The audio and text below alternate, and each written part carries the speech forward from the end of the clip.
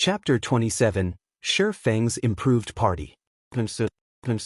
Hearing Shifeng's comment, the summoner, Gluttonous Mouse, suddenly panicked. He did not understand what Shifeng wanted him to do. If he had performed badly and was kicked from the party as a result, he would regret it until he died.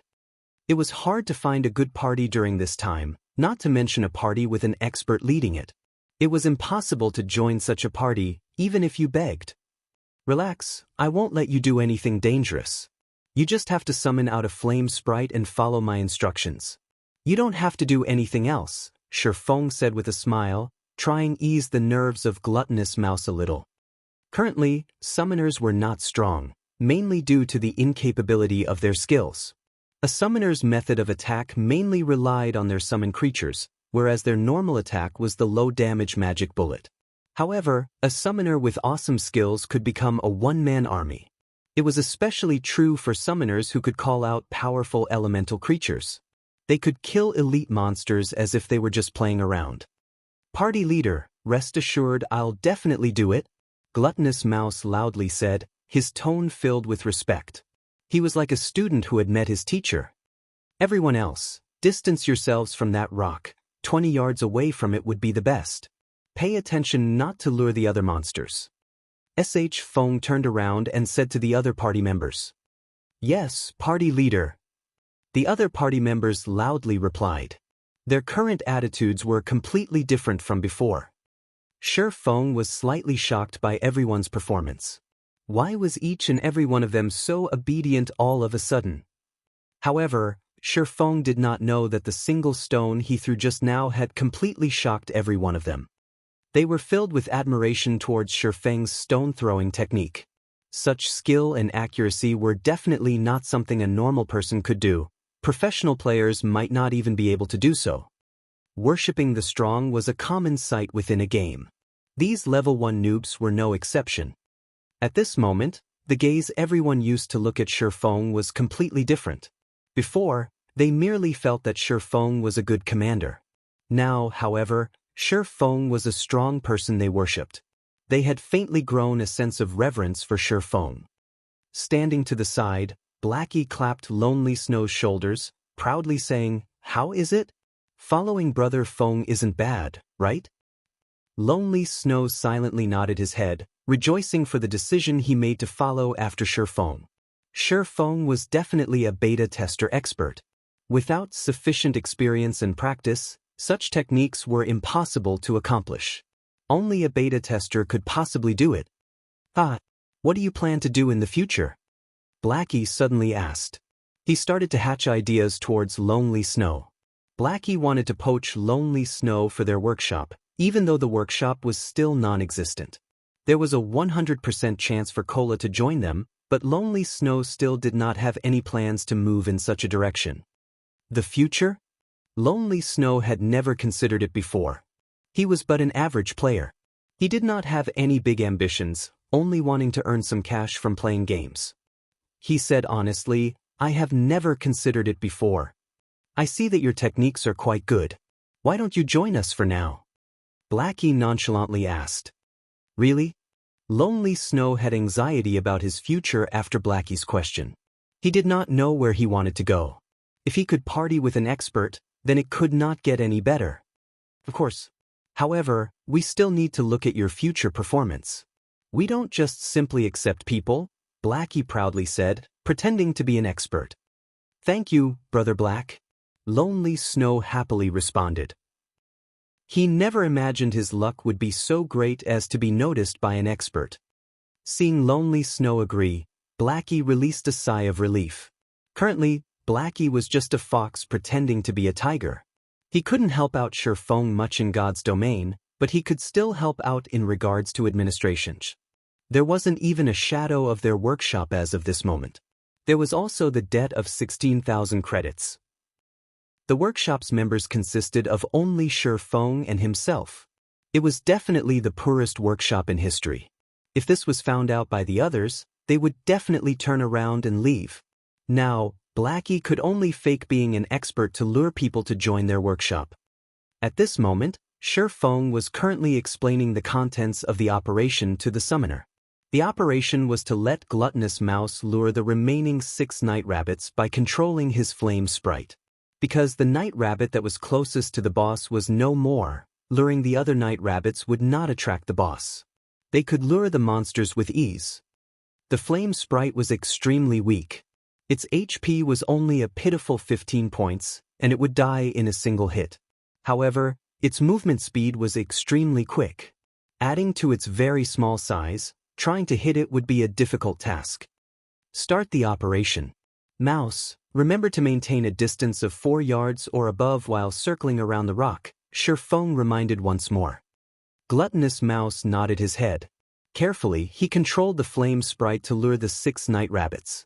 When the sprite entered the 35-yard distance, the nearest elite night rabbit discovered the flame sprite. Suddenly, it turned its body around and rushed towards the flame sprite. The other night rabbits also came rushing along. Seeing the night rabbits taking the bait, Gluttonous Mouse immediately controlled the flame sprite and ran. The 6 night rabbits were in hot pursuit, but their speed could no match for the flame sprite. In a moment, the flame sprite had arrived beneath the large rock. It had lured the 6 night rabbits over and started circling around the large rock. On the other side, Cola had already aggroed the night rabbit that had left its unit. Cola interchanged between blocking and using his new skill, Divine Strike. With the effects of 2 pieces of bronze equipment, a single hit from Divine Strike had caused 26 damage. It was a lot higher compared to the 11 or 12 damage caused by a normal strike.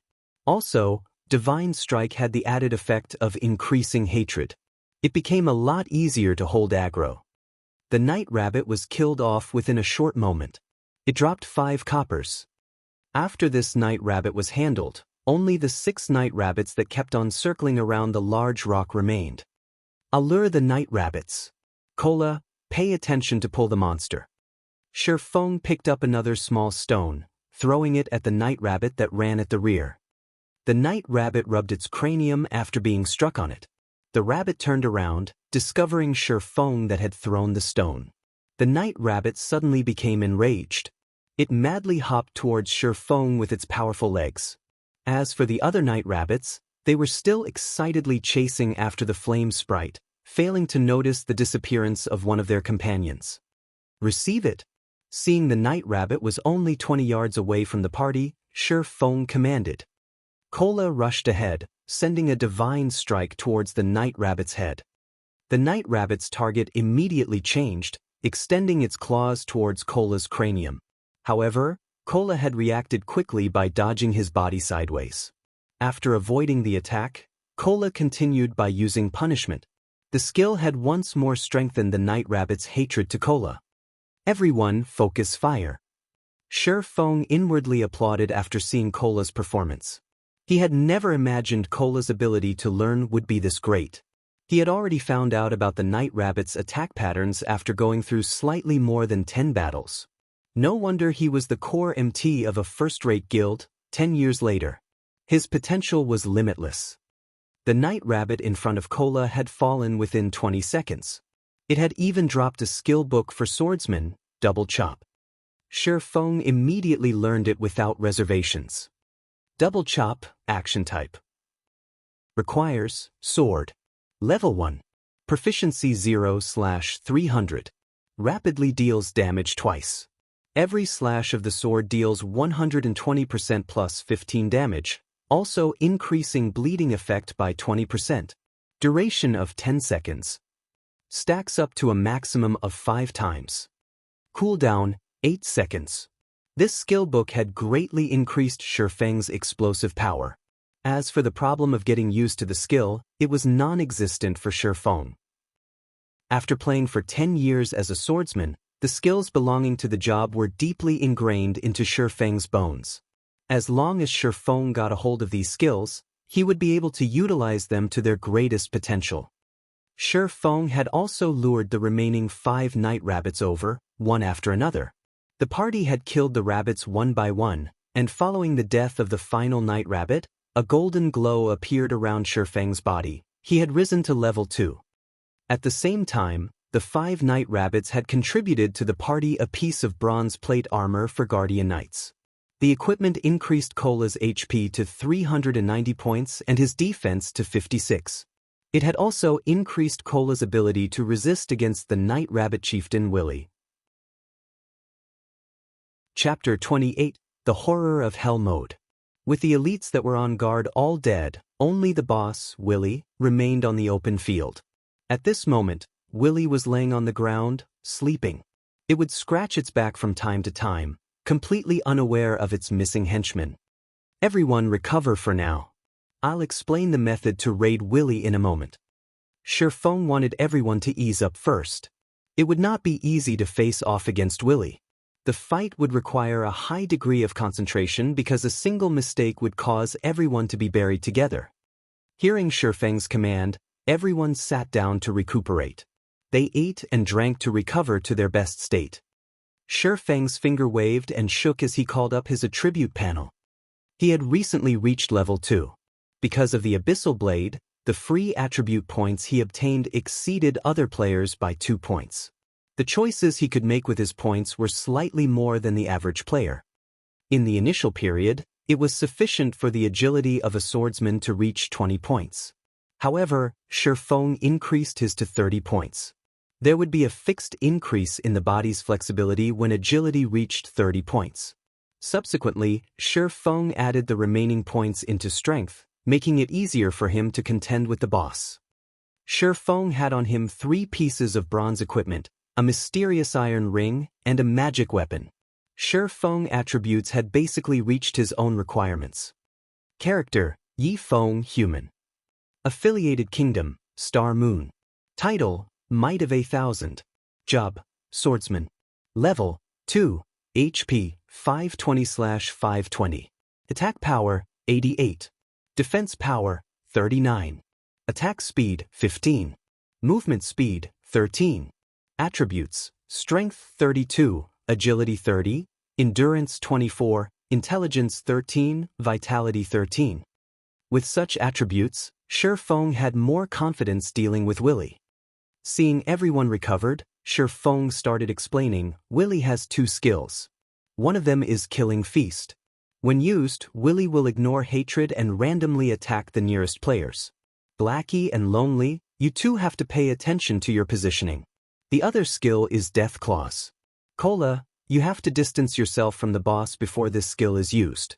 Lonely Snow, pay attention to interrupt the boss. I'll remind you when the time comes. Another point to take note of, Willy is very smart, so don't keep on using the same attack pattern. Alright, that's it. If we're ready, then start the battle, Cola. Brother Feng, is there nothing else we have to pay attention to? Blackie walked up to Shifeng's side, whispering. This place was the hell mode of the Deathly Forest. Not everyone was an expert as well. However, Shifeng's explanation was so simple that it made them feel conquering this boss was very easy. However, there were so many elite parties which had died inside normal mode, so how could hell mode be so simple? Party leader, are there no details we need to pay attention to? Everyone was very worried. They all held anticipation in their gazes as they looked towards Shifeng, hoping that he would speak more about the finer details. They were noobs, so there were a lot of things they did not understand. In regards to an expert like Shifeng, the things he felt were common knowledge were definitely not common to noobs like them. Elites could not be compared to a boss. The other elite parties must have definitely died at the hands of the boss. Although their equipment was better than an elite party's, they were still level 1 noobs. They clearly knew their own worth. You guys worry too much. Relax.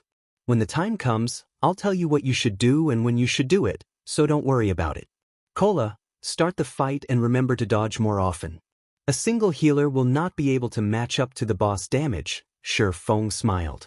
He felt his party members were quite interesting. They were much more serious about the details than he had thought. In his previous life, Shifeng had entered Hell Mode dungeons countless times as the captain of Shadow. There was also no lack of 100-men dungeons amongst those times. So, how could he not know how to guide a few noobs to beat a small boss? Cola had no choice but to go at it hard. Willy abruptly leaped up the moment Cola entered its detection range. Its mouth salivated when it saw Cola, and its two pairs of steel claws intertwined to produce sparks. Cola had clearly stimulated Willy's heart of massacre. It lifted its steel claws and hastily dashed towards Cola. Start casting heals. All damage dealers prepare to attack Willy's limbs. Shi Feng commanded when he saw Willy's menacing appearance. Just when Shi Feng finished speaking, Willy had arrived before of Cola. Before Cola could react, its sharp claws had fallen from the sky, slashing at Cola's neck. Cola instinctively used his shield to block the steel claws, forming 3 brilliant streaks of sparks. There were also 3 claw marks left on the shield. Due to the immense rushing force, Cola was forced to retreat 5 or 6 steps as he stabilized his body. Above his head, a damage of -103 appeared. Before Cola could even attack, Willy once again waved out its steel. This time, Cola was sent flying with his shield, and a damage of -105 points appeared. Only at this moment did the heal land on Cola, recovering 43 HP for him. It was a truly insignificant amount when compared to the damage Cola received. Everyone was shocked. The movement speed and damage of the boss was too horrifying.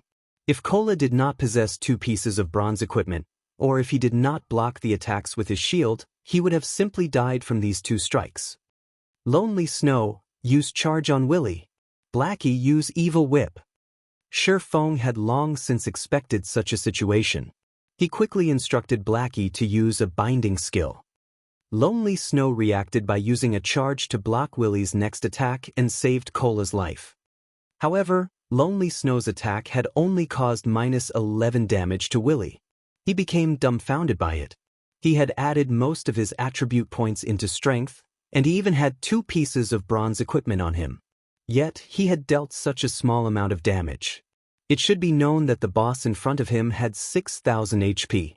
Blackie also finished chanting from the side, sending out his evil whip. 5 streaks of pitch-black thorns suddenly constricted Willy's legs. Shi Feng took the chance to circle around to Willy's rear. With the abyssal blade in hand, he used double chop on Willy's neck, causing -66 and -67 damage. His attack also caused a bleeding effect, causing Willy to lose 8 HP every second, lasting for 10 seconds. The high damage immediately caused Willy to switch its hatred to Shi Feng. However, Shi Feng did not give it any chance. With his 30 agility, Shi Feng easily dodged away from the steel claws, appearing 5 yards away from Willy. Ayo! Willy furiously bellowed as it rushed at Shi Feng. Ranged players start attacking. Cola, come over and hold Willy after you're done recovering. Shi Feng systematically retreated while he dodged Willy's claws. However, the others watching Shi Feng were shocked to their souls. This was because Willy's claws would graze by Shi Feng's cranium every time it attacked, blowing his hair into a dance. Although everyone was shocked, they never stopped attacking. Magic attacks were sent out one after another, whereas Lonely Snow used Whirlwind Slash at Willy's rear. However, not one of those damages had exceeded -20 points. Willy's HP slowly decreased. When it was occasionally struck by Shi Feng, its HP would drop by a segment. Willy's HP had fallen to 90% within a moment. Willy became enraged as it started a mad dance with its claws. It used Death Claws, greatly increasing its attack speed. Shi Feng was nearly hit by it. Fortunately, however, he had used the Abyssal Blade to block the attack, only receiving -130 damage from it. At this moment, the Cola rushed up with his full HP. He used a Divine Strike on Willy's head, followed by a punishment. Willy's hatred only switched to Cola after a series of attacks. The switching of hatred had also interrupted Willy's Death Claws, returning Willy to its normal state. Seeing Willy change targets, Shi Feng waved out a thundering flash. 3 streaks of thunder passed through Willy's body, dealing -92, -116, -137 damage. At the same time, giving Willy a damage amplification effect, it allowed others to deal 20% more damage to it. The fight with Willy became much easier. Blackie was sending out dark arrows without stopping, each dealing over -50 damage. whereas the others only managed to deal over -20 damage to Willy. Being given a painful beating, Willy was just about to turn around and attack Shifeng when Cola used both Divine Strike and Punishment once more. Willy's hatred was quickly pulled back to Cola. When Willy turned back to Cola, Shifeng used a chop on it. In such a way, Shifeng and Cola took turns aggroing Willy, causing it unable to attack any players. Willy's HP continuously dropped until it was 30%. Willy entered a berserk state, its body increasing by several sizes. Melee players stay away from the boss. Blackie, use Evil Whip. Healer, heal me. Shifeng loudly shouted. In its current state, Willy was definitely going to use its big move, Killing Feast. Lonely Snow and Cola immediately distanced themselves from the boss after hearing Shifeng's command, letting Shifeng tank the boss by himself. When the two of them had run out of the 10-yard range, Willy disappeared. No one understood what happened. When Willy reappeared, it had already arrived at Shifeng's back, and its steel claws abruptly descended. Shifeng had long since been ready for this. He used his sword to block the incoming claws. However, just after blocking this attack, Willy once again disappeared and again appeared behind Shifeng. Within 2 short seconds, Willy had attacked Shifeng's back 7 times. Fortunately, Shifeng's agility had reached 30 points. It was barely enough to match up to Willy's speed. However, every attack Shifeng blocked would still take away a significant amount of HP from him. The heals he received also continuously recovered his HP.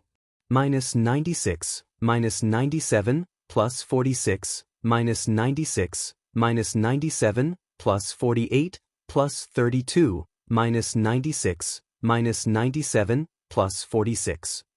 If Shifeng did not possess 520 HP and blocked every claw that came at him, Shifeng would have died from Willy's Killing Feast with 100% certainty. At this moment, Shifeng's remaining HP did not reach 100 points. Get rid of it, Shifeng loudly shouted. After using his big move, Willy would enter a weakened state. It was the perfect chance to kill it. Everyone continuously greeted Willy with their attacks, finally shaving off Willy's remaining 30% HP. It dropped 4 items. Just as everyone was about to let loose their breaths, Shifeng took a look at everyone's current status. The healer, Drowsy Sloth's remaining MP did not reach 20%, and the other mage's MP did not reach 10%. Shifeng hurriedly said, "Everyone, sit down and recover immediately." Everyone was confused. Didn't the boss just die? Why must they be in such a hurry? However, everyone still listened to Shifeng's command to sit down and recover. Before they had even sat down and recuperated with food and drinks for 5 seconds, a violent roar entered everyone's ears. The roar had shaken the entire deathly forest, and following it, a black shadow leaped out from within the forest. The black shadow was a gigantic werewolf. The werewolf looked at Willy's corpse, then looked towards Shifeng and the others. Its pitch-black eyes suddenly turned crimson red. Just when it wanted to release a roar, Shifeng dashed towards it with Wind Blade. Immediately, Shifeng used Abyssal Bind. 9 chains appeared and bound the werewolf and its mouth, preventing it from making a sound. At this moment, everyone finally saw the werewolf's statistics. It had a whopping 2 bars of HP.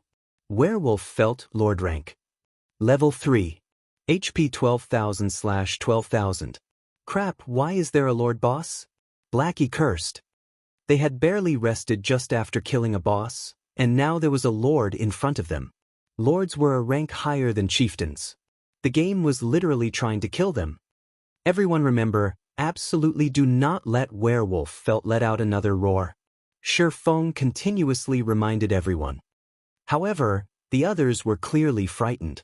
Not because of Werewolf Felt's body and HP, but because of that pair of horrifying crimson eyes.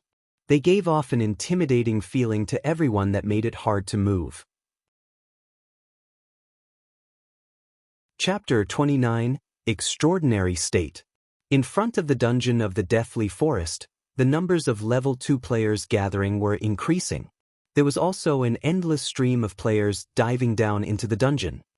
Because there were a lot of level 2 players, there was quite an amount of players who had set up stalls, peddling to the side. Good quality level 0 common equipment. Don't miss it when you pass by. You can only go down the dungeon with good equipment. Equipment is limited, hurry over and buy. Small HP potions instantly heals 90 HP once. A must-have tool for a battle that is worthy of you. God's domain had been open for over 10 hours now. The players here were all level 2 players.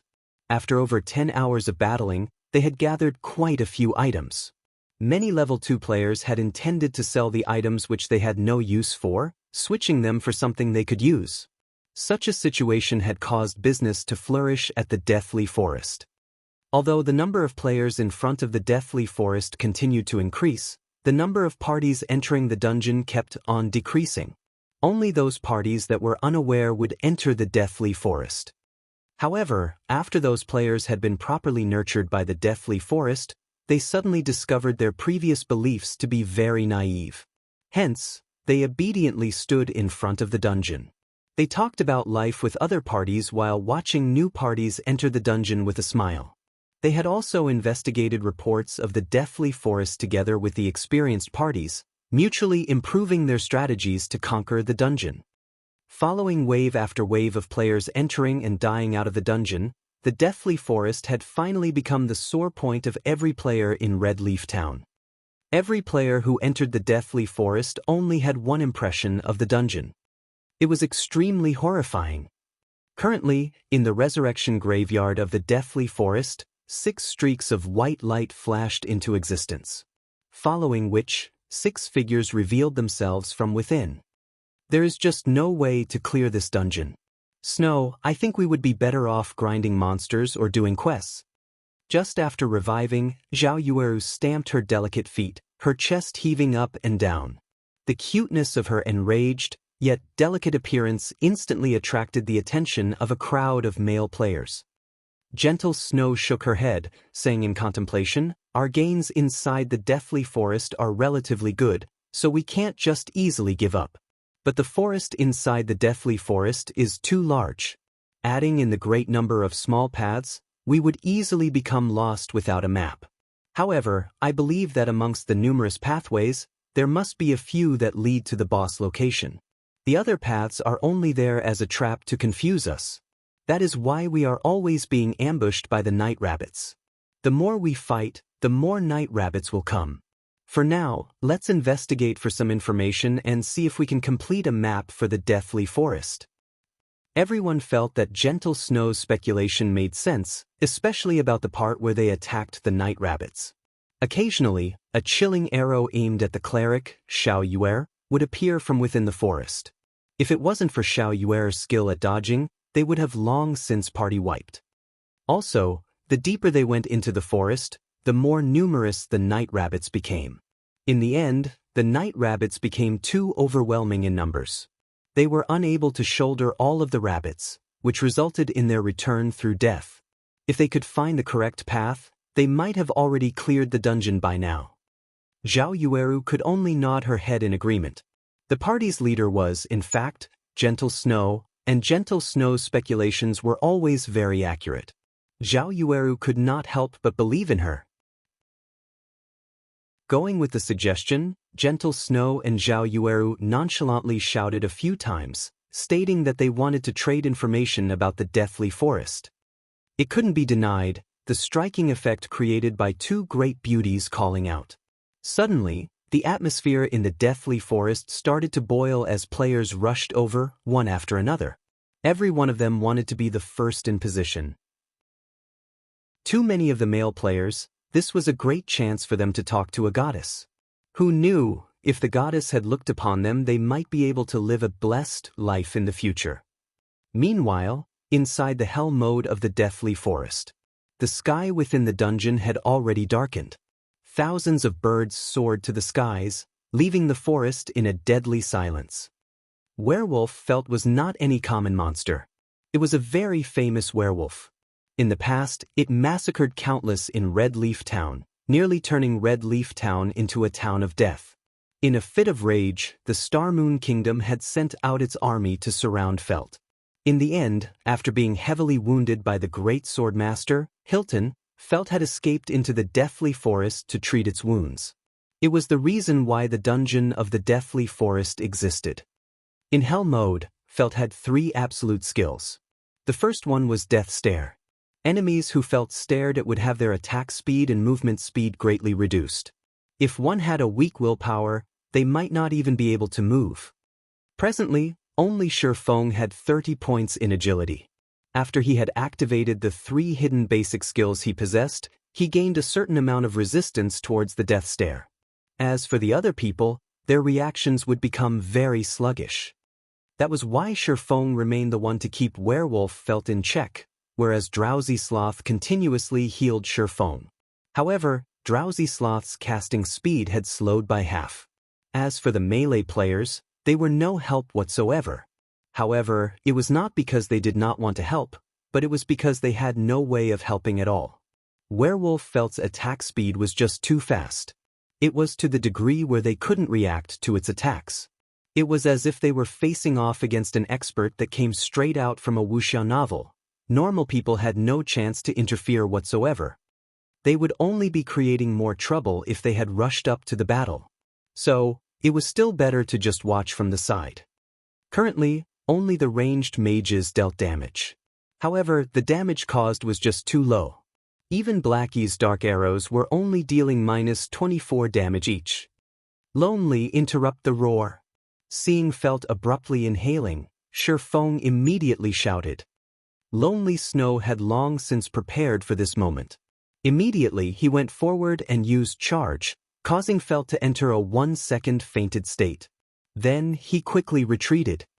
Shi Feng took the chance to use Thundering Flash, Double Chop, and Chop. One attack after another landed on Felt's chest. Before Felt could even regain its breath, it had spat out a mouthful of blood. Shi Feng had caused a terrifying -500 damage to it. Within an instant, Felt's HP had fallen to 78%. Everyone watching became dumbfounded. Regarding Shi Feng's powerful actions, they only had one word to say, amazing. They were even more impressed by Shi Feng's eyesight.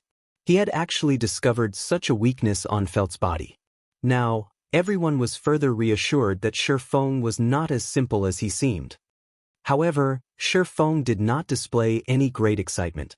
Although they had interrupted Hell's roar and avoided a party wipe, this would create a reverse effect. After spitting out a mouthful of blood, Werewolf Felt's condition became much more pleasant. It spun its head around and immediately slashed its sharp claws at Shi Feng. The slashing speed of Felt's claws was even a notch quicker than before, filling the sky with the afterimages of its claws. However, Shi Feng was not a weakling either. Strength, agility, and endurance, Shi Feng activated the hidden basic skills of all 3 of these attributes. With these skills activated, it meant that Shi Feng's constitution was no longer that of an average player, but an extraordinary one. Shi Feng's greatest asset in coming into the Deathly Forest was this extraordinary state which he could activate at any given moment. With it he could do things that normal players couldn't. Under a sky filled with afterimages of claws, Shi Feng could still remain safe and sound. It was as if Shi Feng was dancing under the afterimages. Occasionally, Shi Feng used his sword to fend off the attacks which he could not avoid. This was the power of being under an extraordinary condition. His 5 senses became extremely sensitive, and his brain's processing abilities became exceptionally focused. Shi Feng could utilize his body to its greatest potential. If it was an average player, however, they would be unable to carry out such feats. It was both mentally and physically taxing to the extraordinary condition. If Shi Feng had not become accustomed to it before, he would only be able to maintain such a state for a few seconds. Claws and sword intertwined, creating countless dazzling sparks. Both sides had their HP continuously falling. Fortunately, Shi Feng was able to survive the exchange with Drowsy Sloth's timely heals. Afterward, under Shi Feng's command, Lonely Snow would occasionally interrupt the Hell's roar, while Cola would hold back Felt whenever Shi Feng was in danger, and Blackie would use Evil Whip to contain Felt's movements.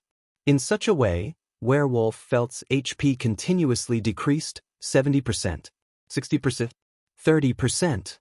Everyone stand in a straight line facing the boss. Quickly. Shi Feng hurriedly shouted when he saw Werewolf felt's HP nearing 30%. Werewolf felt would become the most frightening when its HP decreased to 30%. During this time, it was impossible to interrupt the Hell's Roar. They could only take it head-on. No one had any hesitation. They knew that the boss was about to go berserk. They immediately took action, forming a straight line against Werewolf felt, while also maintaining a 30-yard distance away from it. The moment Werewolf felt's HP reached 30%, its fur started changing colors. Within a moment, its fur had become snow white, and 2 streams of blood leaked from its eyes.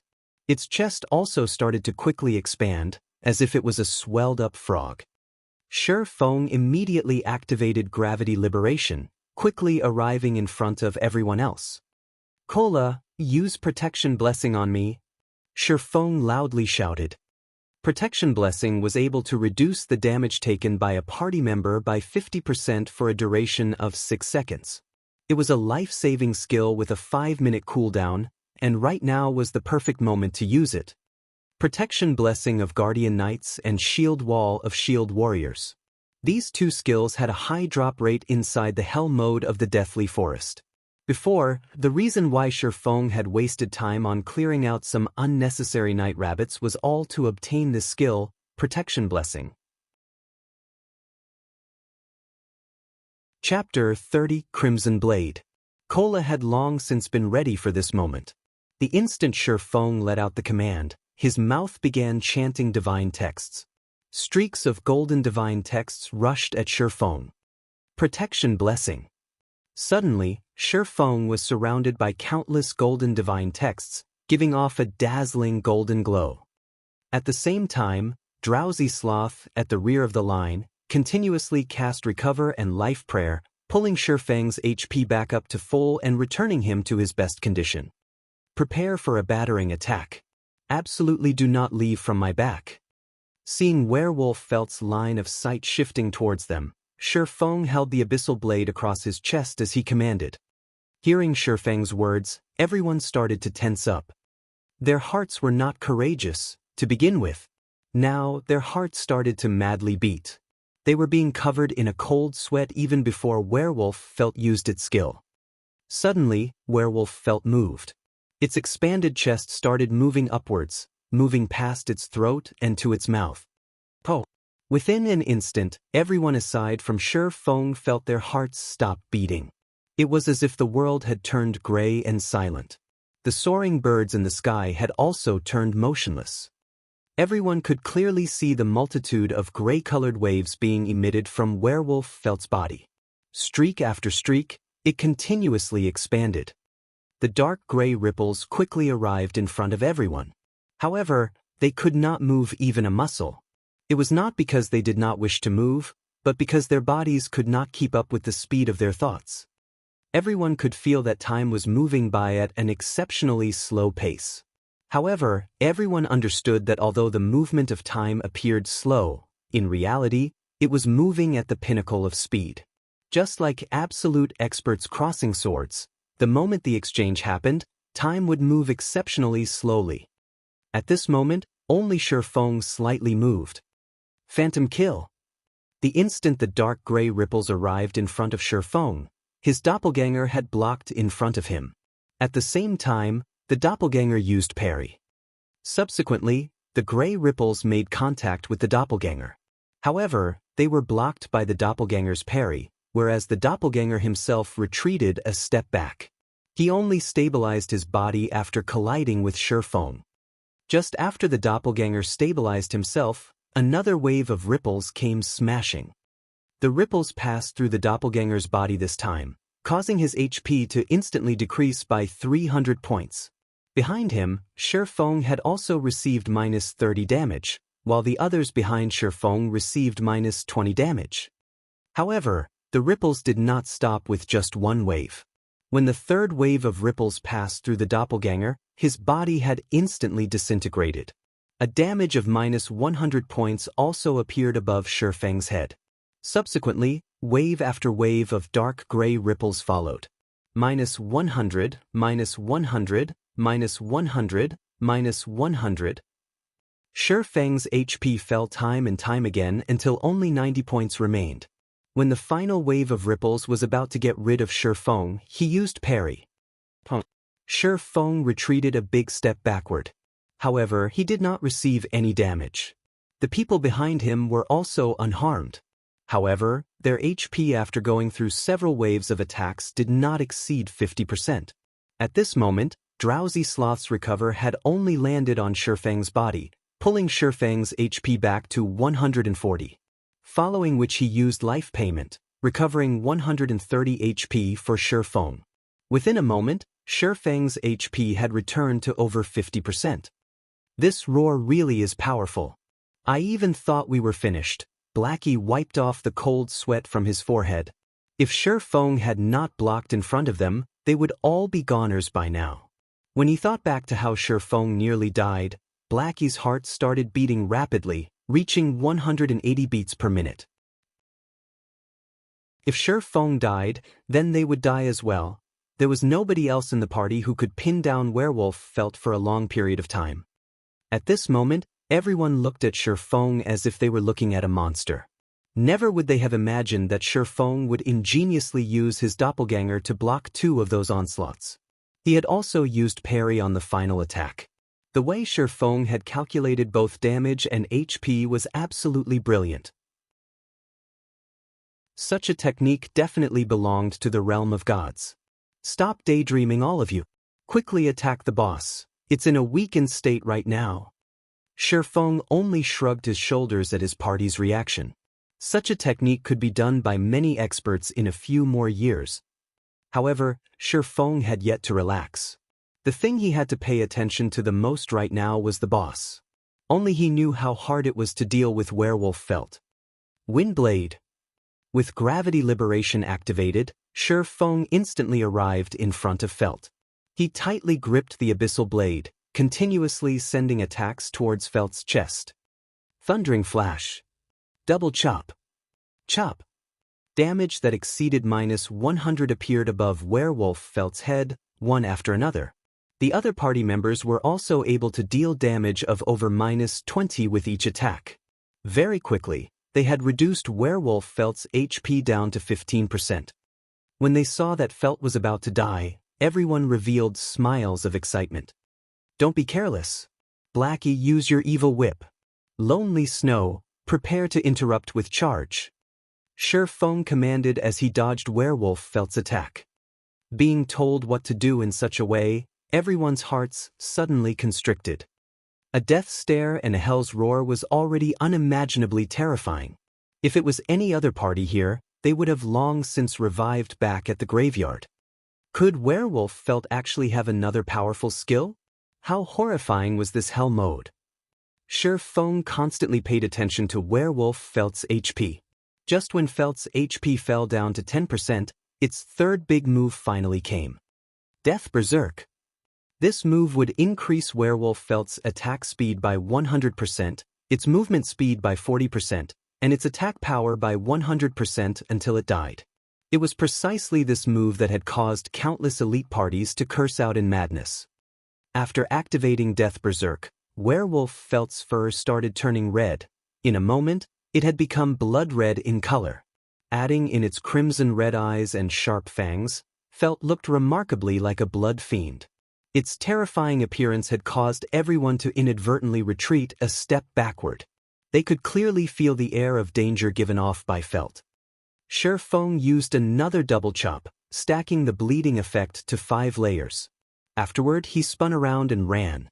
After activating Death Berserk, there was no one under level 5 who was able to block Felt. That included Shi Feng, even if he had a magic weapon. The only method was to kite it and slowly grinding Felt to death. The moment Shi Feng had escaped the 10-yard distance, Felt's thick thighs suddenly doubled in size. One of its legs abruptly stomped the ground, sending it flying like an arrow, rushing towards Shi Feng. Shi Feng was about to arrive at the location of the large rock, but behind him, Felt's speed was just too fast. He definitely could not make it. Shi Feng abruptly made a 90 degrees sharp turn. Hong! Without making any turns, Werewolf felt smashed straight into the large rock blocking its path, turning it into rubble. Fragmented rocks the size of a person's head were sent flying more than 10 yards away.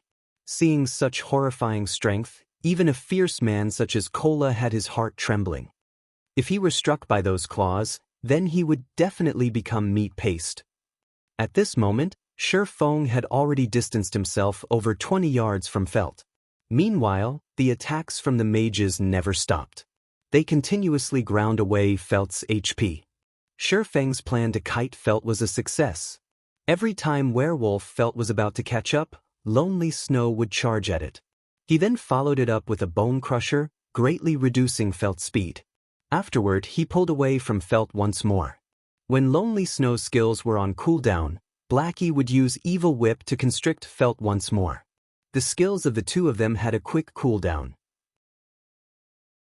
With Shi Feng's occasional abyssal bind, they had formed a perfect cycle to toy with Werewolf Felt without pause.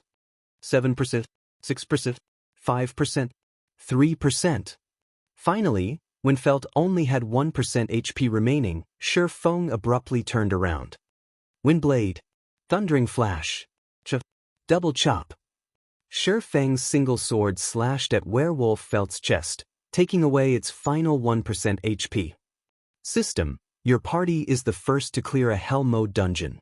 Rewards increased by 100%, loot increased by 100%. System. Cleared Hell Mode of Deathly Forest. Rewarding 8,000 EXP. At this moment, Werewolf Felt exploded, dropping out over 10 items. And amongst them, there was one that made Shi Feng's eyes shine. Crimson Blade. It was a sword that had the color of fresh blood. It gave off a dull red glow, and there was also faint drops of red liquid dripping off the edges of the blade.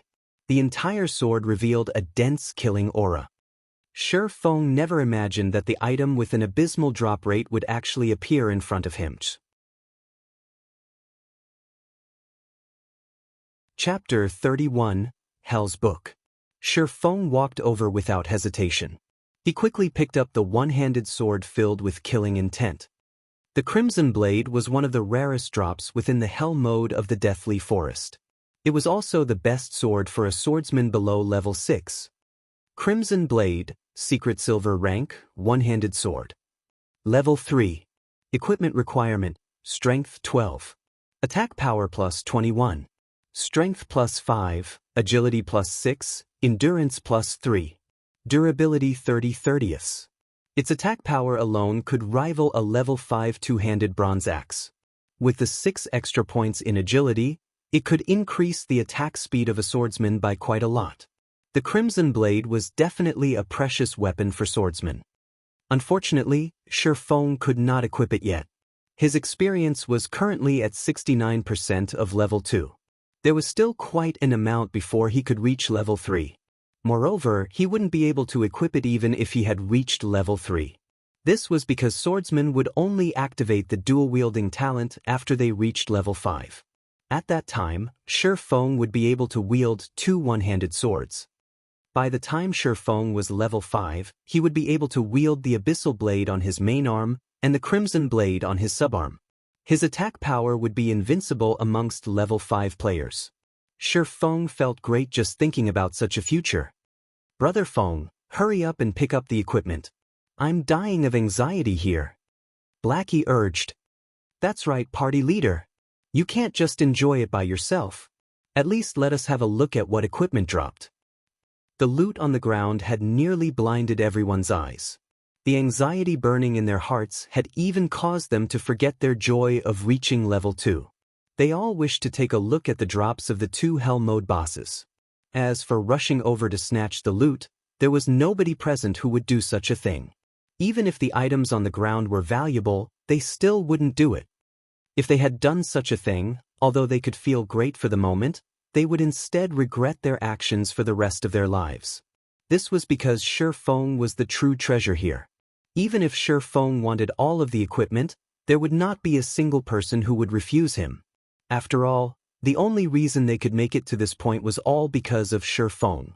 That was why everyone was just standing by the side, obediently watching instead of rushing up to fight for the loot. Alright, no need to rush. Feng smiled. He quickly began to collect the items on the ground. Feng was very satisfied with everyone's performance. They were unlike the players Feng would occasionally party up with in his previous life. When the boss died, those players would rush up in unison to snatch the equipment. They immediately disappeared once they took all the equipment, leaving Feng enraged and speechless. The reason Feng did not set the party so that only the leader could pick drops was to test everyone's intentions. It was better to discover those treacherous people early on. Now that nobody had rushed up to snatch the items, Feng could be more at ease with them. In a short moment, Feng had collected all the loot on the ground. There were a total of 19 pieces of equipment and 5 silver coins. Such a harvest could rival the assets of a large guild in its entirety. Arranging his bag, Feng's lips curled up into a smile. He found a forging design. Garrison armor forging design. Able to create a piece of level 3 bronze rank chest armor after learning the design. Materials required: 20 copper ores, 5 bronze ores, 5 magic essences. This piece of equipment was a good item. As long as a party's MT equipped it, diving into the normal mode of the Deathly Forest would become much easier. Not only did it have high defense and strength, it also increased maximum HP by 200 points. It was an extremely important piece of equipment for any MT. In Feng's previous life, when this equipment was released, every guild madly fought over it. They also ignored all costs to enter the Deathly Forest in order to obtain this forging design. When Blackie saw Feng's excited smile, his heart became even more anxious.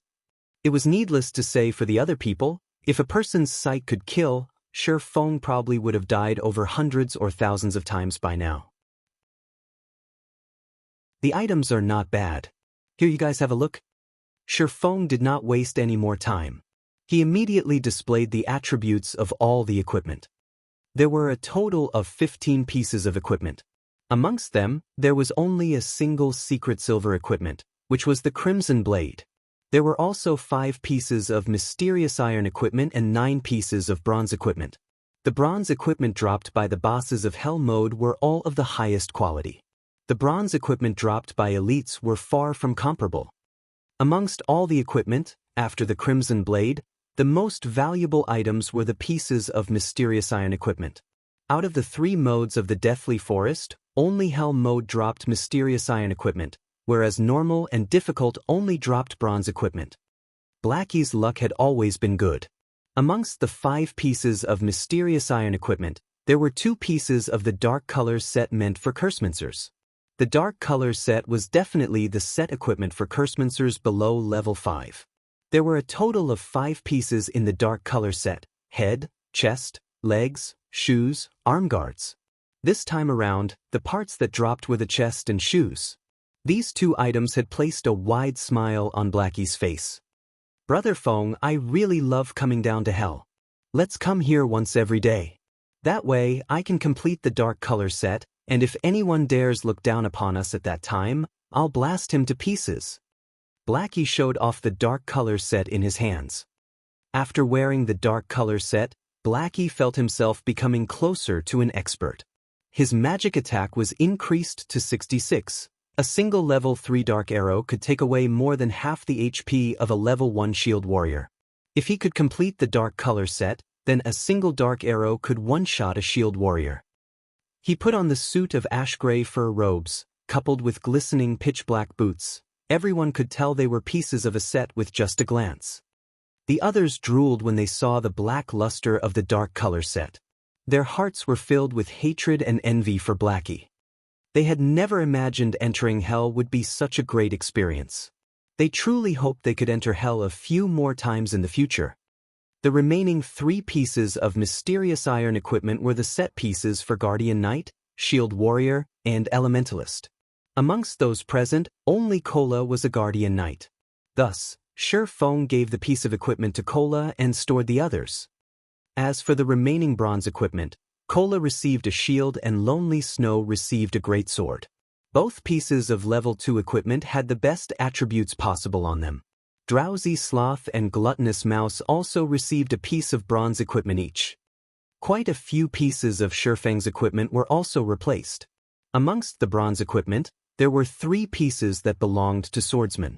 The 2 pieces of equipment that remained were stored away by Shifeng.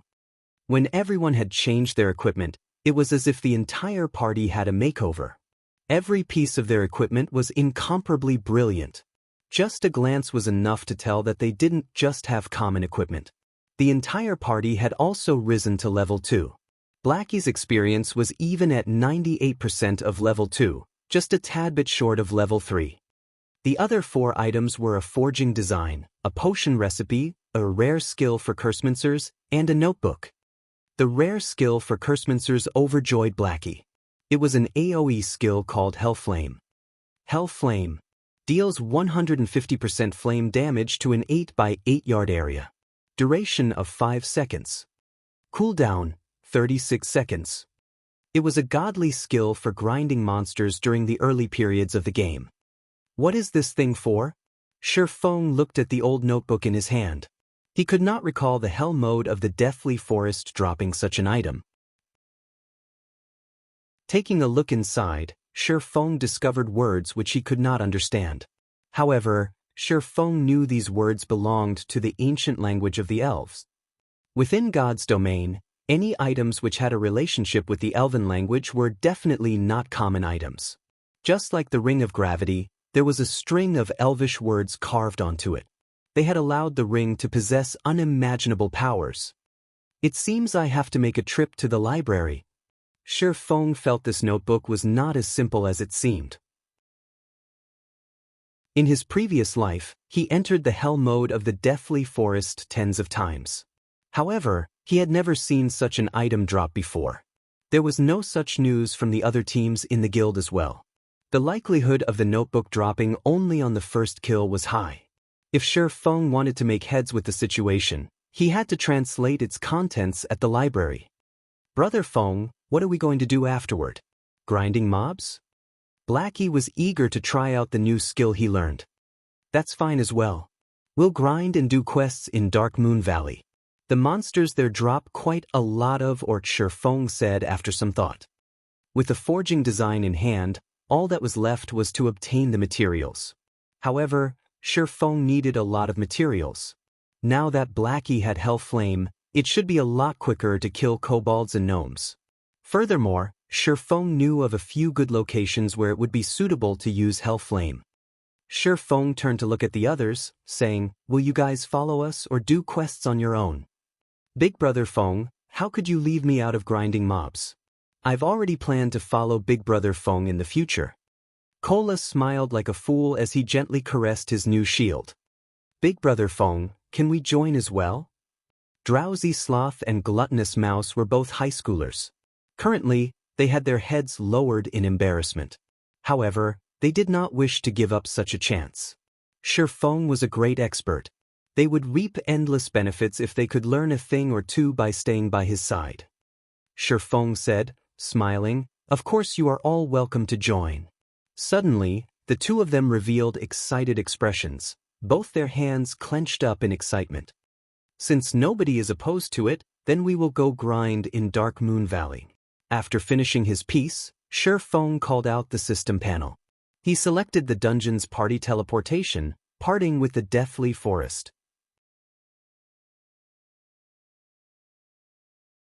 Chapter 32, Stunning Invitation. There was a sea of players in front of the Deathly Forest. Currently, they were all gathered around the dungeon's entrance. Such a situation was due to the actions of the large guilds of Red Leaf Town. The elite teams of these large guilds had all arrived at the Deathly Forest. They were all prepared to challenge the dungeon. These teams were much stronger than the loosely made elite parties. Common equipment covered their entire bodies. There were even pieces of bronze equipment in the mix. That's Heaven's Crown's core MT, immovable mountain. Never have I imagined that even he would come to this place. Someone will surely clear the Deathly Forest this time. Heaven's Crown is just a third-rate guild. Look over there, even the sub-leader of Assassin's Alliance, Stabbing Heart, is here. Also, the Guardian Knight named Warsoul by his side is the top 5 knight of the Assassin's Alliance. He is even stronger than the immovable mountain. The players in the surrounding area started a discussion amongst themselves. They held optimistic views towards these large guilds at clearing the deathly forest. It was to be expected, as there were over 10 guilds currently present, both large and small. Amongst these guilds, the most well-known guild would be the second-rate guild, Assassin's Alliance. Following them would be the third-rate guild, Heaven's Crown. The others were just some unknown guilds, but they still would not be looked down on. This was because a workshop stood behind every guild. These workshops hired experts. Average players could not compare to them. Each large guild wanted to build its reputation in Red Leaf Town. Conquering the first dungeon in Red Leaf Town was the perfect way to do so. Hence, all of the large guilds made ample preparations for the dungeon. They spent large sums of their assets to buy equipment and medicine. They also bought a lot of information on the Deathly Forest. So, they were extremely confident about conquering the dungeon. Boss waving, these guild teams have gorgeous equipment. They will definitely clear the Deathly Forest this time, Wordless Summer Knight commented with a pained expression. Waving slowly but surely crossed his arms in front of his chest. He nodded slightly, saying in a helpless tone, "The Deathly Forest is too difficult. We party wiped before we even met the boss. In the end, parties like ours only became scouts for the guilds. What's there to brag about being a guild's expert? Boss, it's not our skills that are lacking. The dungeon is just too horrifying. It has too high of an equipment quality requirement," the shield warrior, Battle to the End, said in disdain. He held contempt for the guild experts deep in his heart, and he was sure only their equipment prevented them from clearing the dungeon. "That's right, boss. If our party had such equipment, we would have long since cleared the Deathly Forest," Wordless Summer Knight confidently said. Speaking of dungeons, Wordless Summer thought of Shifeng's party. He giggled as he said, "It's not like we didn't have any gain. We've killed 2 night rabbits and even got a skill book for berserkers. Compared to that party led by Captain Noob, we're much stronger. They still haven't shown themselves. I guess they've already fled from embarrassment. It sure is a pity for Lonely Snow. If he followed the boss, then he would have been given this skill book. If he found out about it, he would regret not following us into the dungeon." That's right. Lonely Snow doesn't know how to appreciate the kindness given to him. Now, he will definitely regret not following the boss, Battle to the End laughingly said. Lonely Snow's skills are still quite good. I don't know how that noob managed to gain the favor of that expert called Blackie. However, no matter how great that expert's techniques are, with dead weight pulling him back, they would still party wipe. He is probably too ashamed to show himself right now. If he had gone with us, we might have cleared the Deathly Forest by now. Waving slowly was silently pleased with Blackie's end. "Boss, the guilds are going to enter now," Wordless Summer said. However, just as the guilds were about to enter the Deathly Forest, the dungeon's teleportation gate suddenly changed color. It instantly turned from a silvery gray to a pitch-black color. There was also an indistinct skull that was roaring. The many members of the guilds couldn't help but retreat a few steps back. What is this situation? Such a question appeared within everyone's hearts. However, they quickly received their answer. 6 figures suddenly appeared in front of the dungeon's entrance. Each and every one of them was clothed in glorious garments. Just by standing there, the 6 of them caused others to feel a faint pressure, especially the Cursemancer with the black-colored staff. The dark gray-colored equipment on the Cursemancer was clearly a set.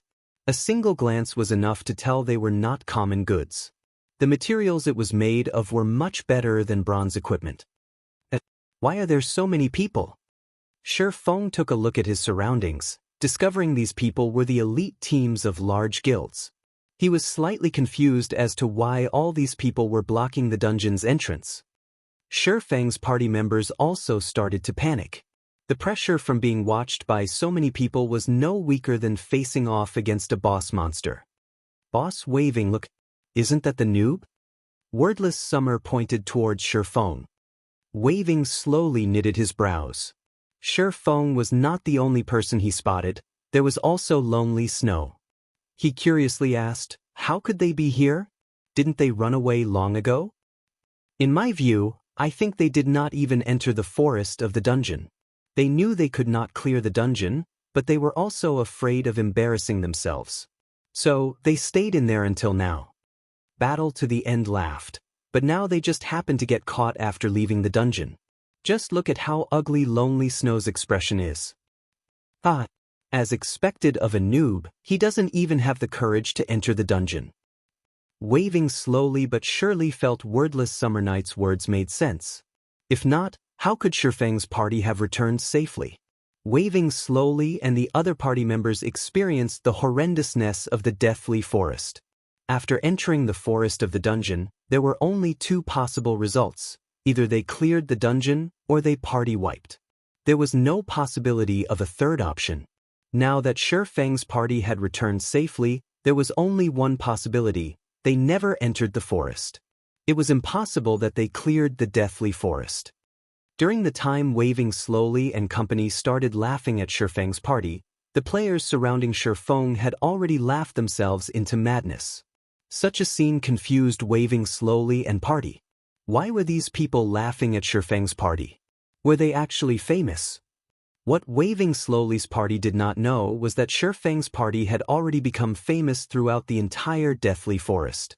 Shifeng's party mainly consisted of level 1 noobs, yet they entered the hell mode of the dungeon. There was no action more foolish than this. It would be hard for others not to notice such an action. As they say, bad news has wings. Ah, that exotic player is back. I actually admired him for entering the hell mode of the Deathly Forest, but he was just a coward. I can't take it anymore, my stomach hurts too much from laughing. The players surrounding Shifeng's party understood their actions. They had foolishly entered the hell mode of the dungeon, so they could not enter deep into the dungeon. Instead, they stayed around the dungeon's entrance and looked for a time to leave the dungeon in secret. Unfortunately, even God would not help them. They coincidentally left just to be seen by the many guilds. Brother Feng, what's wrong with these people? Blackie looked at the laughing players laying on the ground. Scratching his head, he asked with an odd tone, did their brains go bad? Why are they holding their stomachs and laughing on the ground? Who knows? Maybe their brains had a cramp. It seems we shouldn't play God's domain too long, especially for the first time. Shifeng did not think their appearance had any relation to the actions of these people. We better leave. This is just giving me the creeps. The other members of the party nodded in agreement. The players in the Deathly Forest were truly strange. Big brother, please hold on for a moment. Just as Shifeng's party was about to leave the dungeon's entrance, a ringing voice entered everyone's ears. Taking a look at the voice's origin, a beautiful and pure maiden dressed in a pure white mage's robe was seen walking towards Shifeng's party. Shifeng recognized this person. She was Star Moon Kingdom's top 100 cleric, Xiao Yue. Xiao Yue walked to Shifeng with an embarrassed look, a blush appearing on her tender white cheeks. She whispered, "Nice to meet you. I am Xiao Yue of Ouroboros. We met before entering the dungeon. Our party's leader wishes to have a chat with you about the Deathly Forest's dungeon. I wonder if you would be interested in sharing?"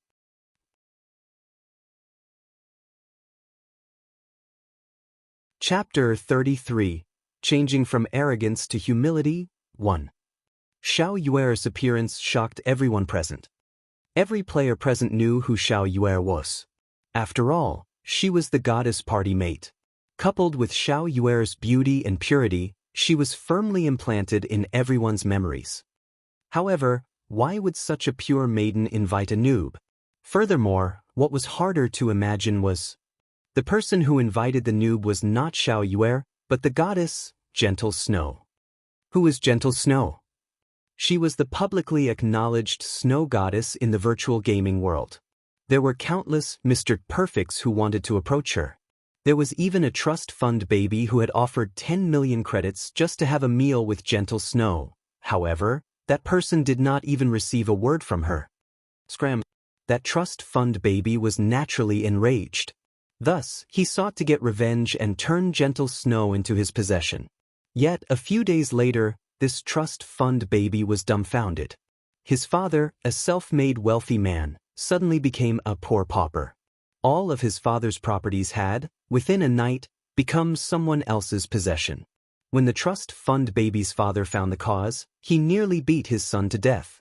From then onwards, everyone finally knew the dreadfulness of Gentle Snow. However, Gentle Snow's fans had further increased in number after this incident. Gentle Snow was like a true goddess from the legends, divine and inviolable. Such a goddess had actively invited such a noob. How could it not shock people? Currently, everyone was no longer in the mood for laughter. There was only envy and displeasure. What virtue and ability did a noob have to be invited to chat with the goddess? Damn, this noob must have some dogshit luck. Why him? I'm so handsome, yet the goddess won't even speak a word to me. I, Jade Windtree, am an expert in God's domain, but why won't the goddess come have a chat with me? Could it be that I am too handsome? Or does the goddess prefer a wilder type? The goddess must want to understand the situation inside the Hell Mode dungeon. That's why she looked for him. I never imagined even noobs would have such benefits. If I had known earlier, I would have also entered Hell Mode once. Everyone started their own discussions. They glared at Shifeng, having thoughts of disdain and envy towards him. They could not help but want to kill him right that instant. Boss waving slowly, I didn't hear wrong, right? That noob actually received an invite from the goddess. I must have heard wrong. Wordless Summer Night pinched his thick cheeks, saying with a foolish expression. It should be right. However, the goddess must have something she wishes to ask.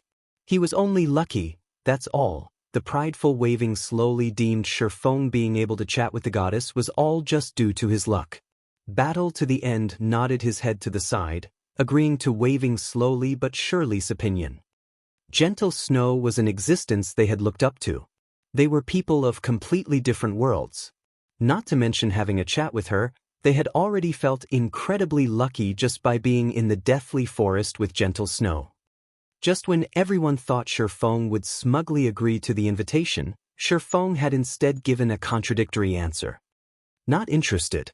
I'm in a rush for time. Shifeng turned around and left immediately after responding. He did not care about Xiao Yuer in front of him at all, and he cared even less about Gentle Snow's invitation.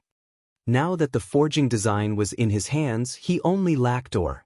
The quicker the garrison armor made its appearance, the greater Shifeng's income would be. If he missed out on this great chance, he would lose a large sum of coins. Blackie had been extremely excited when he thought he would be able to get close to the goddess.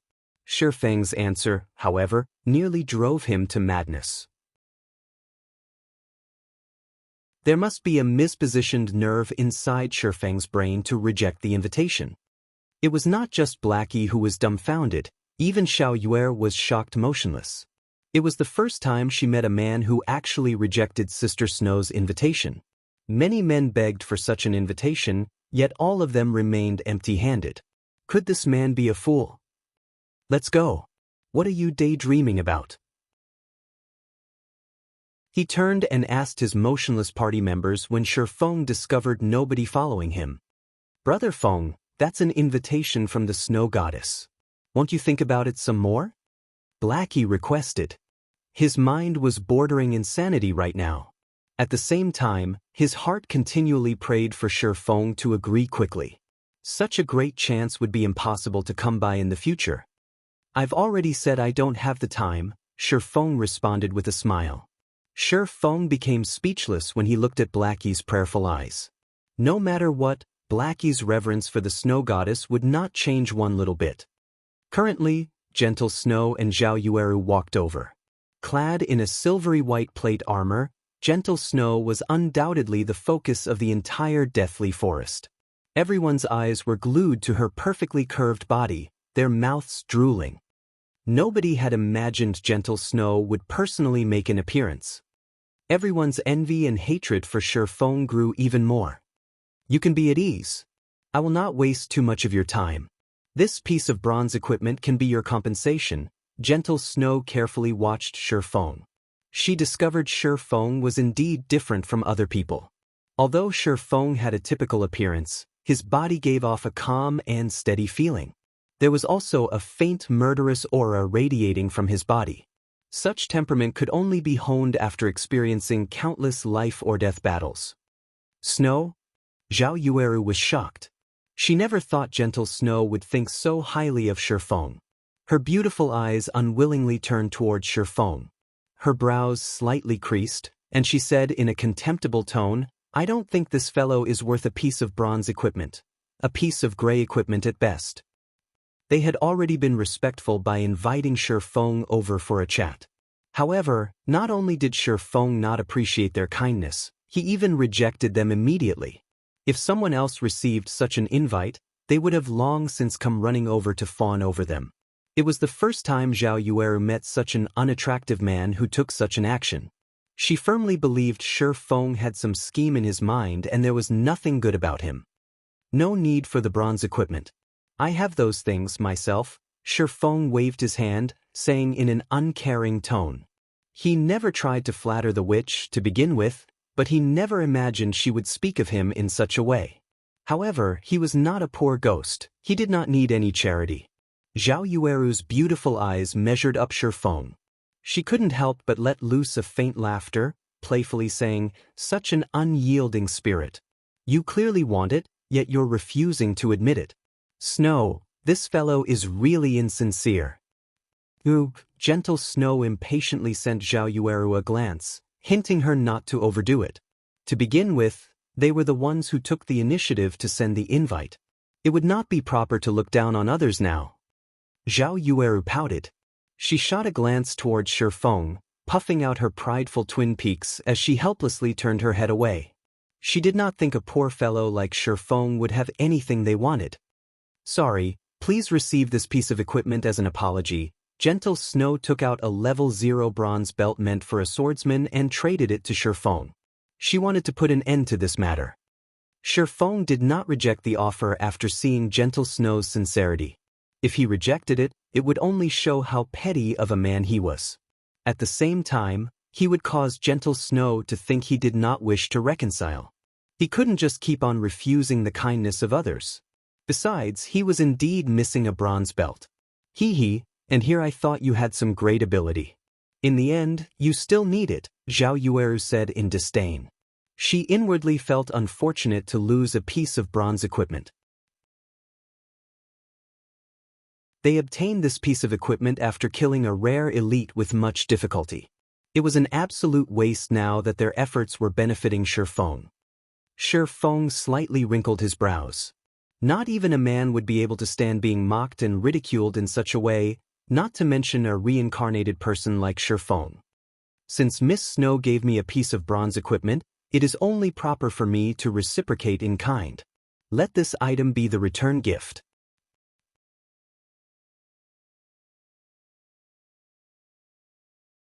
Chapter 34, Changing from Arrogance to Humility, 2. Gentle Snow's eyes flashed when Shi Feng also wanted to gift her something. She felt astonished and thought Shi Feng was an interesting person. Shi Feng conducted himself properly, and he was not as hard to get along with as she had imagined. Gifting Snow a present? Do you think Snow would even want it? Zhao Yueru could not help but turn her head around. Her fresh red lips curled into a seductive smile, and her eyes held a sneer within them. She was silently laughing at Shi Feng's overestimation of himself. What kind of item has Gentle Snow not seen before? Even luxury cars worth over 10 million could not catch her attention, not to mention an item within a game. Currently, Shi Feng took out a piece of paper from his bag. This drawing was one of the drops from the boss. Shi Feng nonchalantly passed the item over to Gentle Snow. When Zhao Yueru saw Shi Feng take out a piece of scrap paper and give it as a present to Gentle Snow, she could not help but coldly say, "Are you trying to make a fool of us?" "No," Shi Feng said in a serious tone. "Snow gave you a piece of bronze equipment, yet what about you? You took out a piece of scrap paper to trick her. Do you think a piece of scrap paper could compare to a piece of bronze equipment?" If you're not playing us for fools, then what are you trying to do? Hearing Shifeng's answer, Zhao Yueru was further enraged. Behind Shifeng, Blackie and the others were each covered in a cold sweat. Even if you did not wish to chat with the goddess, you still should not make a fool of her. Wasn't this just courting death? They clearly obtained a good amount of equipment inside the dungeon, and just simply giving one of those pieces would easily solve the problem.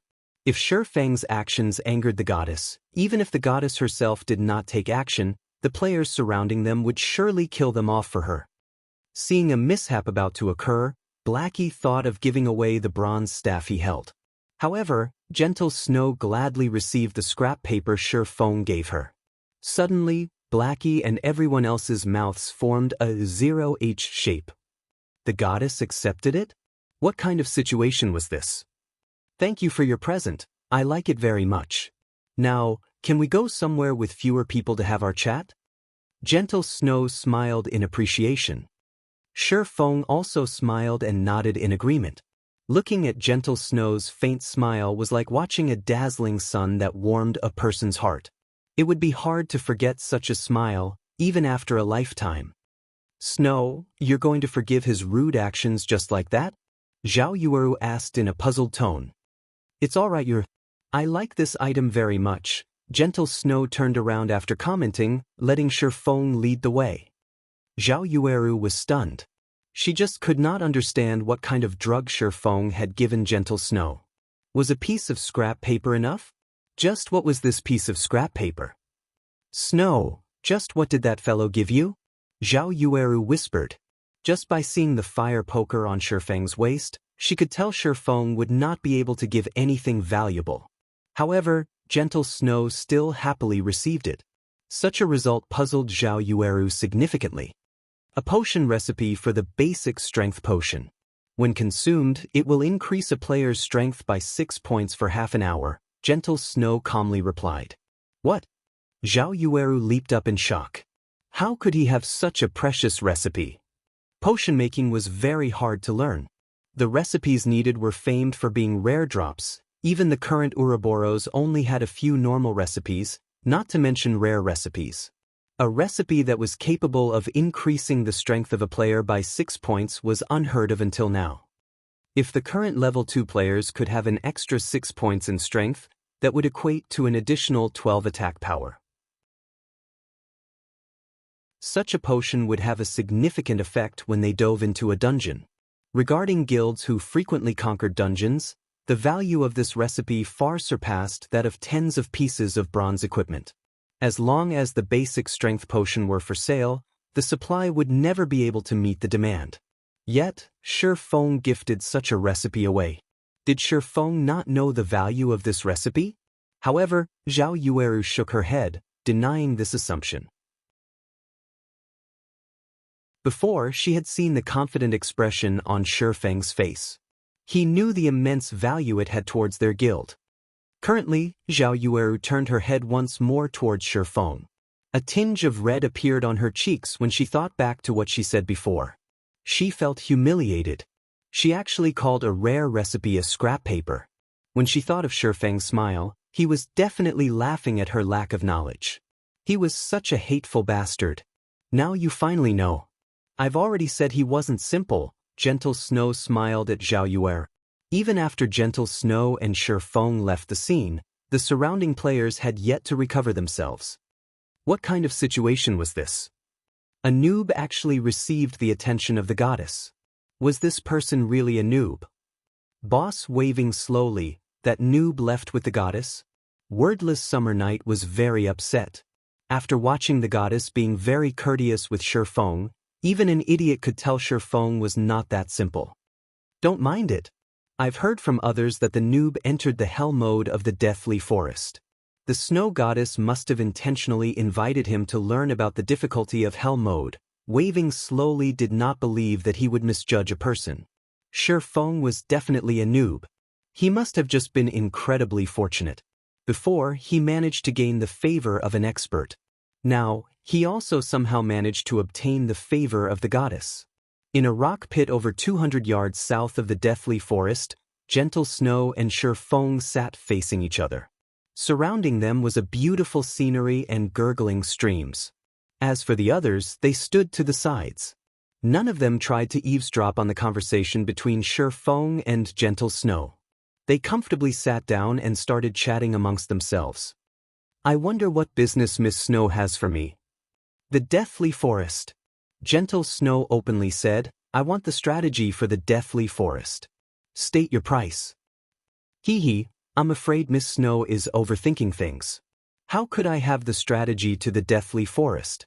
I've only entered the dungeon once. Shifeng would not admit to possessing the strategy. It would bring about the suspicion of others. After all, God's Domain was a game constructed by the main god system. Even beta testers would not know a detailed strategy for the dungeon.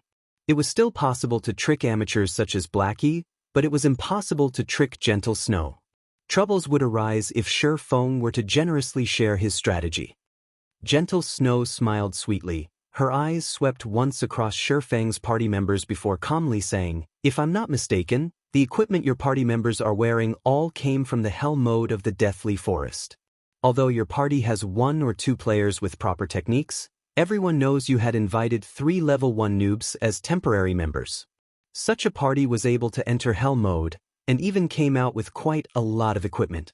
Do you think I would believe you if you said you did not have any information? Let's not twist our words around. I know you're a beta tester, and not just any beta tester. You must have done detailed research on the Deathly Forest. Otherwise, you wouldn't be able to clear the dungeon at all. This basic strength potion recipe is the best evidence as to why I would say you've cleared it. You can rest assured, however, that I will not reveal your secret. Gentle Snow fixated her gaze on Shifeng as if she saw through Shifeng's entire being. All right, what you say is correct. Shifeng shrugged his shoulders, silently letting loose a breath. He never thought Gentle Snow would fill up the questionable gaps. It would not be any better for Shifeng if Gentle Snow thought in such a way. State your price then. Gentle Snow was all smiles with Shifeng. It was as though she was saying, Did you think I could not control a person like you? This lady knows everything.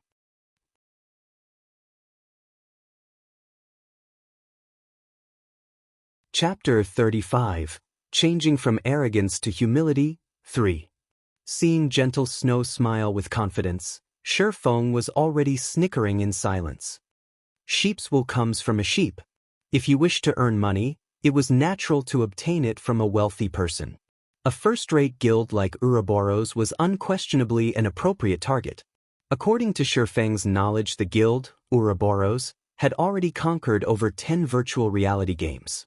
However, the appearance of God's Domain had shaken the virtual gaming world. It was dubbed as mankind's second world.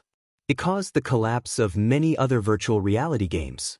Afterward, countless companies started madly investing in God's Domain, nurturing their guild, growing their influence, and building their place in the virtual financial world. Naturally, Ouroboros also invested in God's Domain. They too wanted to share a bite of the countless assets. Also, Ouroboros was not just wealthy, it also had a great background. The number of experts working under Ouroboros exceeded over 1,000. These 1,000 men were famed as the god-slaying army in God's Domain. The existence of these 1,000 experts allowed Ouroboros to establish a large virtual empire. They unified over 80 cities in God's Domain that each had a population of over 1 million players. Ouroboros was a true tyrant in God's Domain. During Ouroboros' peak, it was the equivalent to the entire Star Moon Kingdom. As for Shadow, it had only established 10 cities that did not have populations exceeding 1 million players. In such a way, Ouroboros had become a peerless tyrant in the real world. Their position was truly unimaginable. It should be known that Star Moon Kingdom was a relatively large kingdom, even amongst the hundreds present in God's Domain. It was at the upper middle ranks. One could clearly see Ouroboros' prowess when compared to it. How could Shifeng not wish to work with such a powerful guild? It was just the risk of working with Gentle Snow was too high. Because of her particular identity, the information she could get a hold of was just too great.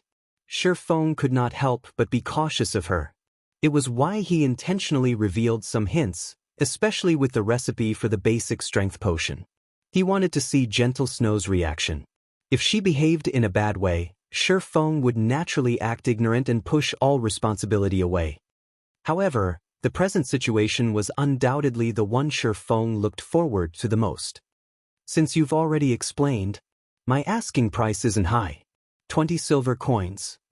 Feng calmly stated. To a small guild of current times, 20 silver coins would already be their entire fortune. Even a 100-man money farming group would need 2 to 3 days to collect such an amount. Zhao Yueru sucked in a cold breath, nearly jumping up when she heard Feng casually ask for 20 silver coins. She stared at Feng, furiously saying, "Why don't you just rob someone? That would be a faster way." "I would do it if I could get that much money," Feng said with a smile. "You should know there is a lot of skill books, weapons, and equipment for players inside the Deathly Forest. They can quickly increase the strength of players. If you could conquer the Deathly Forest a step earlier, the benefits it would bring towards future developments go without saying.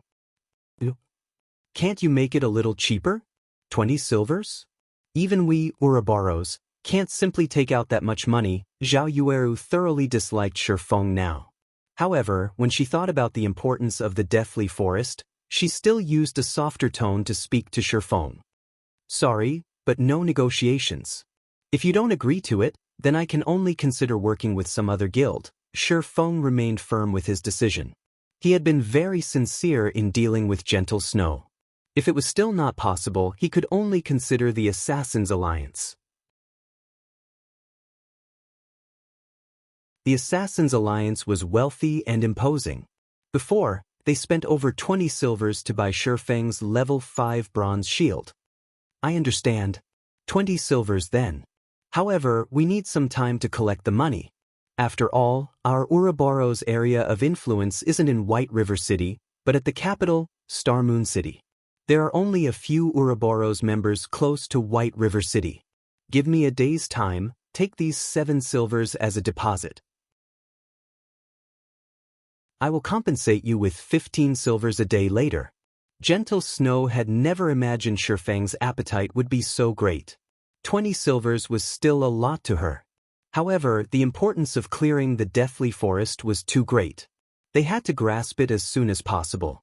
At the same time, Gentle Snow knew that silver coins were precious during the early periods of the game. Hence, she had given a little more to Feng as interests. "Alright, here is the map of the Deathly Forest, and also the things you need to pay attention to when fighting against the boss." Feng also knew what Gentle Snow had said was true. Wanting to gather 20 silver coins would not be easy.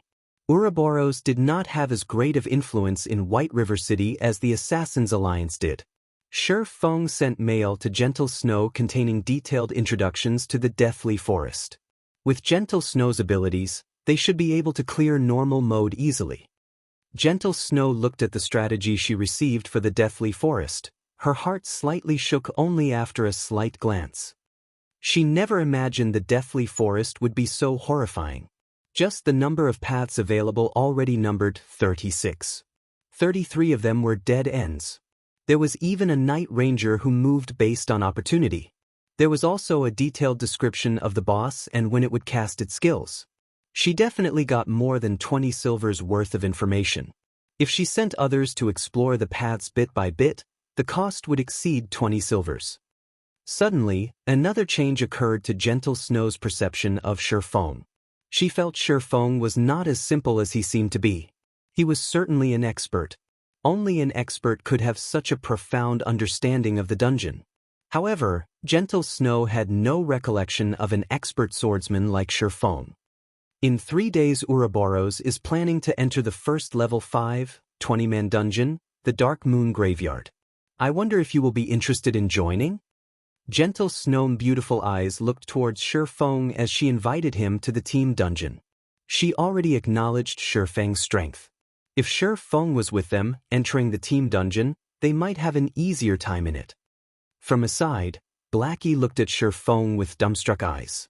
His admiration for Feng had already reached the level of worship. He never imagined Feng would be so awesome as to conquer the snow goddess in a few moves. The goddess even wished to invite him to raid a dungeon. How great of an honor was this? There were countless men who dreamt of raiding a dungeon with the snow goddess. However, Zhao Yueru became irritated after hearing Gentle Snow invite him. Shi Feng was but a beta tester. At most, he had experienced God's domain a few more days than they did and had a deeper understanding of the Deathly Forest. However, the 20-man team dungeon had only opened after the game's official release. It did not exist during the beta test, so there was no way for Shi Feng to know anything about it. Also, Shi Feng wasn't some powerful expert. What point would there be in inviting him? He would just be wasting a slot in the dungeon. Shi Feng entered a thought. There were a lot of good items that dropped from a 20-man dungeon. It had been particularly true for the Dark Moon Graveyard, which dropped a lot of worthwhile equipment for swordsmen. The attributes of the equipment from that dungeon were also much better than the ones obtained from wild bosses. However, Shi Feng was not able to organize a 20-man party, so it wouldn't be a disadvantage to join Gentle Snow for a round. Alright, but leave a few spots for me. Also, all swordsman equipment and forging designs must belong to me, Shi Feng answered with a nod. Can't you be a little more humble? Zhao Yueru looked at Shi Feng, pouting. She felt Shi Feng was going too overboard. If Gentle Snow had asked anyone else, they would have readily agreed, even going as far as to forego getting any equipment. Shi Feng, however, even wanted priority over equipment. He was not courteous with them at all. Gentle Snow did not imagine Shi Feng was truly different from the other people. He did not play around with his words. However, it was interesting that he would say whatever he wanted. Following which, Gentle Snow looked towards the party members behind Shi Feng. Although they were noobs, their equipment was all of good quality. They could barely manage in the 20-man dungeon. Thus, Gentle Snow said, "Fine. Let's add each other as friends then. We'll be in touch when the time comes. Alright.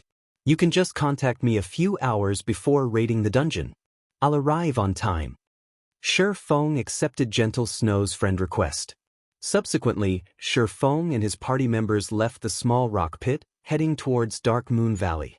When the group passed through the Deathly Forest dungeon, Stabbing Heart of the Assassins Alliance abruptly called out to Shi Feng. "Brother Yi Feng, I nearly failed to recognize you. I never imagined you actually knew a big shot like the Snow Goddess. You must not forget a brother like me in the future," Stabbing Heart jokingly said as he walked towards Shi Feng. "Nonsense. I just happened to meet with Miss Snow by chance," Shi Feng replied with a smile. "Brother Yi Feng, you are too humble.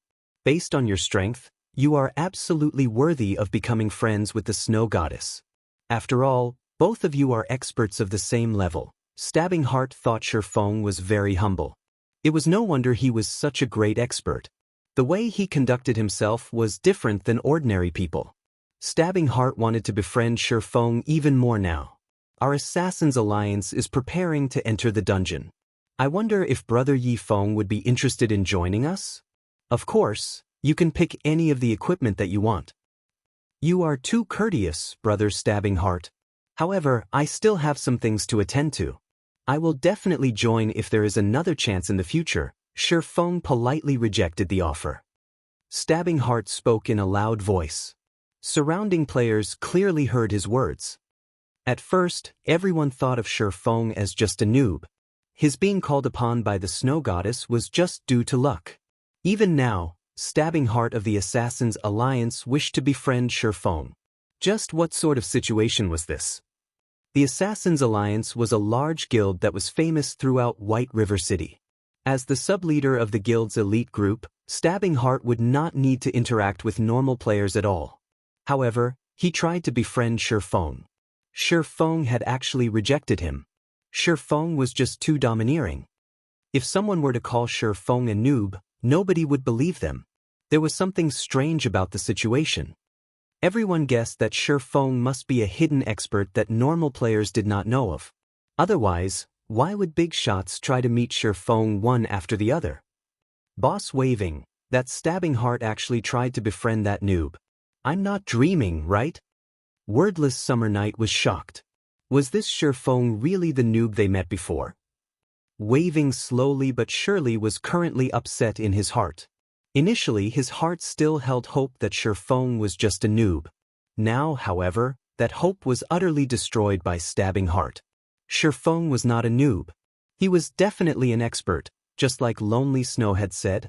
Shifeng might even be greater than Lonely Snow had described him to be. If Lonely Snow followed Shifeng, then his future would certainly be filled with boundless prospects. On the other hand, they had chased Shifeng away. They had missed a great chance for them to befriend an expert.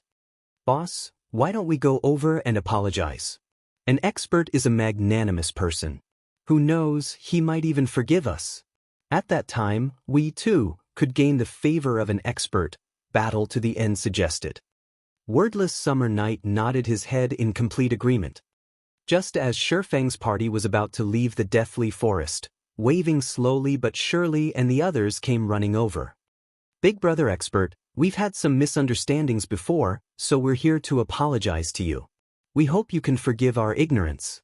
Here's a silver coin to show our sincerity. We hope Big Brother Expert can take us under your wing." Waving slowly was all smiles as he apologized. The arrogance he had before was completely gone now. Wordless Summer Night and Battle to the End were also sincerely apologizing without stop. They wished to grind monsters with Shifeng. "If you guys don't have anything else to say, then please leave. I still have matters to attend to, so I don't have any time to waste with you." Shifeng spun around to leave after replying. He did not mind one little bit in regards to waving slowly and the others' previous behavior. However, wanting him to carry them? Not a chance. As for Lonely Snow, he only shook his head in regards to waving slowly and the others' actions. If they had known that their actions would lead to such results today, maybe they wouldn't have acted so in the beginning. Watching Lonely Snow leave with Shifeng, Wordless Summer curled his lips into a frown, saying in a sour tone, "Bah. What's there to be amazed about?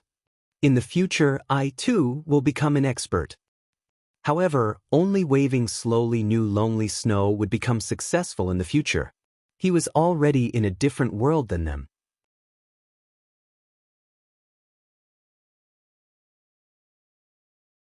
Chapter 36, Hazard Gnome. After leaving the deathly forest, Shifeng's party rushed towards Dark Moon Valley without rest. At the current stage of the game, many players had already risen to level 2. Aside from raiding the dungeon at the Deathly Forest, they would stay in Brook Hills to kill level 2 cheetah cubs.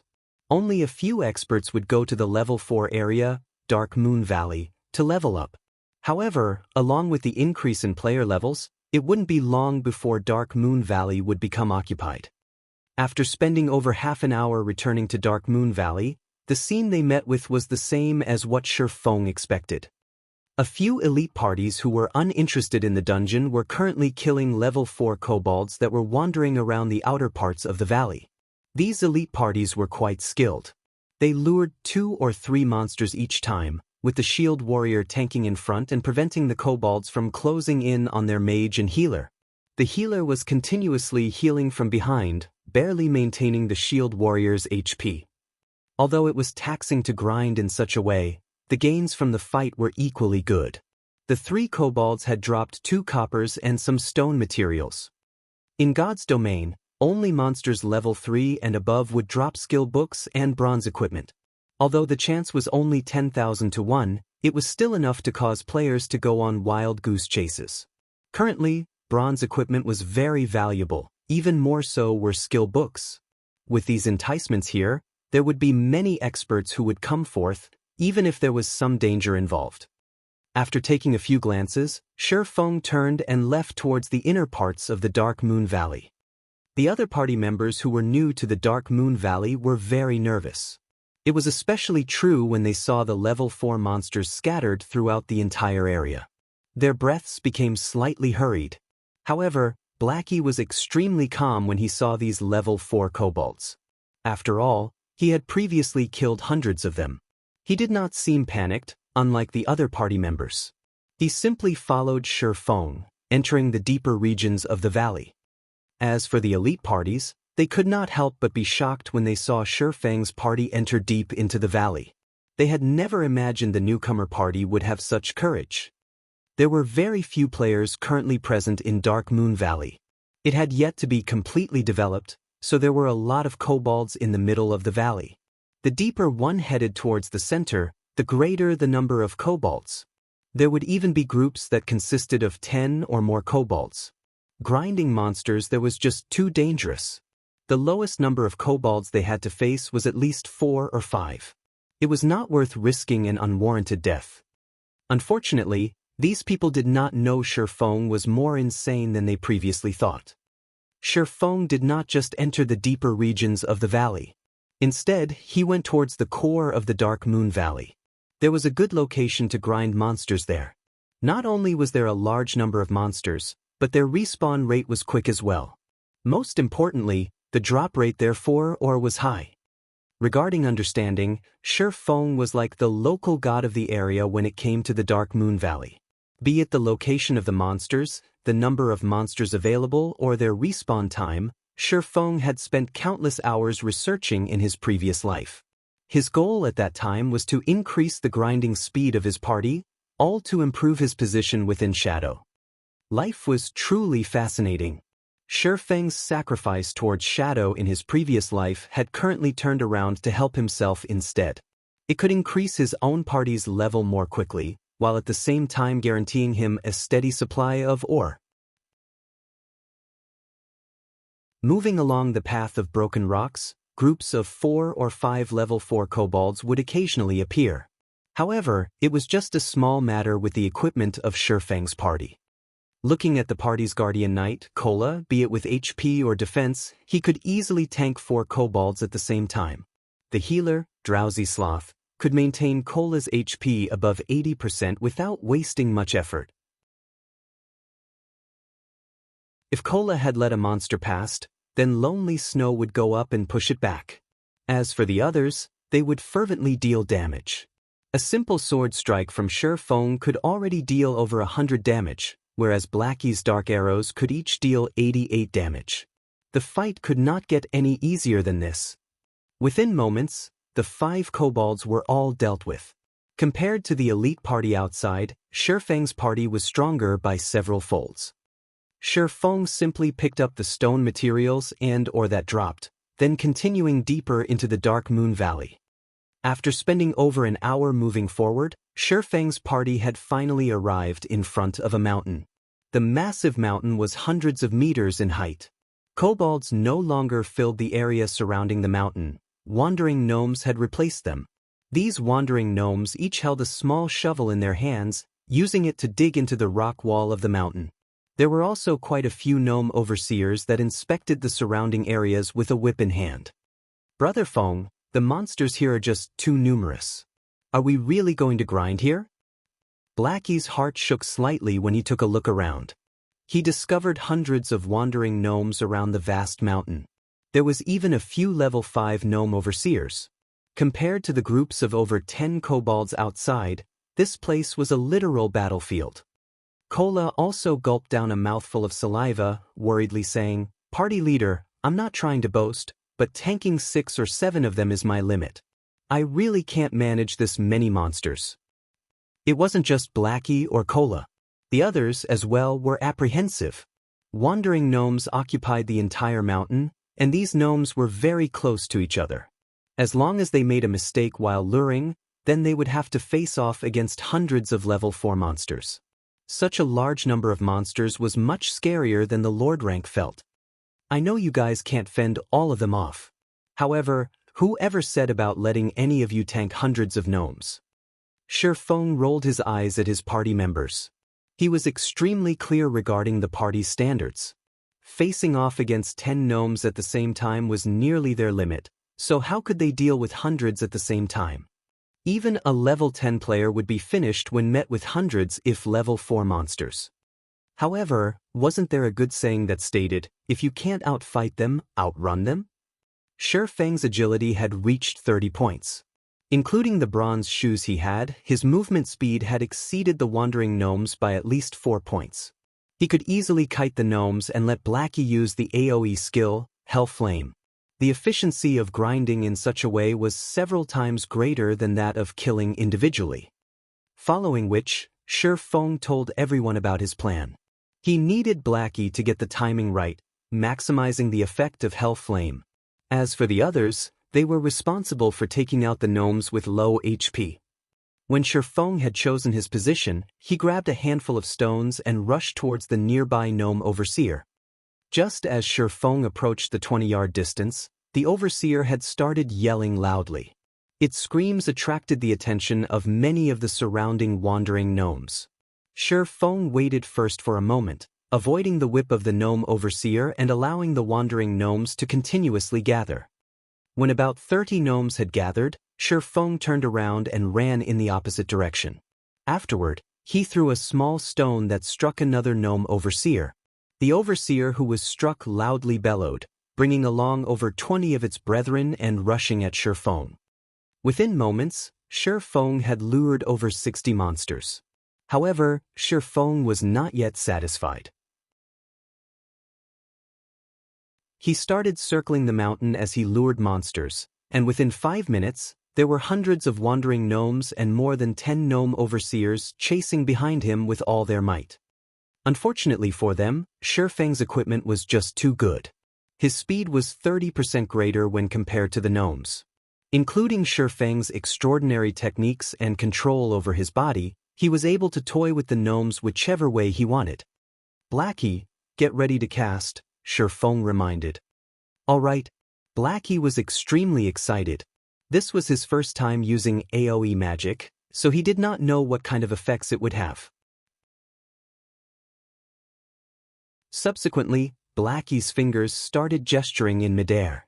Brilliant magical seals started appearing, forming into a dazzling magic circle that gave off a peerless aura. As Blackie spat out the last syllable, the land shook. Jade-green flames rushed to the sky, devouring the entire gnome army. A field of damages over 100 had appeared.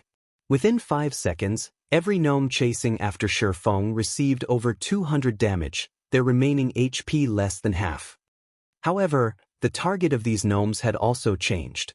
They no longer went after Shi Feng, but Blackie instead. Shi Feng abruptly stopped.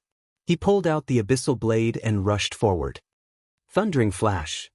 Not only did the level 4 Thundering Flash have a low cooldown, but its attack range also increased to 15 by 3 yards. It had nearly covered the entire gnome army. 3 streaks of thunder flew past the gnome army, creating 3 damages of over 120 points to every gnome. The attack had completely devoured the remaining HP of the gnomes. As for the low HP ones that remained, they were quickly held back by Cola. Lonely Snow then rushed forward and used a whirlwind slash, thoroughly ending the remaining gnomes. The hundreds of gnomes had been wiped out, leaving behind a floor covered with items. Meanwhile, everyone's experience madly rose. EXP of over 10 points appeared one after the other, dazzling everyone's eyes. What? Blackie had risen to level 3. This is too awesome. Blackie roared in exhilaration. This is only the beginning. They will still respawn in a moment. Shi Feng laughed. Let's quickly pick up the drops. Suddenly, everyone started busying themselves. Even with 6 people retrieving the drops, the loot of hundreds of gnomes still required them to spend a lot of time doing so. However, moments after they started collecting, a gnome that piloted a gigantic robot suddenly appeared. The gnome's face was crimson red. It immediately rushed toward Shi Feng's party with unparalleled rage. Not good. It's the hazard gnome. Everyone spread out. Shi Feng shouted the moment he laid eyes on the gigantic robot.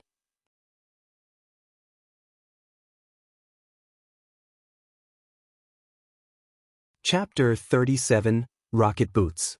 The moment everyone saw the giant robot piloted by a midget gnome, they instinctively knew he was something very dangerous. After hearing Shi Feng's reminder, they ignored the loot on the ground and immediately ran towards the forest without a shred of hesitation. Naturally, Shi Feng would not stay behind either. The hazard gnome was a very dangerous monster. It was especially true when he first made his appearance. He was even stronger than Werewolf felt with its Death Berserk activated. Hazard Gnome, Special Elite. Level 5. HP 1600/1600. There was a very small chance for the Hazard Gnome to appear after clearing out the wandering gnomes and gnome overseers. However, his appearance also signified the start of a player's nightmare.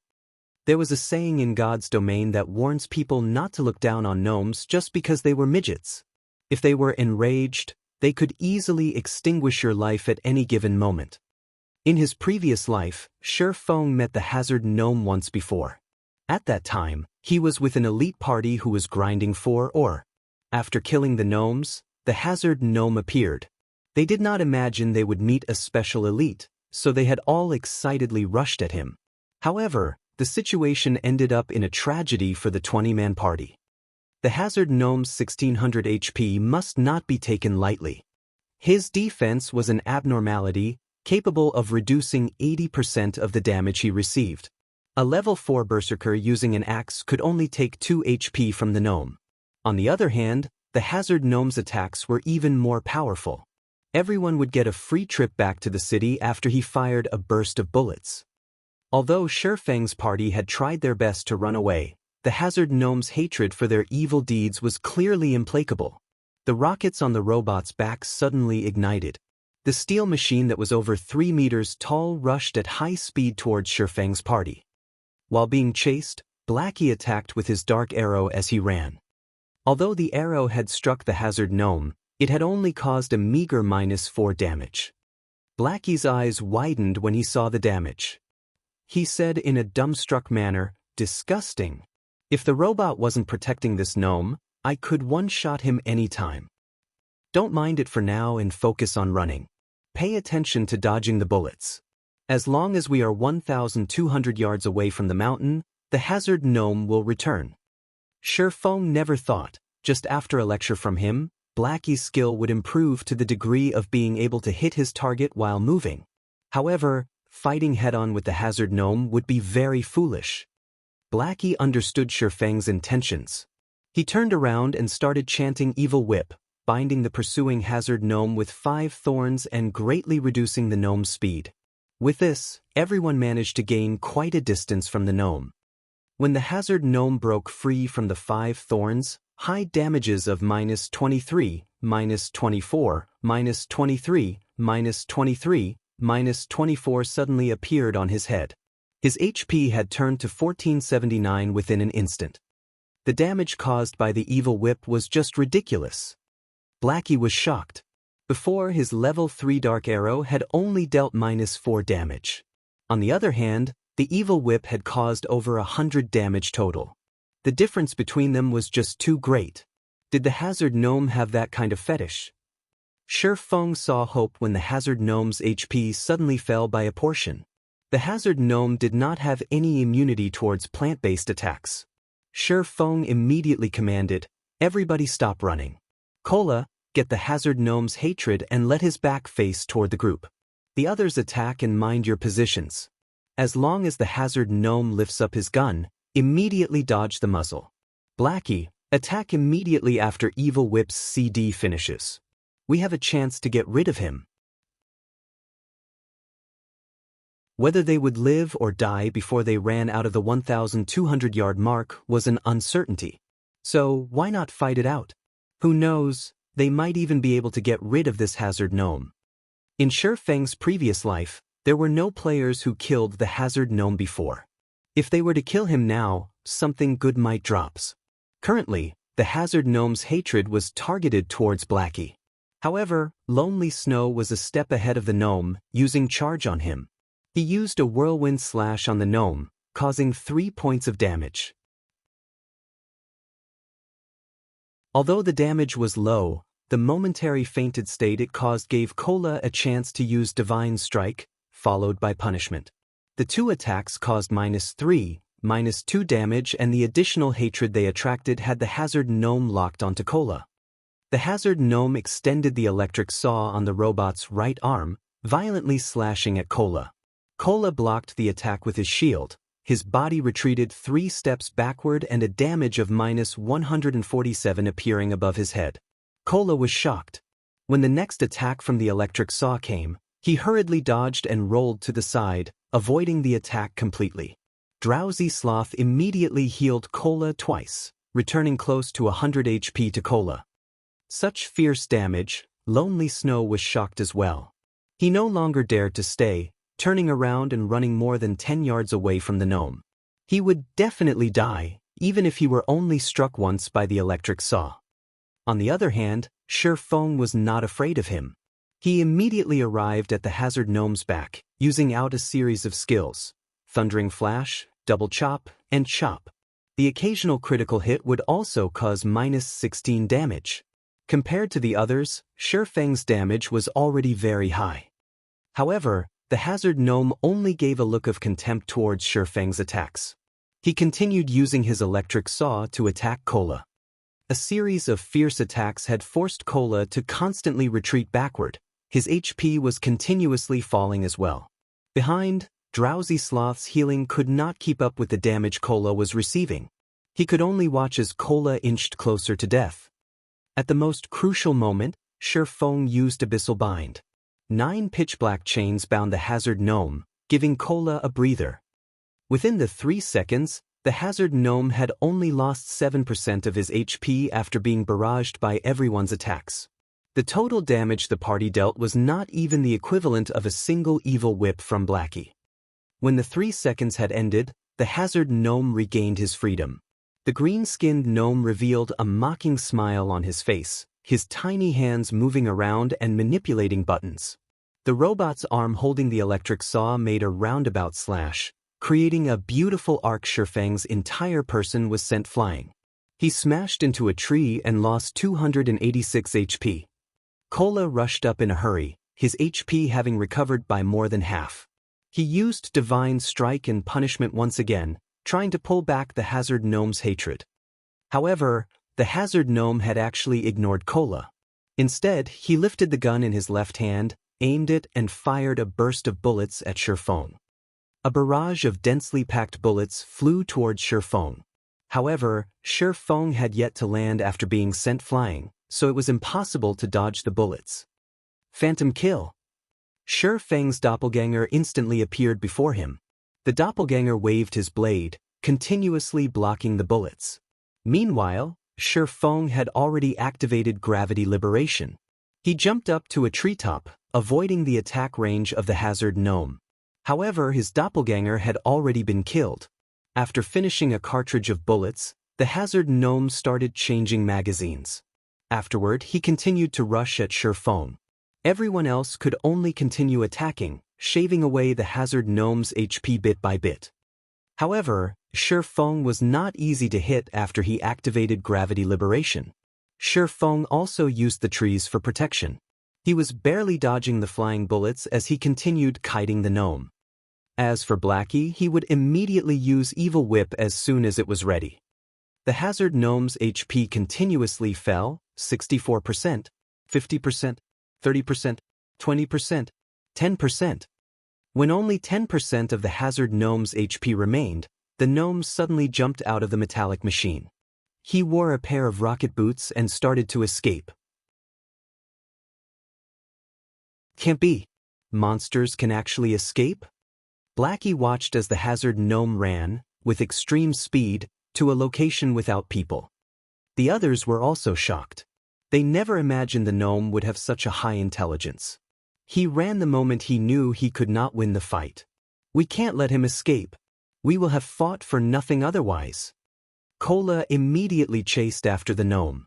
He had been bullied by the hazard gnome just a moment ago, so his heart was currently filled with anger.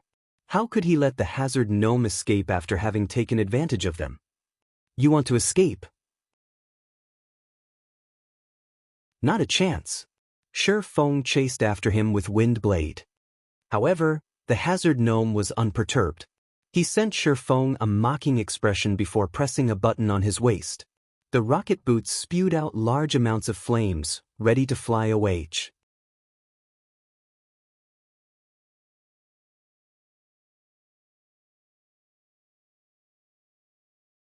Chapter 38, Twin Snake Ring. The hazard gnome's shameless rocket boots shocked everyone.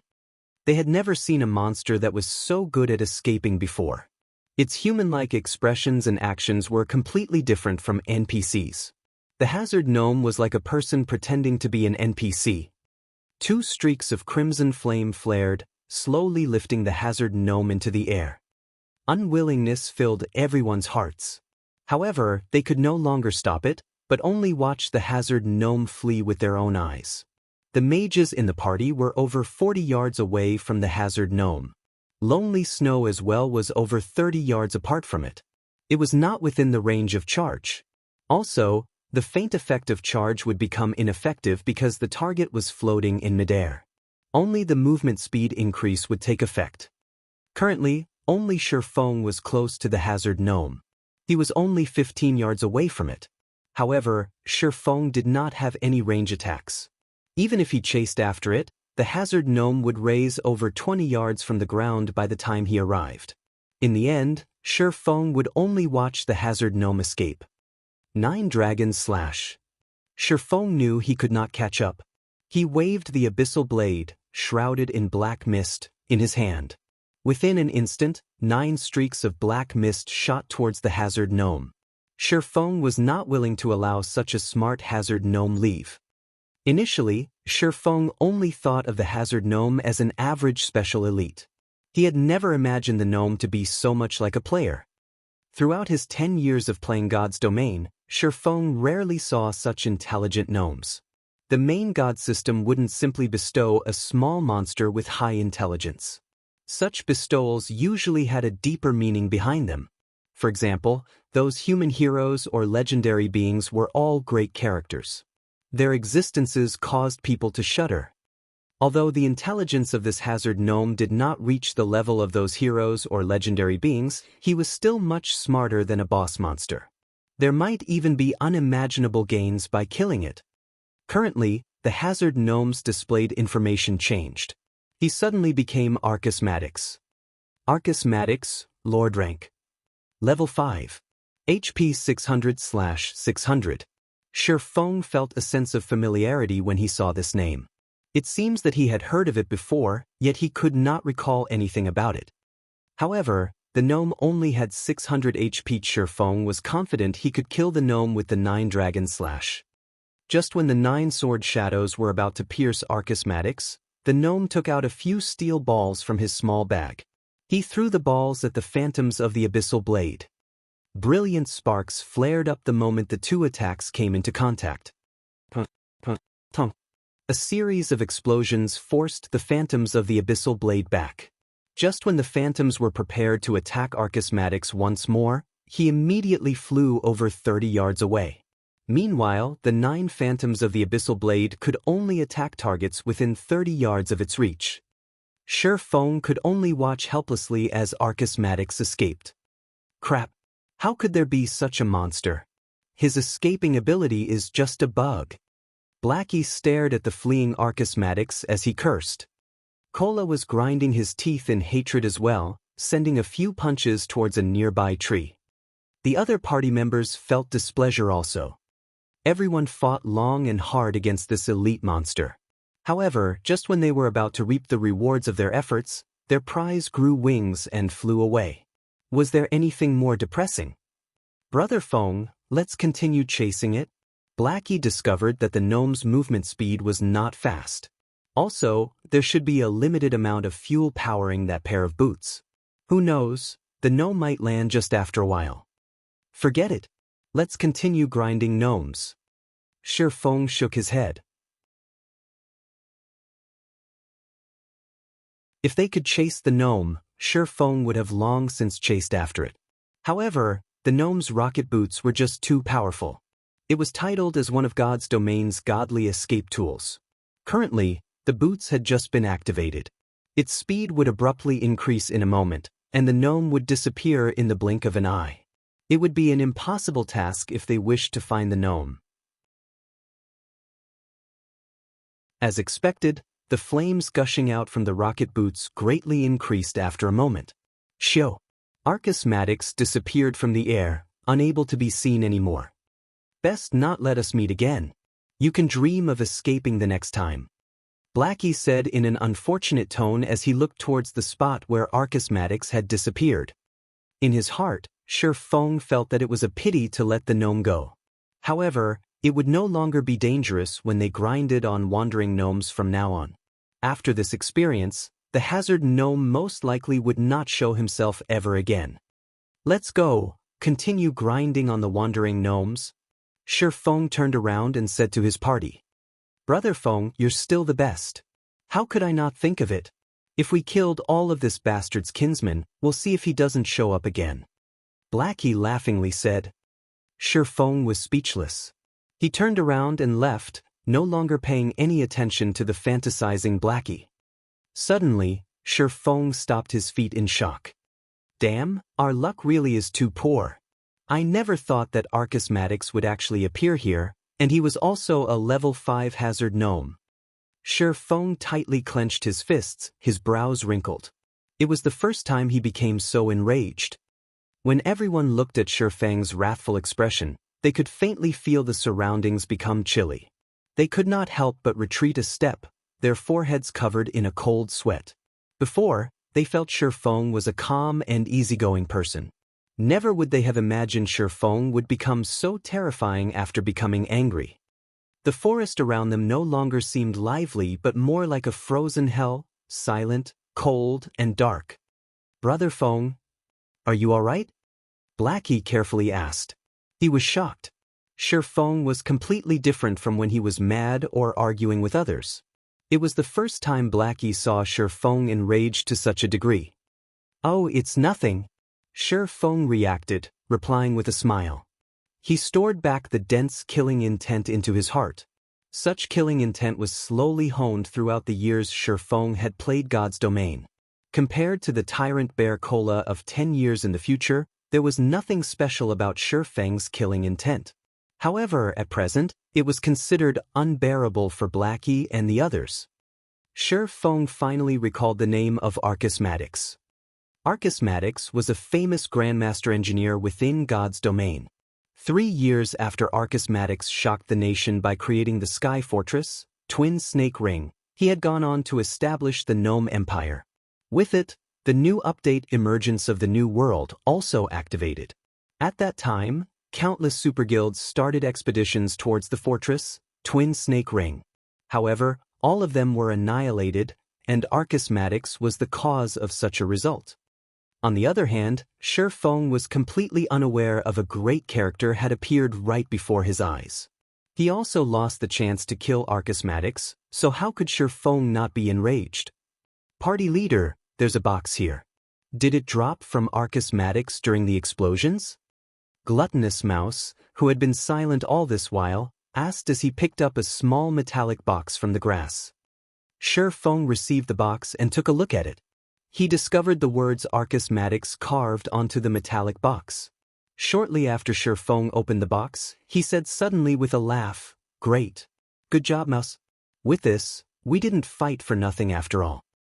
When the group saw Shi Feng in a happy mood, they knew the item must be very precious, as common items were nothing in Shi Feng's eyes. As to wanting the item for themselves, none of them ever had such thoughts. They had long since made Shi Feng their idol, and being able to aid their idol naturally made them happy. Let's do it this way.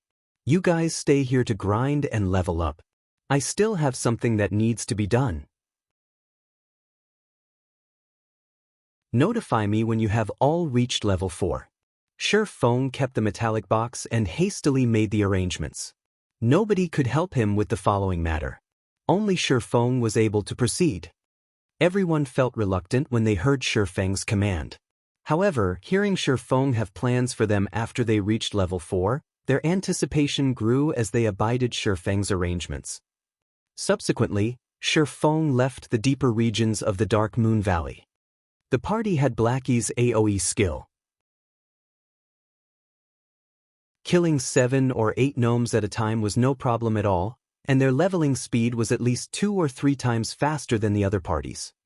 On the other hand, what Shi Feng needed to do was to utilize this metallic box, and to forward the first step of his plans in God's domain.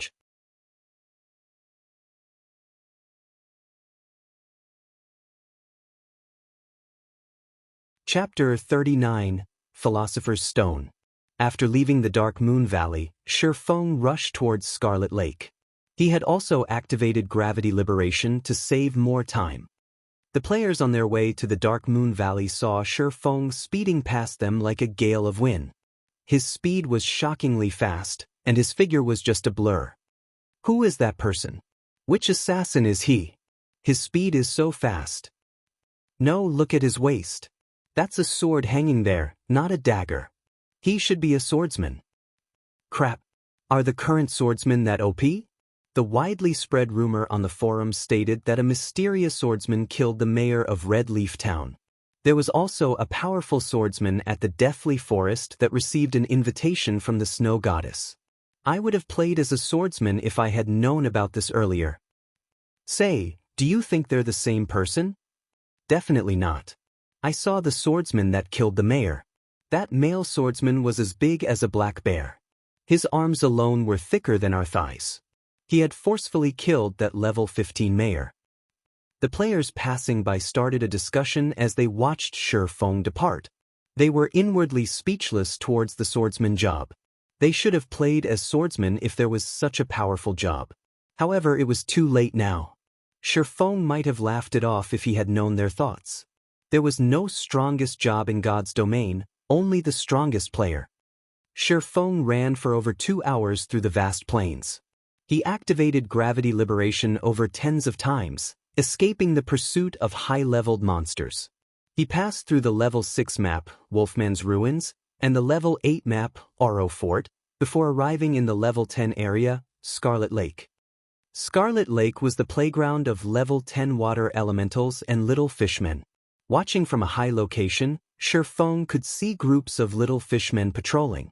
The closer it was to the Scarlet Lake, the more there were of little fishmen. The central region of the Scarlet Lake was the nest of the little fishmen, whereas annoying water elementals filled the water of the lake. Due to the densely packed and large number of monsters in the Scarlet Lake, the little fishman's curse skill was extremely horrendous. It could absorb a player's attributes and turned it into their own. The longer they fought, the stronger they would become. They were extremely hard to kill. Including the fact that there were no quests here, there were rarely any players who would willingly come here to level up. However, Shifeng had to enter into the deeper regions of the Scarlet Lake. The metal box dropped by Archismatics was extremely precious. If Archismatics were to know it fell into Shifeng's hands, he would most likely bleed out in rage. There was a treasure map inside the box, and the treasure it hid was located at Scarlet Lake. Shifeng had played God's Domain for over 10 years now. He had done extensive research regarding the history of God's Domain. He truly did not think Archismatics would have this treasure map. It was the record of a heaven-shaking secret. 900 years ago, Alchemy Master Molotov had created an item with all his effort. Wars were waged between the large countries in God's Domain for this item. There were over 10 heroic figures that fought over it. However, this item became lost in the end, its whereabouts unknown. It had become an unsolved mystery in God's Domain. Meanwhile, the treasure map in Shifeng's hands, by chance, recorded the location of this item. This item was the Philosopher's Stone. It was a sacred item for alchemy. If alchemists could obtain the Philosopher's Stone, then they would have the ability to transform stone into gold, amassing immense wealth. They would even be able to revive the dead, breaking the alchemy law of equivalent exchange. Who would have thought such a sacred item would be placed in such an unremarkable location as Scarlet Lake? However, the Scarlet Lake was still a dangerous place for Shifeng. After all was said, there was still a gap of 8 levels between Shifeng and the monsters here. With the suppression due to levels, Shifeng was not an opponent for the level 10 monsters, not to mention the attribute-stealing little fishmen. However, Shifeng could not help but take the risk. The earlier he obtained the Philosopher's Stone, the earlier his heart could be at ease. If he waited until he was level 7 or 8, someone else might claim the item. He wouldn't even be able to feel regret when that time came. Shifeng took out the metal box from his bag, carefully taking out the treasure map within it. He started researching it in detail. The marking on the treasure map was very clear. The treasure was located directly below the little fishman's nest. However, how would Shifeng be able to circle around all these little fishmen? The problem with the water elementals also needed to be solved. Although water elementals had low HP, they had a 60% immunity to physical attacks. They also had a movement speed reduction skill, so they were a headache for melee players. After observing for half an hour, Shifeng discovered that the little fishmen were not always on patrol. They would eventually take a break. Also, these little fishmen were only active by the lake's shores. They hardly ever entered the water, because once they entered it, their movement speed would sharply reduce by 60%. Shifeng could use this short rest period to rush into the lake, and once he was in it, the little fishmen would not be able to chase after him. As for the water elementals under the water, Shifeng could use the doppelganger of Phantom Kill to lure them away. Then, he could swim to the cavern below the little fishman's nest. If Shifeng did not operate through his plan properly, he would definitely die. If he died, his losses would not be minor. It was not the experience loss that was a problem, however. With his advantage as a reincarnated person, Shifeng could quickly recuperate the experience he lost. Only he would be sent back to the town after dying once, and the time he would waste by returning here was just too much. 10 more seconds. Shifeng watched the patrolling little fishmen, his heart estimating the time for him to sprint out. Time passed second after second. A group of patrolling fishmen watched their surroundings. After discovering nothing out of the ordinary, they entered a small wooden hut by the lake to rest, emptying the land by the lake. With all his might, Shifeng dashed towards the shore. When Shifeng was about 30 yards away from the lake, another group of patrolling fishmen discovered Shifeng. They immediately sounded out an alarm, their hands wielding short swords as they rushed toward Shifeng. When faced with 4 level 10 little fishmen as powerful as Shifeng was, he was not their match. Shifeng's only hope was to jump into the water.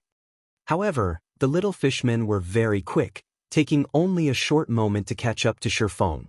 They waved their short swords, slashing them at Shifeng's back. Shifeng knew he could not outrun the fishmen. He turned around and used Abyssal Bind on one of them, then continued by using parry to block another one of his attackers. As a result, Shifeng stopped the other little fishmen from moving forward. Using the power behind the fishman's attack, Shifeng managed to pull away a distance of over 3 yards. He activated gravity liberation and then jumped onto the lake. However, the other little fishmen were quick to catch up, jumping into the lake after Shifeng as well. Plot. 4 little fishmen fell into the water. Shifeng, however, was madly running above the lake's surface. Walking on water was a skill that could only be activated after agility reached 80 points. However, Shifeng had the ring of gravity. As a result, his body had reached a state of near weightlessness after activating gravity liberation. Including his agility that was over 30 points, he, too, could move on the water's surface. His speed would not be reduced by the water. In a few moments, Shifeng had shaken off the unyielding little fishman. He ran to a location not far from the little fishman's nest, diving into the water. Just after entering the water, Shifeng discovered a cavern that was surrounded by a lot of water elementals. The water elementals were encircling around the cavern as if they were protecting something. Water Elemental, Common Monster. Level 10. HP 750/750. Shifeng used Phantom Kill. His doppelganger swam over, luring the water elementals. Just as Shifeng planned, a group of water elementals had discovered the doppelganger. One after another, they chased after the doppelganger. Meanwhile, the doppelganger swam upwards. Although the water elementals had high movement speed underwater, it was an entirely different story when they were above ground. They were the opposite of the little fishmen, becoming extremely slow once they reached the shore. With the water elementals lured away by his doppelganger, Shifeng took the chance to quickly swim towards the cavern. Before Shifeng even reached the cavern, the system notified him of the death of his doppelganger. The doppelganger had only earned Shifeng over 20 seconds. After killing the doppelganger, the water elementals discovered an intruder near the cavern. They all hurriedly swam back to the cavern entrance. After discovering Shifeng, the speed of these water elementals increased by a fold as they sped towards Shifeng.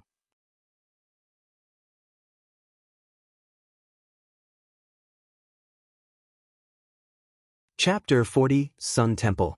Above the scarlet-colored lake, the speeding water elementals created waves of water that struck at the little fishman's nest. Waves that were as tall as a person enveloped the entire nest, destroying many of the small wooden huts on it. The hundreds of little fishmen inside the nest entered a frenzy. They screamed and bellowed, each of them holding weapons as they jumped into the water and swam towards the cavern below the nest. Dual-layered protection? Shifeng took a look behind him, shocked. As if hundreds of water elementals were not enough, now there were also hundreds of little fishmen following behind. With this amount, even 2 or 3 elite groups of players would not amount to anything. Shifeng had no choice but to increase his speed and rush into the cave.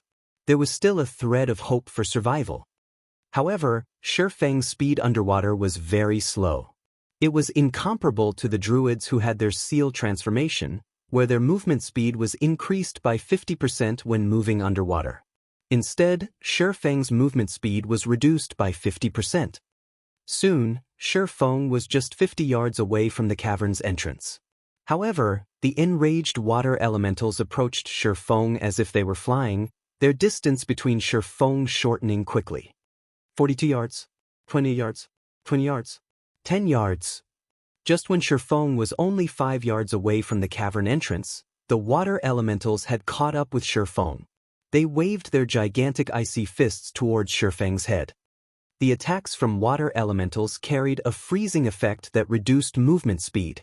As long as they hit Shifeng, the water elementals would cling to him till death. Shifeng hurriedly spun around and used parry, blocking the fist of the first water elemental. Using the water elemental's immense strength, Shifeng's body retreated backward by quite a distance. However, the remaining water elementals also rushed at him. "It seems I'll be going back to town." Shifeng looked at the hundreds of water elementals in front of him, feeling powerless. Just when Shifeng was about to give up, he had floated into the cavern. Inside, he saw a human-shaped ghost roaming about. It was roughly 30 yards away from Shifeng. Shifeng gave caution to the wind. If he had to die, then he would die trying. At the very least, he could obtain a little more information for future preparations. Hence, Shifeng used Windblade, his speed increasing by a large leap. Like a gale, Shifeng swept through the water and rushed to the shore of the cavern, escaping the clutches of the water elementals just in the nick of time. The moment the water elementals left the water, their speed was sharply reduced. They could not catch up to Shifeng's mad dash at all. After leaving the water, Shifeng quickly rushed towards the human-shaped ghost. The moment the abyssal blade was about to slash across the ghost's neck, Shifeng suddenly discovered the half-transparent ghost did not actively attack him. Shifeng abruptly turned the tip of his sword away, the blade sliding past the ghost's side. It did not attract the ghost's hatred. Close one. Shifeng felt cold sweat down his back when he looked at the ghost's information. Brave one Floyd. High Lord. Level 25. HP 360,000/360,000. If Shifeng had attacked this brave one and attracted his hatred, even if he had 100 lives, he would still end up dead. Within God's domain, brave ones were only second to heroes regarding strength. Their position within a kingdom was even higher than that of a marquis and was second only to a duke. Even if such a great character had died and turned into a ghost, he was still a monster of the great lord rank. He was a tyrant amongst monsters. Without a 100-men group of elite players, it was impossible to kill off this ghost. Could he be the guardian of this place? Shifeng looked at the brave one, Floyd, silently guessing in his heart. There were usually guards posted around places with treasure. As for the little fishmen and water elementals outside, they could be considered, at most, as guard dogs. They were unfit to guard an important treasure. Shifeng did not dare to stay any longer. After all, there was still a large group of monsters chasing after him. He hurriedly ran towards the inner regions of the cavern. The cavern was very large. There was a flight of stairs that led straight into the depths of the cavern, and following it down ought to lead Shi Feng to the Philosopher's Stone. When Shi Feng was right before the stairs, a sea of water elementals and little fishmen had rushed at him. It was as if they had an undying grudge against him. You lower life forms dare to sully this divine place? Prepare to receive divine punishment. Floyd's gaze suddenly erupted in rage, pulling out a dark golden greatsword from his back. The sword gave out a surge of evil that made it seem as if it were the master of the world. When Floyd raised the greatsword, the surrounding air started becoming heavy. Following which, Floyd gave out a loud bellow as his arms swung the greatsword with all their might. A strong wind, followed by a sword flash, swept through all the water elementals and little fishmen. Each and every one of the monsters turned into ash, and the cavern's entrance instantly transformed into a pile of rubble. Strong, Shi Feng exclaimed in shock. He had sorely underestimated the strength of a brave one. Floyd's single sword could easily wipe out a 100-man group of level 30 elite players. A 300-man group might be needed to even have a fighting chance. It was unexpected that the water elementals and little fishmen did not even have the right to become guard dogs. They were all annihilated in an instant. Shi Feng wiped away the cold sweat on his forehead. Luckily, he was a human and not a lower life form.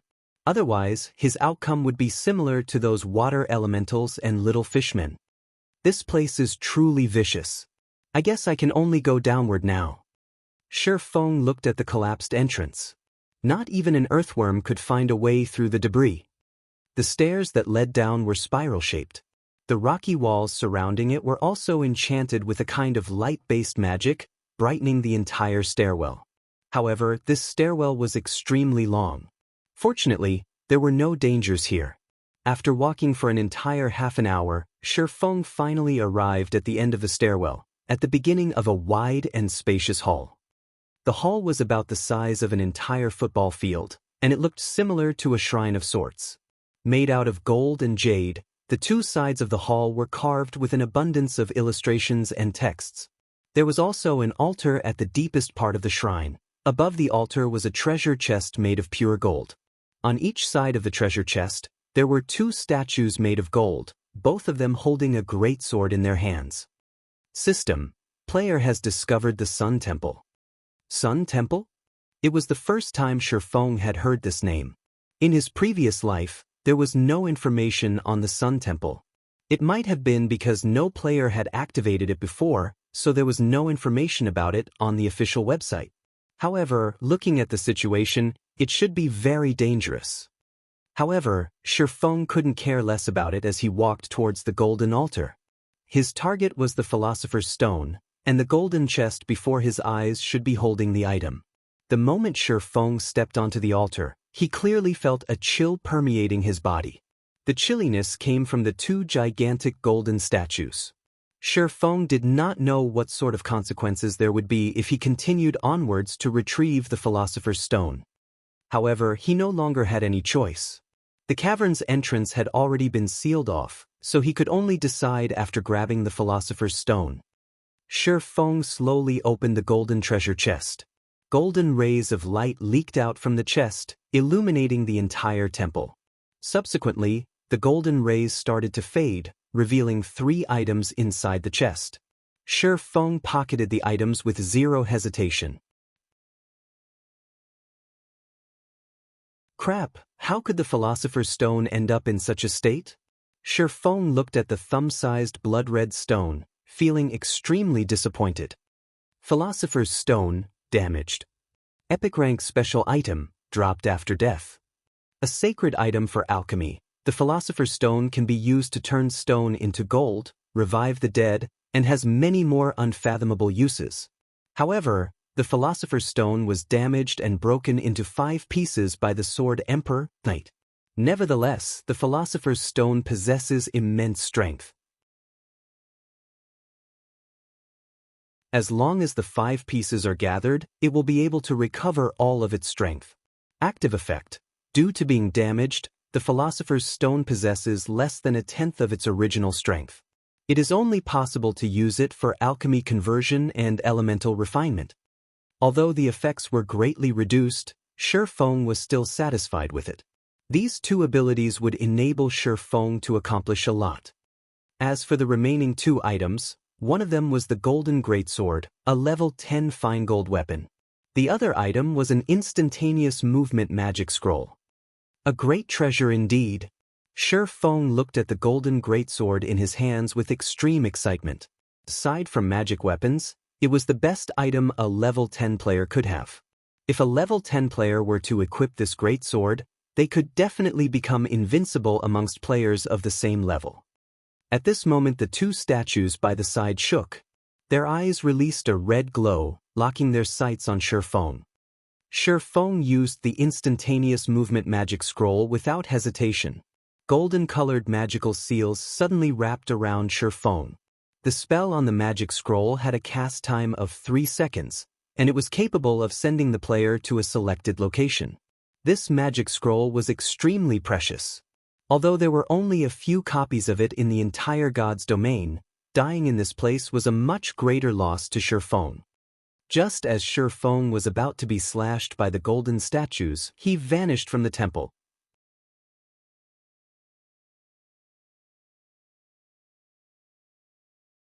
Chapter 41, Commotion in Town. Red Leaf Town, Fountain Plaza. The entire plaza was dyed crimson by the setting sun. There were quite a lot of lifestyle players setting up food stalls and selling snacks that were unique to God's domain. These snacks tasted delicious, and they were much better than the delicacies in real life. Also, their selling price was just 2 or 3 coppers. It was truly a bargain. Many players would come here to rest and taste the delicacies of God's domain after a day's worth of hard-fought battles. After all, they could only earn tens of coppers in a single day, and after deducting the expended costs, they would only be left with slightly over 10 coppers. So, giving them a treat should not be a problem. There were quite a few couples sitting on the stone benches, chatting. They ate the food they bought as they enjoyed a lovely time. Suddenly, every player in Red Leaf Town received a system announcement. System: a player has triggered a special storyline. Insurrection of the Little Fishmens has been activated. An expedition quest has been activated in Red Leaf Town. Players can now receive the expedition quest from the Adventurers Guild. Completing the expedition quest will reward players with bountiful rewards and guild reputation. All the players were shocked. In Red Leaf Town, a place where quests were extremely rare, there was actually an expedition quest. Moreover, the rewards were great. It was truly unimaginable. Who was the awesome person that actually triggered a special storyline? The player who achieved this feat attracted the attention of every player in Red Leaf Town. Everyone wondered what great rewards this player gained for activating the storyline. After all, activating a storyline was definitely a rare occurrence. So, how could the rewards be few? Quite a lot of players started having their own wicked thoughts. They wanted to kill off the player who activated the storyline quest. Unfortunately, the system announcement did not reveal the player's name. Compared to the average players, the various large guilds were in a state of turmoil. At this stage of the game, aside from clearing dungeons, there was not a single quest that was capable of increasing guild reputation. A guild required guild reputation to level up. As long as their guild could reach level 2 a step earlier, they would be able to obtain the corresponding guild benefits, creating a large advantage over the other guilds. Currently, the other towns surrounding Scarlet River also received the same system announcement. It wasn't just Red Leaf Town. All of the large guilds began strategizing a plan for their crusade against the Little Fishmen. Meanwhile, Shi Feng, who was the cause of all this commotion, currently sat inside the auction house. The auction house was a very convenient place. The items placed on auction by players were not just limited to Red Leaf Town. They could be seen and bought in the hundreds of towns and small cities under the influence of White River City. However, the auction house was very cunning. They charged a 5% handling fee for all items auctioned, so the items there are usually very expensive. However, the auction house was unquestionably the best place for players to sell certain items anonymously. Also, it had been quite some time since God's Domain started. The players had already amassed quite an amount of coins, and the large guilds should have already piled up a lot of funding. If Shi Feng were to set up a stall in Red Leaf Town, not only would he attract attention, he might also be targeted by people like Flaming Tiger. More importantly, the reason Shi Feng chose the auction house was that there were too few players in Red Leaf Town who could afford the items he planned to sell. However, it was a different story if there were hundreds of towns competing for them. Hence, Shi Feng placed a mysterious iron plate armor on the auction house, setting its base price at 25 silver coins. Then he placed 5 pieces of bronze equipment, with the base price of the plate armor at 3 silver coins, and the others at 2 silver coins. As for the level 10 fine gold greatsword, the result of placing it on auction would be too terrifying to imagine. This weapon was worth at least 2 gold coins, which was the equivalent of 200 silver coins. Currently, even 1 silver coin was extremely precious, so who would be able to even afford the weapon? Following which, Shi Feng searched his bag via the half-transparent screen. Initially, players were gifted with a bag that had 100 slots. However, it was far from enough for Shi Feng. Every player could equip a maximum of 7 bags. So, Shi Feng immediately bought 6 of the largest bags currently available. Each of the bags had 25 slots, and each sold for 40 copper coins. 6 bags meant 240 copper coins. Such an amount was definitely unaffordable to normal players, but it was just a small sum to Shi Feng. Shi Feng's storage space increased by a lot after equipping the 6 bags. Afterward, Shi Feng left the auction house and set up a stall not far from it. He was not the least bit interested with the storyline quest he triggered. He would not fight over the rewards with the others. He already had his fill, so it was only proper for the others to have the leftovers. Buying magic essences and stones in bulk. A stack 2 of magic essences for 6 coppers. A stack of stones for 10 coppers. Shi Feng loudly shouted. At this stage of the game, magic essences were some of the materials needed to practice enchanting, whereas stones were one of the building materials engineers needed. However, many level 0 to level 3 monsters would drop these materials when killed, so they were barely worth anything. The materials the many guilds obtained were also sufficient to supply their own lifestyle players, so they would never buy any of them. As for normal players, they would only occasionally buy these materials. However, there was still an ocean of players that did not know how to deal with these materials. They would usually sell these materials to NPCs at a low price. A stack of 20 bottles of magic essence sold for 5 coppers, and a stack of 100 stones sold for 9 coppers. Shi Feng bought them at a price of 1 copper coin higher, so there were quite a lot of players who were willing to sell their materials to him. An extra copper per stack would still be quite a significant income. Magic essence was one of the required materials to make the garrison armor. Besides that, large amounts of copper ore and bronze ore were also needed. These ores were scarcely available, and all the large guilds bought them in bulk. Unfortunately, it was very difficult to get a hold of them. Shi Feng also originally planned to grind for ore. However, now that he had the Philosopher's Stone, ore was no longer a problem. The Philosopher's Stone could carry out elemental refinement. That meant it could refine stone. There was a great chance to obtain or even rare ore. There was absolutely no need for Shi Feng to personally grind for them. He could just buy them at an extremely low price. Because of this, tens of thousands of players had effectively become Shi Feng's laborers. Very quickly, a large crowd of players had gathered in front of Shi Feng. "Big brother, I have 6 stacks of magic essence here. Will you take them? I have 3 stacks of stone. Do you want them?" Many players started asking Shi Feng, worried that his bag would fill. After all, they just had too many magic essences and stones. There were no players who were willing to buy these materials. However, it was also a shame to just sell them to the NPCs, so the materials just stayed inside their bags. I'll take all of them.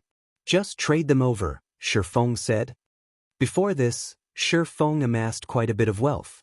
Including his transaction with Gentle Snow, he was in possession of quite a lot of coins. Shifeng could definitely buy large amounts of magic essences and stones. A player was selling 3 stacks of magic essences here. A player was selling 5 stacks of stones there. Within moments, Shifeng had acquired 60 stacks of magic essences and 85 stacks of stones.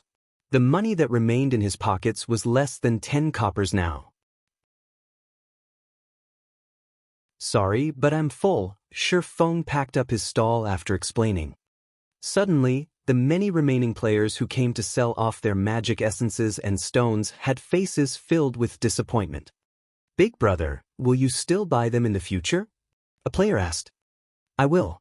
However, it will still be a period before I do buy them. You all can save them up for now. Shifeng resolutely said.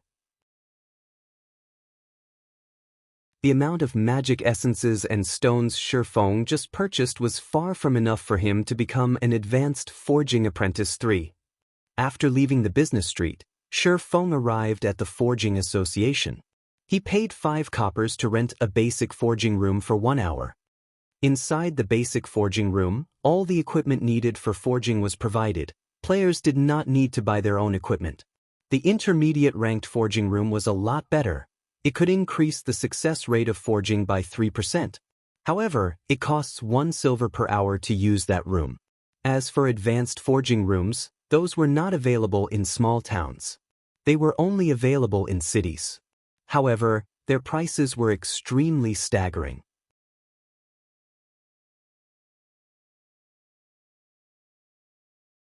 Chapter 42, Elemental Refinement. Forging Association, inside a forging room. Shifeng took out a stack of stone, placing it on the table. A stack of stone had 100 pieces in total. They immediately filled up the round table. Some even fell to the ground. Time to see how good you actually are, Shifeng smiled as he retrieved the crimson-red Philosopher's Stone. If the Philosopher's Stone were seen by someone else, the consequences Shifeng would face would be immense. Hence, Shifeng rented a forging room. Without his permission, nobody could enter the room. Shifeng took a piece of stone from the table and used the Philosopher's Stone on it. System, do you wish to use the Philosopher's Stone for elemental refinement? Shifeng immediately chose yes. Following which, the Philosopher's Stone started emitting a faint red glow. A mysterious power flowed into the stone. Ping!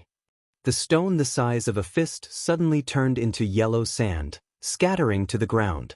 The result was a failure. However, Shifeng revealed a calm smile at the result. It did not perturb him in the slightest. Afterward, he picked up another stone and tried again. Or was very precious. A normal copper or sold for 2 coppers. They were only worth 1 copper coin if sold to an NPC. A stack of 100 copper or could be sold for 200 copper coins to guilds, and they would still fight over them. Compared to a stack of stone, which only sold for 10 copper coins, copper ore was just too expensive.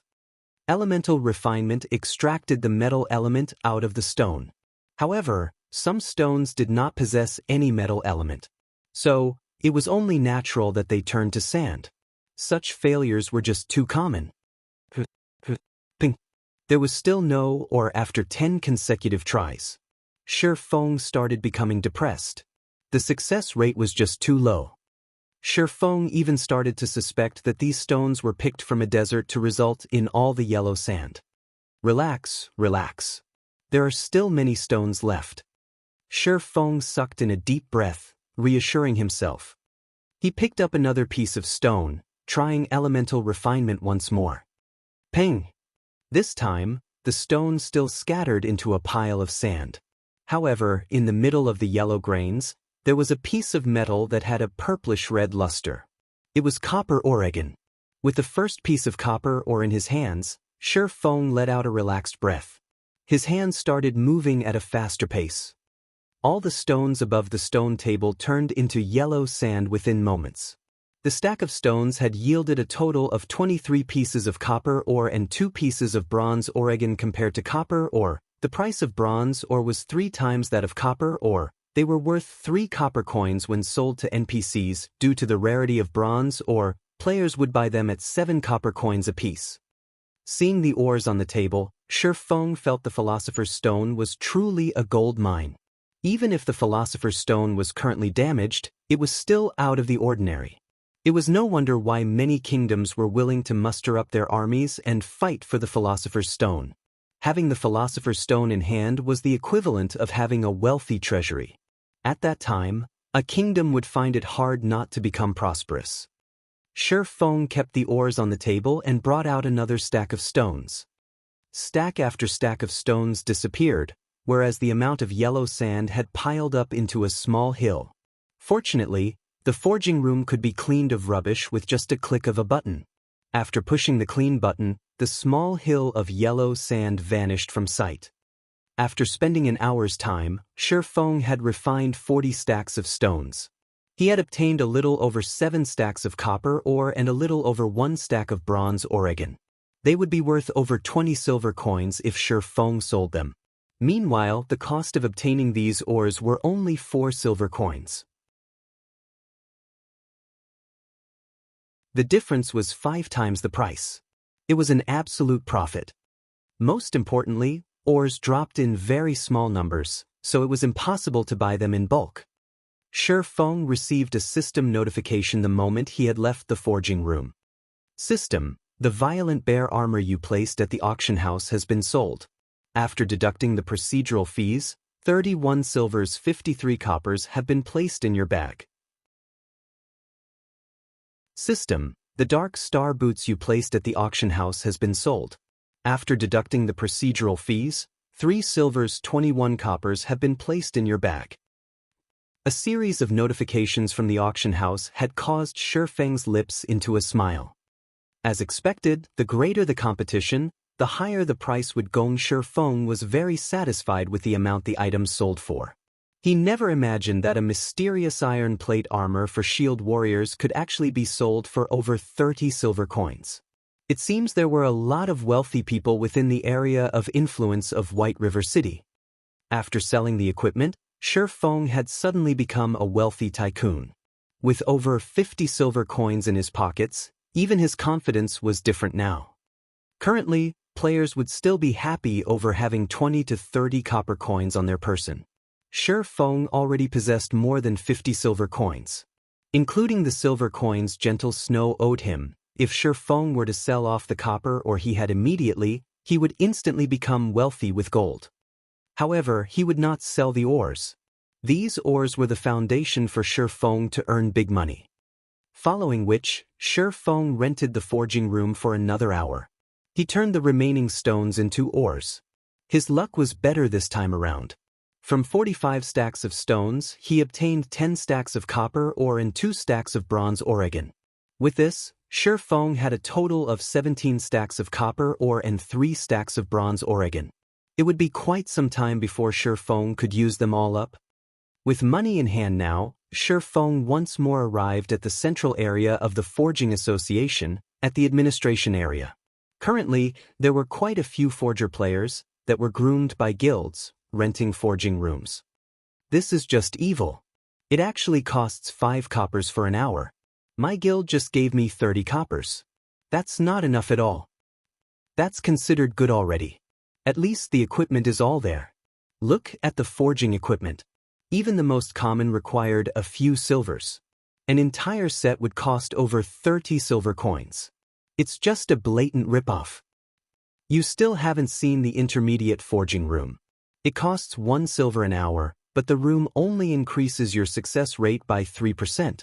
Even a first-rate guild would not be able to handle such a price. A few forgers continuously complained. They bitterly detested the prices set by the Forging Association. However, there was also a hint of bragging carried in their voices. After all, they had the support of their guilds, whereas normal players wouldn't even be able to rent a forging room, not to mention increasing their forging levels. Shi Feng circled these players, walking towards the manager of the association, saying, "I want to rent an intermediate forging room. May I know how long you wish to rent it for?" The ashen youth who was the association's manager excitedly asked.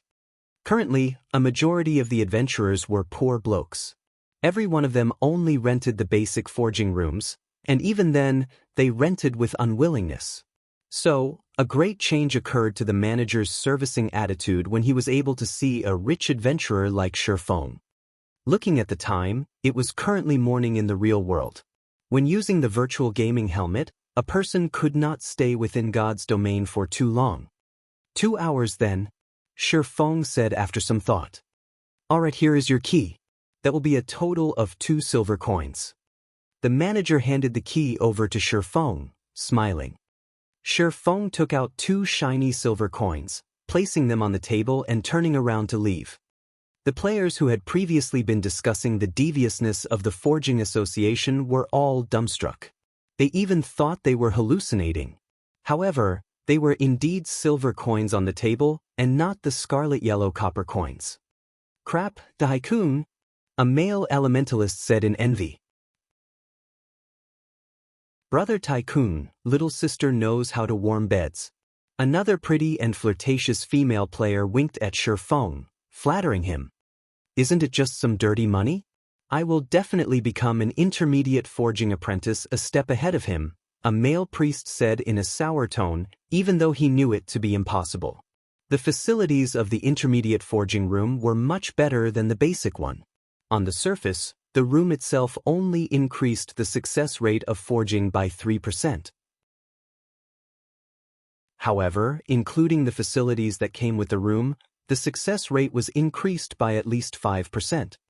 To a forger, a difference of 5% success rate was like the difference between heaven and earth.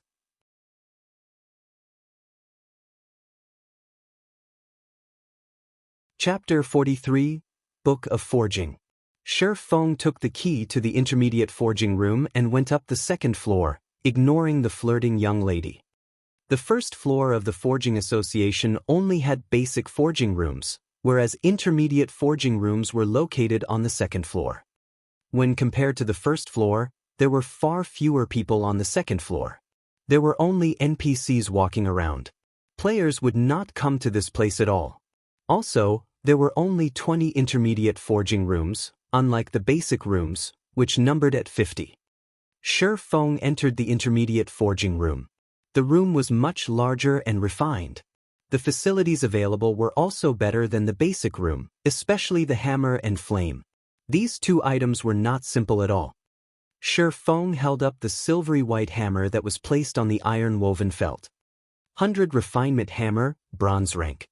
Forging items. When forging, the success rate is increased by 3%. Requirements, strength 4. Just this 100 refinement hammer alone was hard to obtain by players. The best hammers NPCs sold were common hammers. Those hammers did not increase the success rate of forging. As for stealing this 100 refinement hammer, it was an impossible task. Items that belonged to the forging room could not be taken away by players. The flame here was extraordinary as well. Instead of the usual scarlet, yellow color, the flame here burned with a scarlet, green color. It was not a common flame, but a mysterious flame. Shifeng took a look at its description. Scarlet Devil Flame, Tier 1 Mysterious Flame. Special item, possesses extremely high temperatures. Items smelted with the flame will have higher purity. When refining potions or forging items, there will be a definite increase in success rates. Mysterious flames were rare and powerful flames. These flames had varying strength, and they could be categorized into 9 tiers.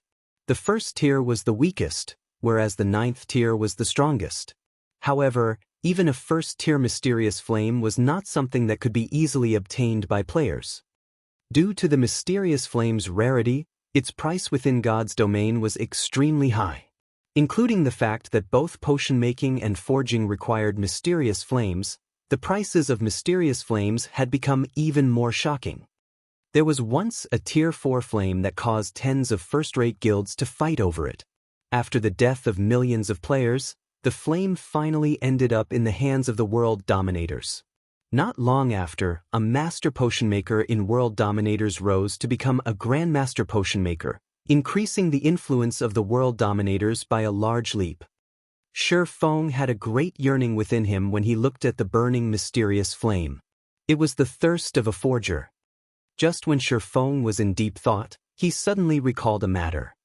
On the second month of God's domain's operation, the third-rate guild, Glorious Light, had discovered a Tier 2 mysterious flame, Ice Blue Devil Flame. The flame was found in the 100 Ghosts Forest, and its discovery induced great envy into the other guilds. At that time, there were a lot of lifestyle players who had applied to join Glorious Light, allowing the guild's power to abruptly increase and becoming the tyrant of a small city. However, there were also many guilds who gathered information in secret, wanting to obtain a mysterious flame for themselves. Naturally, Shadow was no exception to this. Shadow had discovered the location and method of obtainment of the mysterious flame from Glorious Light's inner circle. Unfortunately, such mysterious flames only appeared once, never appearing again after they were gone. This discovery caused many guilds to waste their efforts. As he was thinking about the Ice Blue Devil Flame, Shi Feng suddenly started having intentions towards this mysterious flame. If he could make it his own, it would definitely be of great help to him in the future when he started his own guild. Moreover, the flame would be of great help in pushing Shi Feng to become a true forger. However, Shi Feng still needed to hash out a proper plan to obtain the Ice Blue Devil Flame. He needed to prepare many things before he could obtain the flame. Following which, Shi Feng took out the garrison armor's forging design. Without wasting time, he immediately chose to learn it. System: you have learned how to forge the garrison armor. Afterward, Shi Feng placed all the needed materials onto the stone table. Then, he took out the immensely precious book of forging and started to forge. Shi Feng was a basic forging apprentice. His success rate for forging a level 0 common equipment did not exceed 20%, and after a successful forging, there was a 40% chance for him to obtain 1 proficiency point. If Shi Feng were to forge the garrison armor, a level 3 bronze equipment, his chance of success would not exceed 5%. Successfully forging a piece of bronze equipment would bring an additional bonus, which was a 100% chance to obtain 2 proficiency points. However, 1,000 proficiency points were needed to become an intermediate forging apprentice. Obtaining such a large amount of points required equally large funding to support it. There was no way for a lifestyle player to support such a large sum of money by themselves. The forgers in guilds all started out by forging common equipment. There was not a single guild who would allow these lifestyle players to forge bronze equipment right off the bat. To begin with, they didn't even possess a forging design for bronze equipment, and even if they did, they wouldn't carry out such an action. The success rate of a basic forging apprentice was just too low, and the materials needed were just too expensive. A single failure would cost 1 silver coin or more.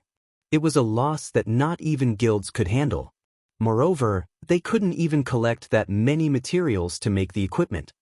However, Shi Feng did not have such worries.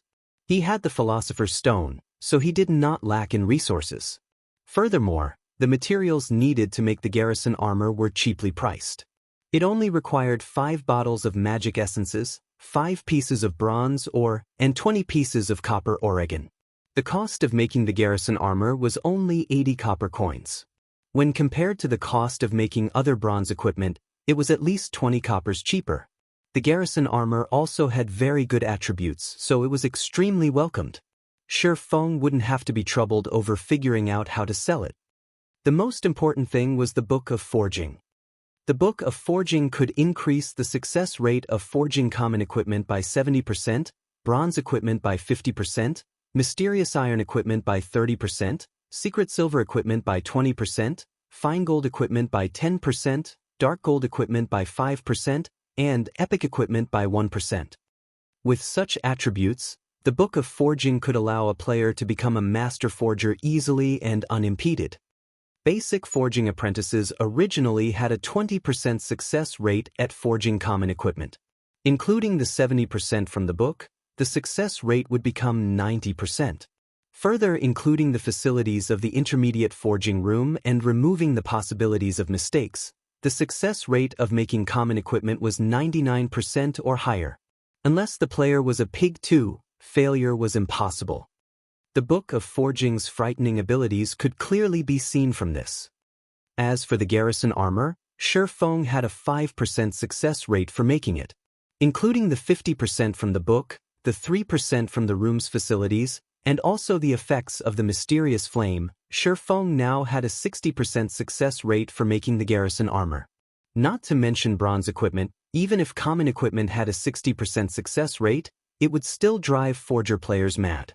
Such a high percentage for success was something unimaginable to forgers.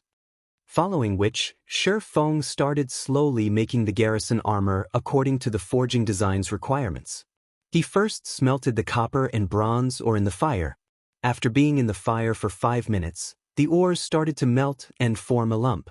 Afterward, Shi Feng added in the magic essence, letting it burn for another minute before removing the red-hot ore and placing it onto the metal felt. The ore's scorching hot temperature caused Shi Feng to sweat. However, Shi Feng did not dare be careless, as the following process was the most important part. After finishing the preparations, Shi Feng held the 100 refinement hammer and readied it to hammer the fiery ore. Dang! Sparks flew in all directions. The hammering sounds echoed throughout the wide forging room. Shi Feng struck every hit with careful precision. In his previous life, Shi Feng did not learn forging. He only learned the gathering skill. However, he still knew quite a lot about forging. After all, he had conversed with a master forger quite often, so he was knowledgeable to the degree of not making certain low-leveled mistakes. After hammering the ore over 100 times, Shi Feng felt that it was perfect. Shi Feng wiped away the sweat on his forehead, carefully selecting the crimson ore's interface and clicking the complete button. Following which, the red-hot ore started transforming. Within 5 seconds, it had transformed into a silvery gray-colored armor. On the surface, there seemed to be nothing wrong with it. However, equipment's successful forging did not just depend on its appearances, there was also its quality. Quality included the equipment's attributes and rank. Bronze equipment that was badly forged would have their ranks decreased to common, or their base attributes would not be up to standards. Hence, Shi Feng selected the information of the armor, checking whether it was a success or a failure.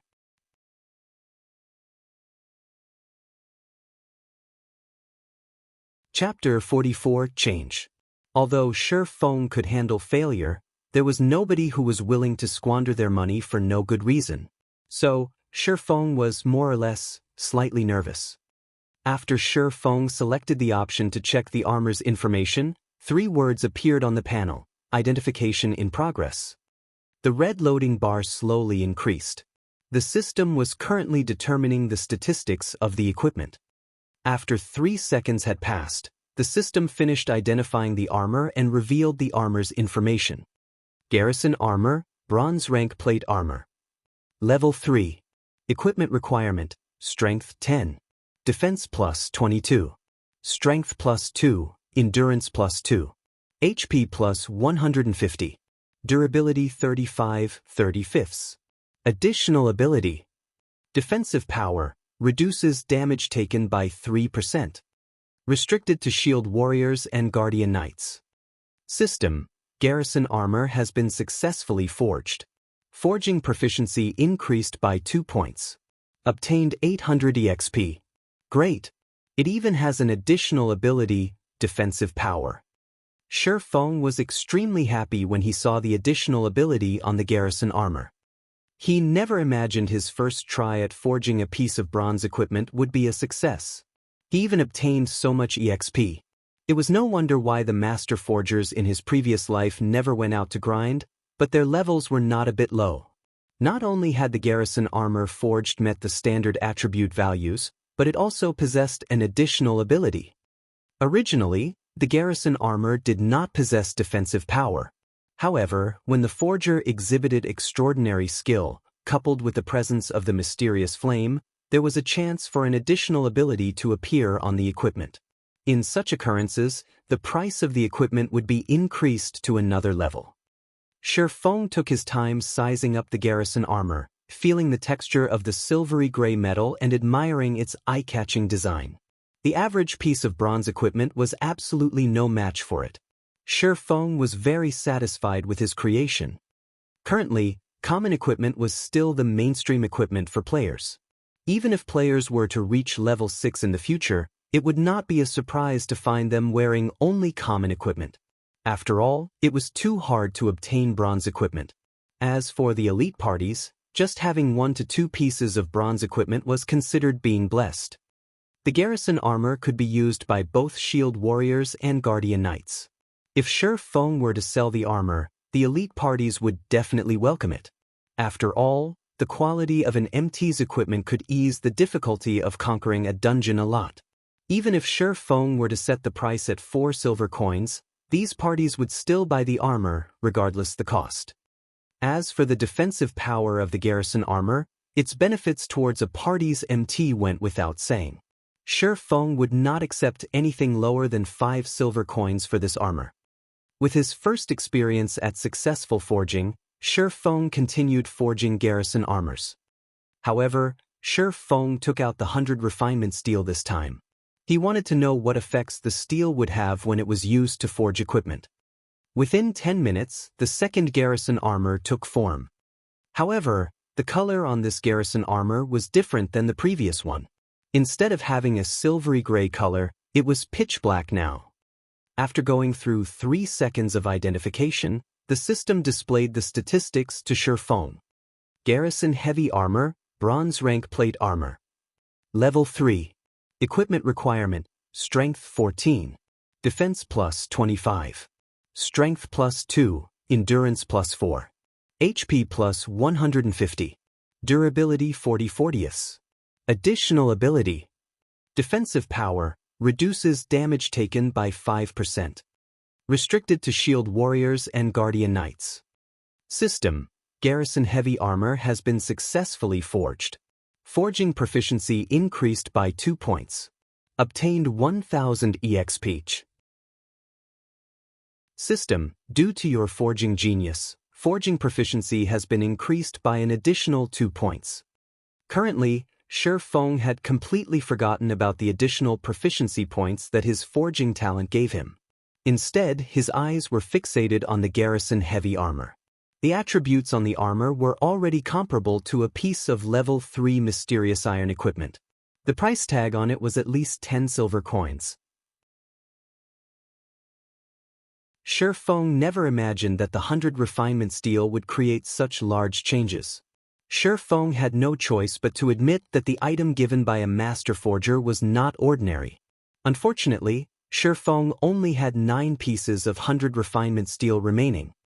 Naturally, now that Shi Feng knew the effects of the 100 refinement steel, he would not simply squander them away.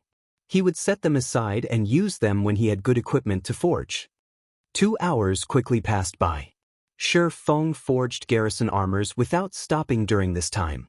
He had obtained a total of 23 pieces of garrison armor, but he also failed to forge 4 pieces. Shi Feng was very satisfied with the result. A single, successfully forged garrison armor could easily remedy the loss of the 4 failures. At the same time, Shi Feng himself had also risen to level 3. His current level was not that far from the expert players. Moreover, his forging proficiency had increased to 44 points. Such an increase was at least 4 to 5 times faster than those forgers that belonged to guilds. Following which, Shi Feng left the intermediate forging room and arrived in front of the auction house. He immediately auctioned off the 11 pieces of garrison armor that did not possess defensive power, their base prices set at 4 silver coins. As for the garrison armors and garrison heavy armor that possessed defensive power, Shi Feng placed them aside for now. He wanted to let these guilds and elite parties have a taste of the armor first. That way, the remaining garrison armors could be sold at an even better price. Afterward, Shi Feng set up a stall in the trade area, casually yelling out. Following which, many players ran over to Shi Feng, selling their stones and magic essences to him. After purchasing the materials for half an hour, Shi Feng took a look at the time. It was near nightfall in God's domain. The monsters at night became much more powerful and killing them became much more difficult. This period was not suited for leveling, and Shifeng should rest as well. Currently, he was still using the virtual gaming helmet, not the virtual gaming pod, to play God's domain. The virtual gaming pod could provide the energy and nutrients required by the player's body at any time. It could also stimulate the body's muscles, preventing the body from weakening due to playing God's domain for long periods. Shifeng's finger tapped and clicked, calling out the system interface and choosing to log off. Currently, within the cramped rented apartment, the sunlight had long since seeped through the windows and scattered throughout the room. The temperature within the room was also starting to rise. Shifeng took off the gaming helmet. He lifted up his body and stretched. After more than 10 hours of inactivity and lying on the bed, Shifeng's body was numbed throughout. He needed to move around before he could return to normal. Shifeng started doing push-ups, sit-ups, and other forms of basic training. In this extremely materialistic age, body training had already become indispensable in one's life. After tens of years of constant research, scientists have managed to obtain a huge breakthrough in strengthening the human body and prolonging its lifespan. Mankind could now retain their youth for a longer period. The breakthrough also increased the average lifespan of a person to 100 years old. At the same time, scientists had pointed out the necessity of working out the body.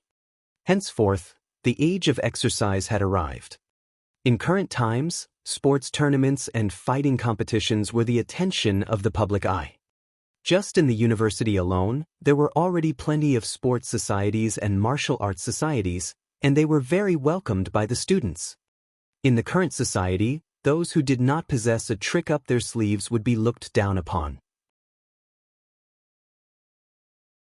On the other hand, those celebrity athletes and martial arts experts were absolutely revered. In the university, there was never a lack of beautiful women surrounding the distinguished athletes and students who often participated in mixed martial arts competitions. As for pretty boys, their time has long since faded from popularity. In his previous life, Shifeng did not pay much attention to his body. As a result, he nearly caused its destruction. By the time he wanted to train his body, he was no longer young. Even if he had trained with all his might, the effects would not be great. In this life, Shifeng would not be the same as before, naturally. He would not solely pay attention to God's domain, ignoring his body's training. After training for half an hour, Shifeng's entire body was covered with sweat. It looked as if he had just taken a shower. Just when he was about to dine on his cooked instant noodles, his phone started ringing. Shifeng looked at the contacting person. Unexpectedly, it was the usually silent female class monitor, Zhao Ruoshi. "Class monitor, what's up?" Shifeng asked after answering the call. According to Shifeng memories, aside from attending classes, Shifeng never had any contact with the female class monitor. Within the 4 years Shifeng had spent in the university, he had not spoken over 100 sentences with Zhao Ruoshi. "Shifeng, hurry over to school. I failed to notify you of this because you do not live in the male dormitories, but now I'm telling you. At 11 o'clock, there will be an important matter being announced at Teaching Block 3, Classroom 401. Shifeng looked towards the electronic clock on his table. It was already 10:30 right now. He answered, "All right, I'll go there immediately."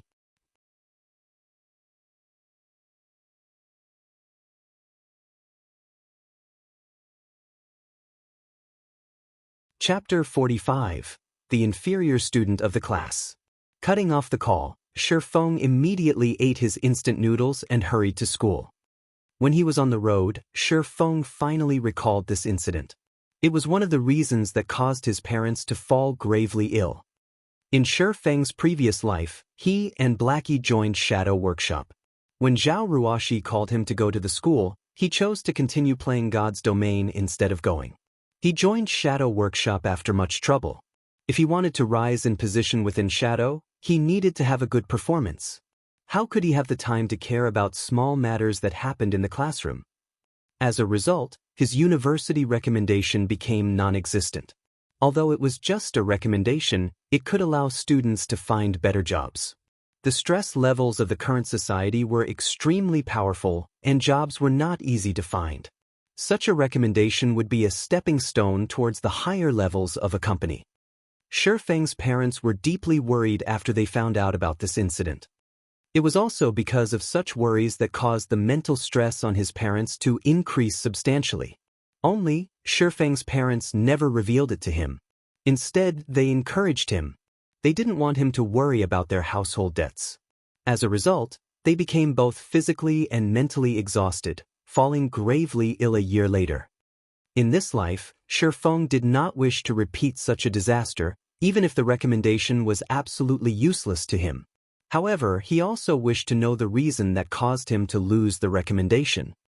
Shifeng was considered average regarding results amongst his class. There were absolutely no problems with him obtaining the recommendation. He did not have a share in it. The only reason he could think of, for such a situation, was the incident that would happen today. After walking into the university, Shifeng discovered a very interesting situation. The school was crowded. There was an abnormal number of students in the university today. Usually, there would not be that many people within the university grounds. The students would usually study in the library or gather outside to have some fun. Worst case scenario, they would just stay in their dormitories and play games. Unlike the current situation, they wouldn't normally come out for a stroll.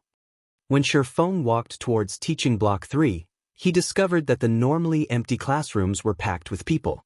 All of them were fully occupied. What is happening today? Shifeng was puzzled. The moment Shifeng entered classroom 401, he could feel the air in the room was slightly odd. His classmates all shifted their gaze towards him, their expressions filled with astonishment. Shifeng was like something that should not be there, yet had actually appeared. The male students only glanced at Shifeng. They did not pay him any attention as they continued with their conversations. Meanwhile, some of the gorgeously dressed females in the class sent Shifeng expressions of disgust. However, Shifeng had long since gotten used to such reactions. When he was about to turn around and look at them, the females immediately turned their heads away. Fellow student Shifeng, you're here. Find a place to sit. When fellow student Ling Feilong arrives, everyone in the class will be present. The female monitor, Zhao Ruoxi, had a calm expression on her face when she spoke to Shifeng as if it was all just for formality's sake. However, Shifeng could faintly feel a hint of expectation in Zhao Ruoxi's eyes when she turned around to look at him. However, that expectation was not targeted towards him, but most probably towards the Ling Feilong she spoke of. All right. Shifeng nodded his head, simply choosing a corner to sit down in. As for sitting and starting a conversation with the other male classmates, Shifeng could tell it would be impossible just by looking at their expressions. In regards to such a situation, Shifeng could only let loose a bitter smile. In his previous life, he truly has failed at being a functioning human being. However, there was nothing he could do. To save money, he never participated in any of the student gatherings or class events. He had long since become an invisible existence within the class. In the eyes of his classmates, Shifeng might be a very reclusive person. Why is this person here? The class monitor should be the one who notified him. I never thought he would actually show up. He's just an inferior student in the class. Just looking at him makes me mad. Look at how cunning his eyes are. Don't tell me he took a fancy to this young lady? Disgusting. The students in the class started a quiet discussion about Shifeng. They were very shocked at Shifeng's arrival. Usually, Shifeng would never participate in any events, but now, this person himself actually showed up. Their disgust towards Shifeng was clear in their speech. Their tones when speaking also showed how much they looked down on him. The reason for such treatment was because Shifeng was weak. He was also often bullied by students from other classes. Moreover, he was the inferior student who was always too poor to join the class outings. It was just an embarrassment to be in the same class as him. Although their voices were soft, Shifeng could still hear them clearly. It was better to say they let Shifeng hear their conversation. Learning was only secondary in everyone's eyes. The truly important thing to have was a strong body. After all, the current age was one where body training was strongly emphasized upon. However, Shifeng's weak body clearly did not fit the current age. So, naturally, he had become an outcast within the class. However, Shifeng simply laughed away at his situation. He was no longer a child, so why would he be angry over the actions of these children? Currently, his heart was only concerned about the matters regarding the recommendation. Not long after, a robust youth entered the classroom. The youth's height was an entire 9 meters. This person was Ling Feilong. According to Shifeng's memories, Ling Feilong was a person with many tricks up his sleeve. After he graduated from university, he managed to woo the princess of a large corporation. 3 years later, he became the corporation's CEO. However, due to the virtual world's influence towards the real world growing ever larger, Ling Feilong invested in God's domain as well. At that time, he looked for Shifeng, his classmate, wanting to collaborate in God's domain. At that time, Shifeng was the captain of Shadow Workshop. He was also the guild leader of the guild, Shadow. Shadow was barely considered a second-rate guild during those times. However, it still had control over a large city with a population of 500,000 people. Considering they were once classmates, Shifeng agreed to Ling Feilong's proposal. Afterward, although Shadow earned quite a lot of money from the collaboration, Ling Feilong earned even more. At the same time, Ling Feilong groomed several powerful subordinates. Then he somehow managed to gain the favor of a first-rate guild, abandoning Shadow. Everyone watched as Ling Feilong entered the classroom. The male students all stood up, displaying their respect towards him. On the other hand, the gorgeous female students from before sent meaningful gazes towards Ling Feilong. Even Zhao Ruoxi had some changes to her calm expression. Shifeng had plenty of experience with women in his previous life, so he could tell Zhao Ruoxi was somewhat interested in Ling Feilong. What kind of situation was this? Shifeng could not make heads of the current situation. It would be fine if it were just the other students, but Zhao Ruoxi was the class flower. She had a calm personality, an oval face, a graceful body, and even her family background were good. Normally, male students from other classes could be seen chasing after her. However, none of them ever entered her eyes. So, why did she take a fancy upon Ling Feilong? Was Ling Feilong fated to become a protagonist in life, a person who was loved and welcomed by all? Everyone, sit down. Like a leader, Ling Feilong naturally walked up to the lectern. He gratefully said, "Thank you for coming to congratulate me. I would not be here today were it not for all of your support. Brother Feilong, you are too humble. More than 5,000 people entered the school's fighting competition, yet you've managed to enter the top 10. You are the pride of our class. You now have the rights to enter Jinhai City's fighting competition without going through the pre-selections. This feat is not achievable by the average person. You mustn't forget about us once you've become a martial arts master in the future." "That's right, Brother Feilong. We're looking forward to you becoming the champion." The students in the class gave their congratulations one after the other. Some of the female students even thought of throwing themselves at Ling Feilong. However, Shifeng was an exception. He was truly dumbfounded. Originally, he thought a huge incident occurred, but it was just the school's fighting competition having just ended. They were only here to congratulate Ling Feilong for being able to enter the city's fighting competition. If it was before, Shifeng might have envied Ling Feilong. After all, there were just too many people who liked fighting competitions. Those who were able to participate in the city's fighting competition were much more appreciated than some big celebrity. This was due to the difficulty of entering the fighting competition. There was a strict selection system, and it was considered good to have 3 to 4 people selected out of 10,000. If these selected participants performed well, they might even get a contract to become the spokesperson for a large enterprise. With all the celebrity advertisements that would be offered, it wouldn't be difficult to amass wealth. Their futures would have boundless prospects. However, along with the rise in popularity of God's domain, People became even more addicted to fighting battles and wars in the game. After all, being able to personally experience the fight was still the best experience. The lack of danger of fighting in the game only made it even more exciting. As a result, many experts became idols of the players in God's domain.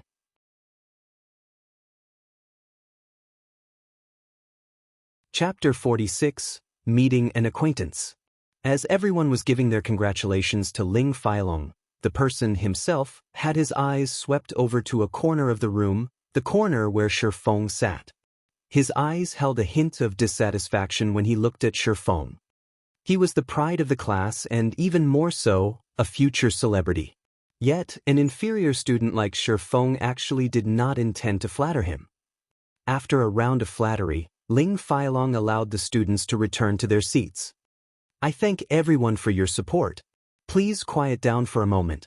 I am here today because I have a matter that I wish to discuss, Ling Feilong said.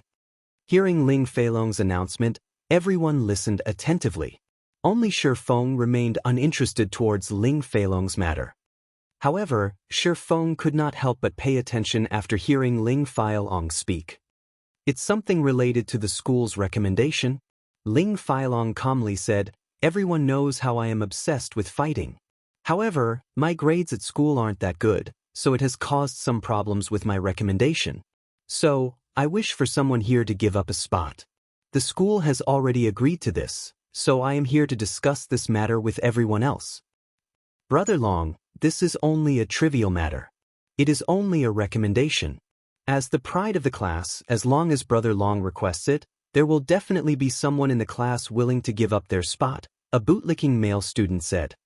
Although everyone in the class agreed to this person's words, there was nobody who willingly stood up to give away their recommendation. In the end, finding a job was just too hard. The recommendation was much more valued than a person's educational background when working inside a big company. If they were to give up their recommendation, what would they do in the future? As for the ones who had no rights to the recommendation, to begin with, naturally, it was easier to be brave standing from a safe distance. They continuously incited the others like hot-blooded madmen. Ling Feilong's expression slightly darkened when he saw nobody taking initiative. Since everyone is reacting so proactively, it won't be good if I'm the one who does the choosing. How about this, let's raise our hands and vote, Ling Feilong suggested with a smile. That's a good idea. Brother Feilong is the smartest. Then let's start voting. The hot-blooded madmen all stood up one after another, their faces holding expressions of delight at the misfortune of others. Shifeng, who sat by the wall, was suddenly enlightened after looking at this scene. So it was these bastards who stole my recommendation. A wrathful flame ignited within Shifeng's heart.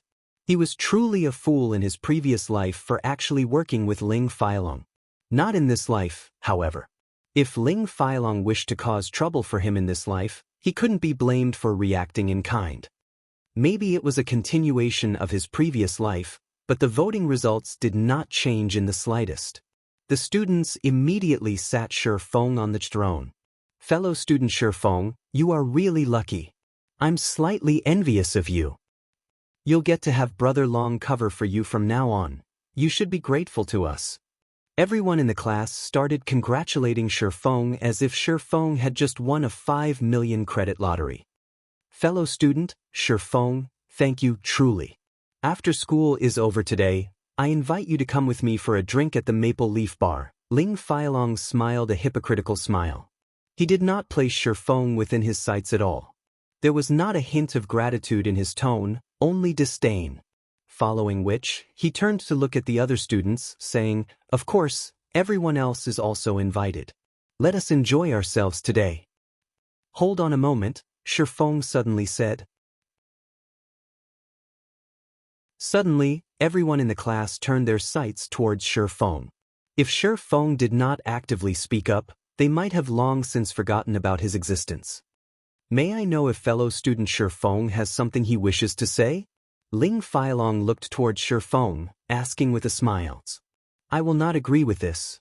So why are you getting all joyous all on your own? Shi Feng shot a glance at Ling Feilong, saying, "If any of you wish to give him your recommendation, then just give it to him. In any case, I won't be letting go of my recommendation. If there are no other matters, I'll be leaving." Suddenly, the entire classroom became dead silent. Nobody could imagine that Shi Feng, a person constantly bullied by students of other classes, actually rebelled against Ling Feilong. His current display was very abnormal. Was Shi Feng not afraid of being taken out by Ling Feilong? Ling Feilong, as well, was shocked, not because of Shi Feng's actions, however, but at Shi Feng's foolishness. Did he actually think he could protect his recommendation just because he had refused to hand it over? This was a result voted by the entire class. It would be meaningless even if Shi Feng refused. When the time came, the university would still give him the recommendation. Even though the result was unchangeable, Shi Feng still foolishly chose to stand against him. Should Shi Feng be called foolish? Or did he have a few screws loose? Just when Ling Feilong wanted to take action, an impatient voice sounded from outside the door. "Little Long, are you still not done? Brother Zhang doesn't like to be kept waiting." A tall blonde youth came in through the door. Following behind him was an alluring girl dressed in sexy and revealing clothing. The two together caused the male students to look on in envy. Shi Feng shot a glance over, discovering that it was actually an acquaintance. The tall and blonde youth was coincidentally Flaming Tiger. His real name was Zhou Yuhu, and he was a fourth-year university student, similar to Shi Feng. This person had great talent, and he managed to obtain a good result of third place in the university's fighting tournament this time around. Meanwhile, the enchanting female by Zhou Yuhu's side was also an acquaintance of Shi Feng's. Her name was Qin Shuyu, and she was Shi Feng's classmate during high school. She was also the flower of the class at the time. Shi Feng was truly blind during those times. Young and dumb, he was actually enchanted by Qin Shuyu, even to the point of confessing his love to her. Naturally, the result was rejection. After entering university, Qin Shuyu had become Zhou Yuhu's girlfriend. Qin Shuyu even mentioned to Zhou Yuhu the matter of Shi Feng's confession. As a result, Shi Feng was often taken care of by students from other classes. After Shi Feng joined Shadow, he was often sent to carry out senseless tasks, stunting his growth in God's domain. "Brother Hu, why have you come here?" "I'll immediately go after I'm done settling my business here." When Ling Feilong saw the person who had arrived, he respectfully went up to welcome him with a smiling face. "How much longer do you need?" "I don't have that much time to waste," Zhou Yuhu wrinkled his brows, impatiently saying. He was parted from his duties as team leader today all because of that Yi Feng character, and he had only recently risen to level 2. Afterward, he was even given a scolding by Brother Zhang. These occurrences caused him to become greatly irritated deep within his heart. 2 to 3 minutes should be enough. Ling Feilong replied. He felt teaching Shi Feng the ways to be a proper person should not be a big problem. "Good, then hurry up," Zhou Yuhu demanded. Currently, Qin Shuyu's eyes unintentionally landed on Shi Feng. Her expression was suddenly turning sour. She had no good impressions of Shi Feng. He had neither money nor power. There was not the slightest feeling of safety or strength coming from him. When compared with Zhou Yuhu, the difference between the two was hundreds and thousands of miles apart. Shi Feng even confessed to her without knowing his own worth. It was just an insult to her person, and as a result, she was often made fun of by the other girls. Seeing the disgust on Qin Shuyu's face, Zhou Yuhu hooked up her chin with his robust hand, teasingly saying, "Baby, I'll take care of him for you immediately, lest he shows up in front of you again." Qin Shuyu faintly smiled as she nodded, not having any intention of stopping Zhou Yuhu. "Hey brat, come over here," Zhou Yuhu pointed his finger at Shi Feng, loudly roaring. Everyone was shocked at seeing Zhou Yuhu's imposing manner. Who was Zhou Yuhu? He was ranked 3rd in the school's fighting tournament. He was much more powerful when compared to the 9th-ranked Ling Feilong. A single hit from him was enough to send a person to the hospital for half a month. Ling Feilong naturally understood what was happening before him. Zhou Yuhu was irritated by Shi Feng and wished to take care of him. Originally, he too wanted to teach Shifeng a lesson and let the entire class know of his prowess. If he were to take care of Shifeng right now, not only would he be helping himself, but he would also be able to sell a favor to Zhou Yuhu. He would be killing two birds with one stone. Hence, Ling Feilong stepped forward and volunteered. Brother Hu, no need for you to personally take action. Originally, I already wanted to teach this kid a lesson. Give me 30 seconds. Little long, so the matter you had to deal with before was this? Zhou Yuhu looked towards Shifeng in disdain. He licked his lips, saying with a cold smile, better to let me. I also wish to loosen my bones a little. Saying this, Zhou Yuhu walked towards Shifeng with a cold smile.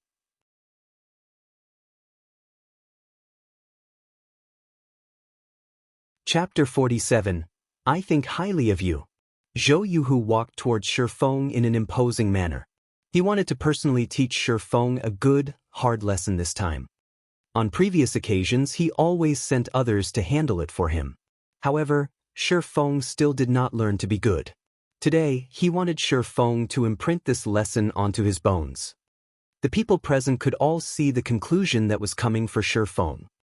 In a society where the entire population underwent body training, fights between students were all too common. Even minor injuries were very common. As long as it didn't go overboard, it would not cause an incident. However, looking at Zhou Yuhu's current attitude, Shifeng would be staying in the hospital for at least a month. At that time, Shifeng would be wearing a cast while receiving his graduation certificate on the stage. Hold it, Zhou Yuhu. This is our class. On what basis does an outsider like you have to come and bully someone from our class? Zhao Ruoxi's delicate body suddenly blocked Shifeng. She was not the slightest bit threatened by Zhou Yuhu's imposing aura as she berated him. Zhou Ruoxi's actions unquestionably left everyone else in shock. They never imagined that the normally gentle and graceful Zhao Ruoxi would stand up for an inferior student. She was even challenging Zhou Yuhu. She had such a strong heart to be so brave. Ruoxi, don't stir up trouble. Brother Hu only wishes to give Shifeng some pointers. This should be Shifeng's good fortune. Shifeng is always being bullied by others, but with Brother Hu's pointers, he might have some growth and learn to be a proper person, Ling Feilong explained with a smile. Due to Zhao Ruoxi's above-average appearance and attractive curves, he long since treated her as his personal property. Never would he have imagined that she would stand up for Shifeng. Suddenly, the rage towards Shifeng burned even greater in his heart. However, it would not be good for him to reveal that rage, so he simply tugged at Zhao Ruoxi's delicate hand. He wanted to pull her away, stopping her from being a hindrance. Fellow student Ling Feilong, as the pride of the class, are you just going to watch as one of our classmates being bullied? Zhao Ruoxi shook off Ling Feilong's hand, looking at him and asking angrily. She originally thought Ling Feilong was in possession of a good personality. He also performed exceptionally in the fighting competition. So, she thought he was a good prospect.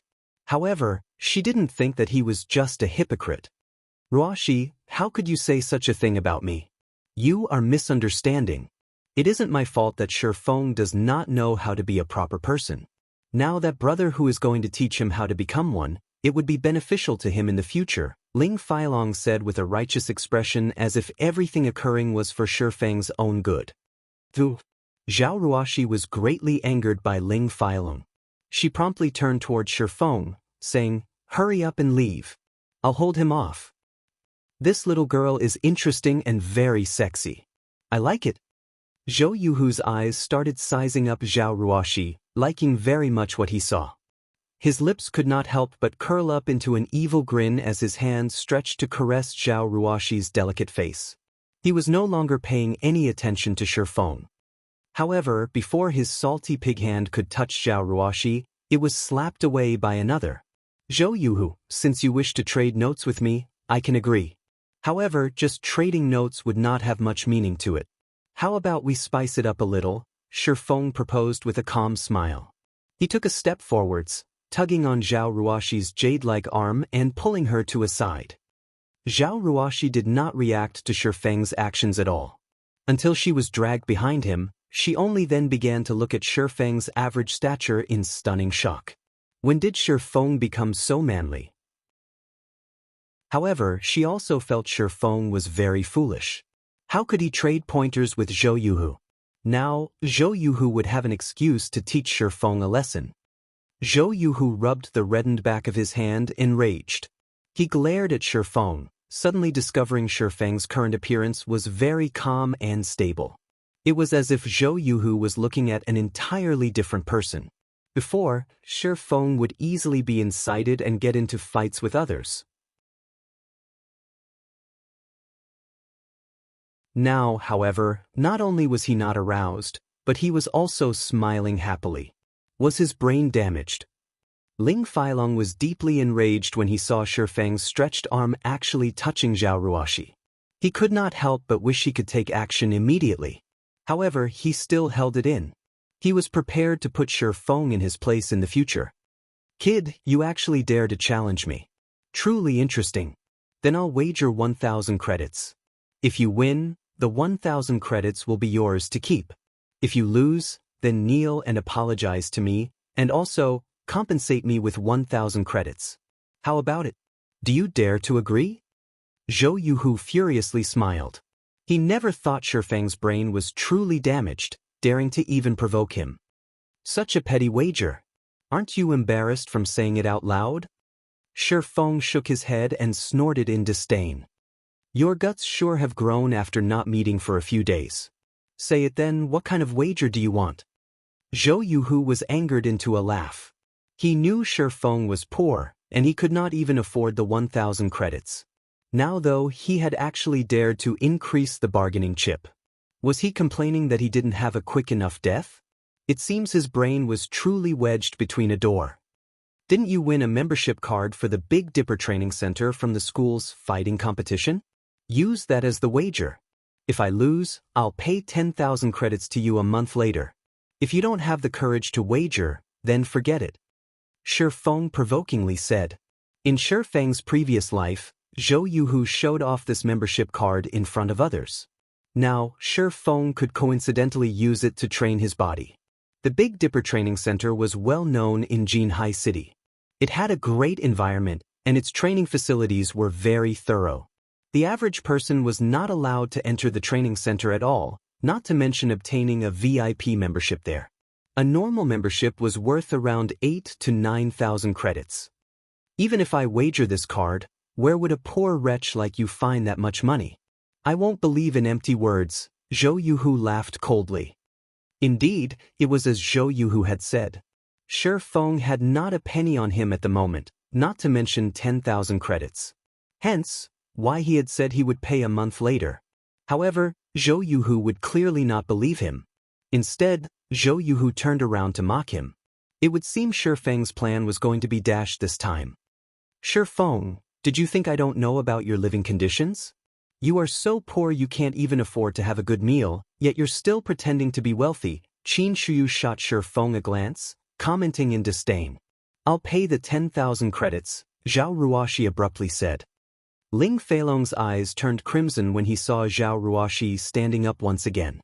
He couldn't help but wish he could get rid of Shi Feng right this instant. Shi Feng was also shocked.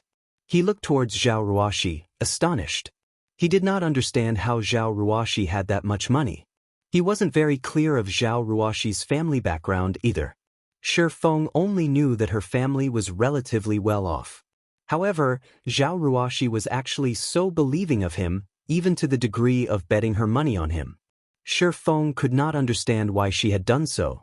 To begin with, the relationship between the two of them wasn't that great. Zhao Ruoxi looked at Shi Feng. She knew the reason for Shi Feng's astonishment.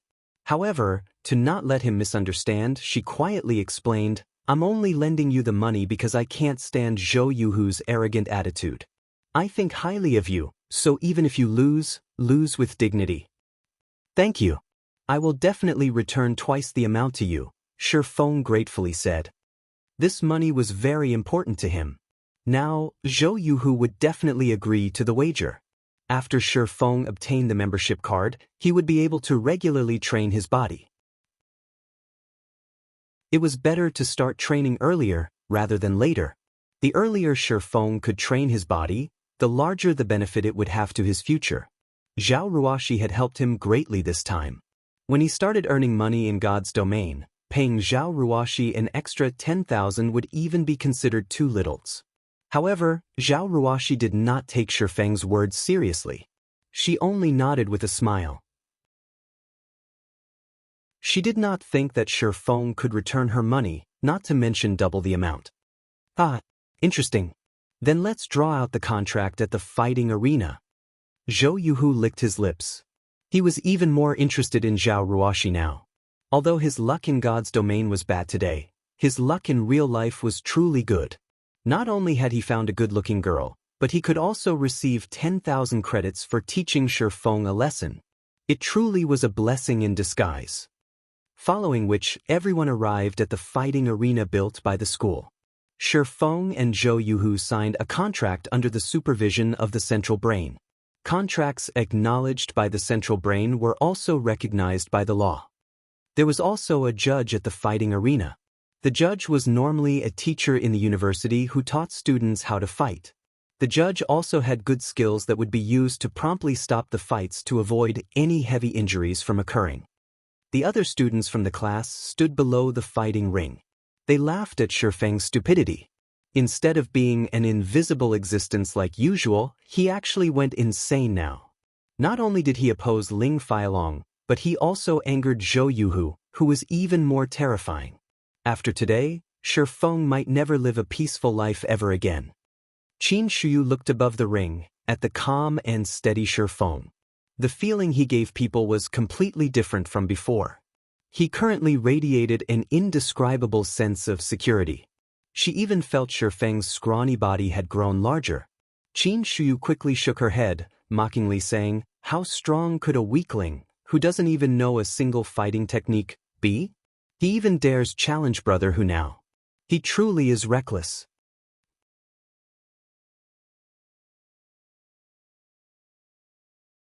Chapter 48, An Unequaled Fight.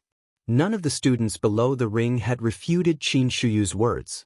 Instead, they felt her words made sense.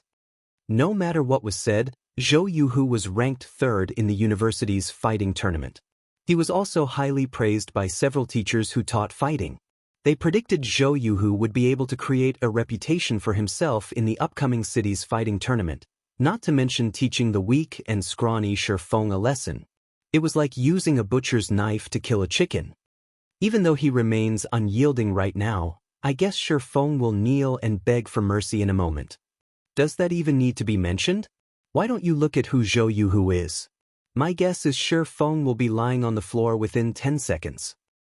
The male students in the class started to laugh as they discussed Shifeng's end. What is wrong with you people? Is this how you treat a classmate of yours? Zhao Ruoxi asked, looking at her classmates with a furious expression.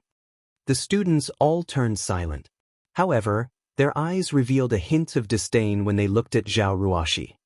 One of the gorgeously dressed girls in the class curled her lips in disdain, softly saying, "You just have somewhat good looks.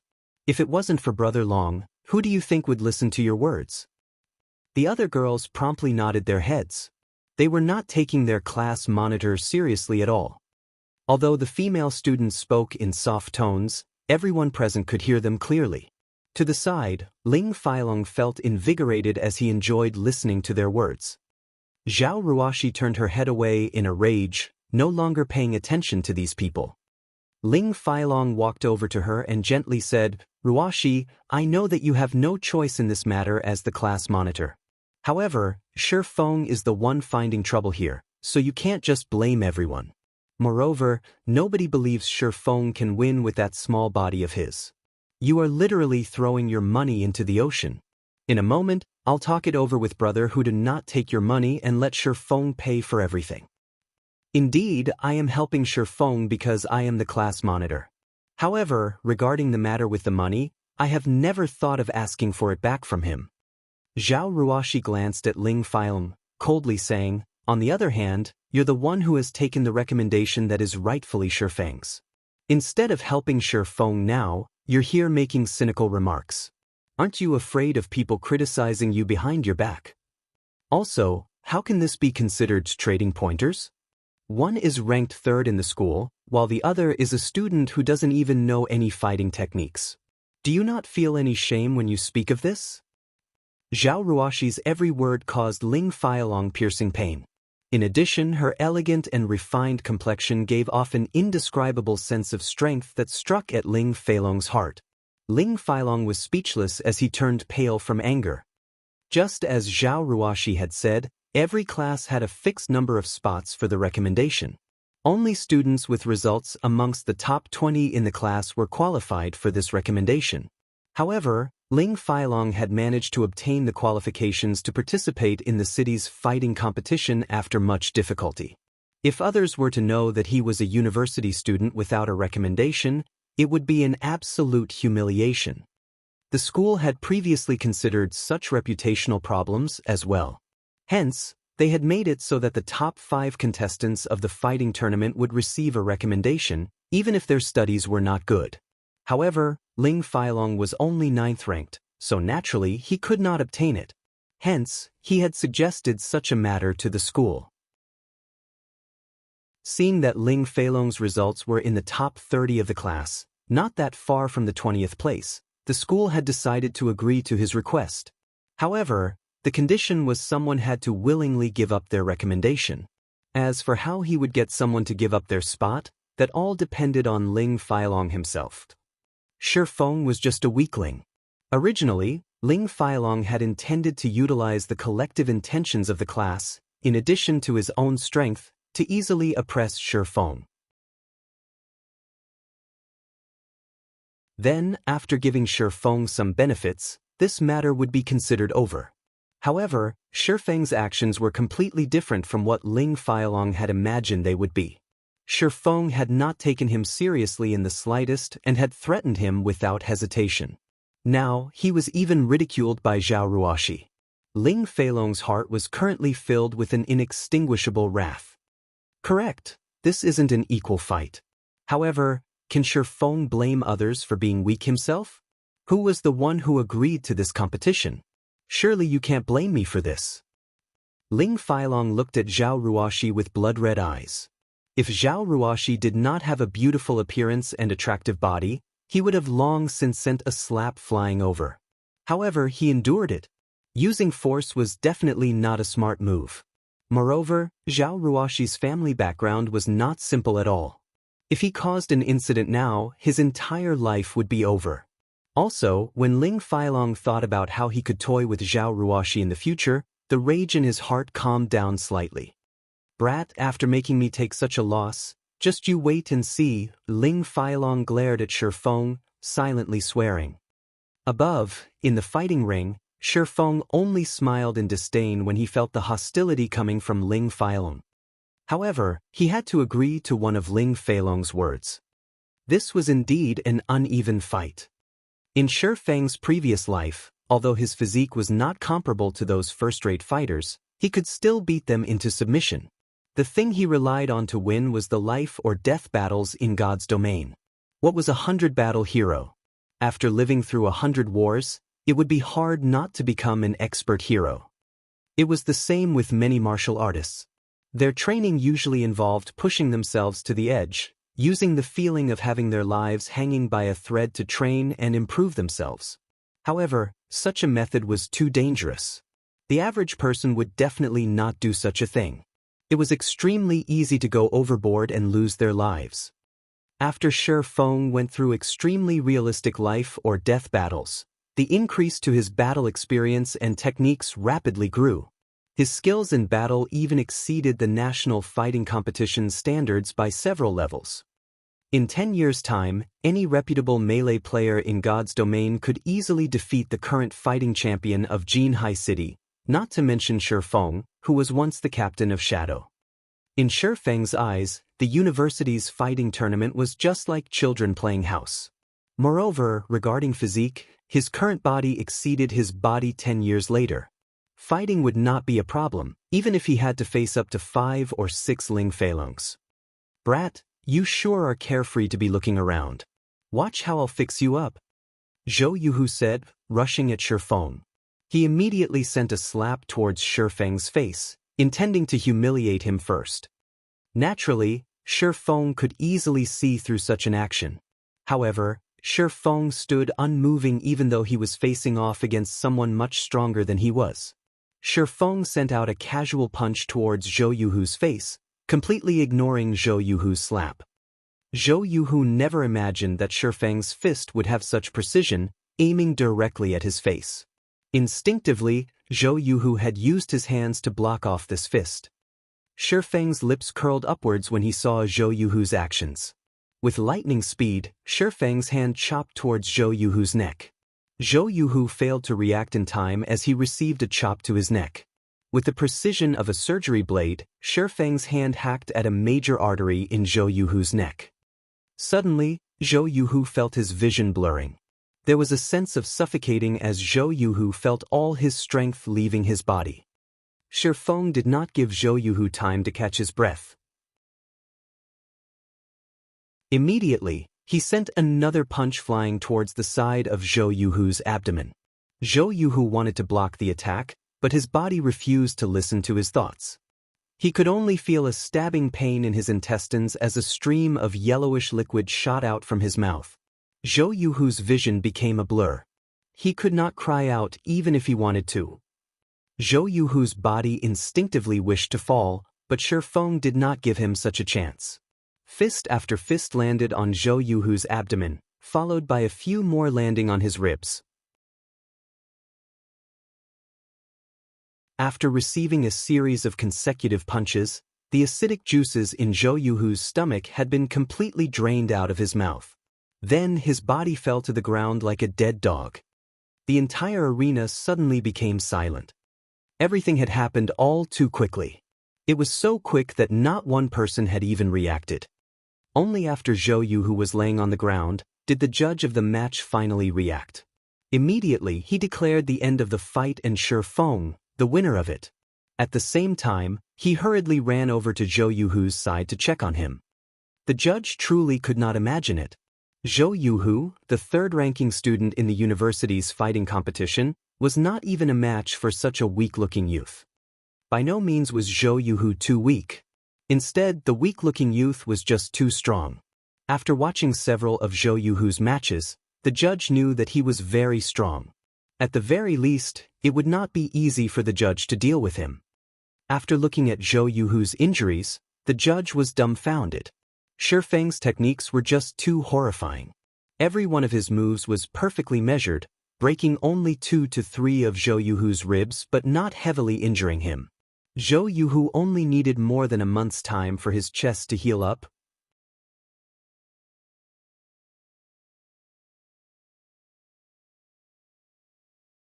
Chapter 49, A New Light. Seeing Zhou Yuhu unmoving on the ground, it was clear he had lost consciousness. The teacher then reported that Zhou Yuhu had no major injuries, and he would wake up in a moment. However, his injuries still needed to be tended to. Also, he had to rest for more than a month. As for the city's fighting competition that would be held in 3 weeks, Zhou Yuhu could forget about joining.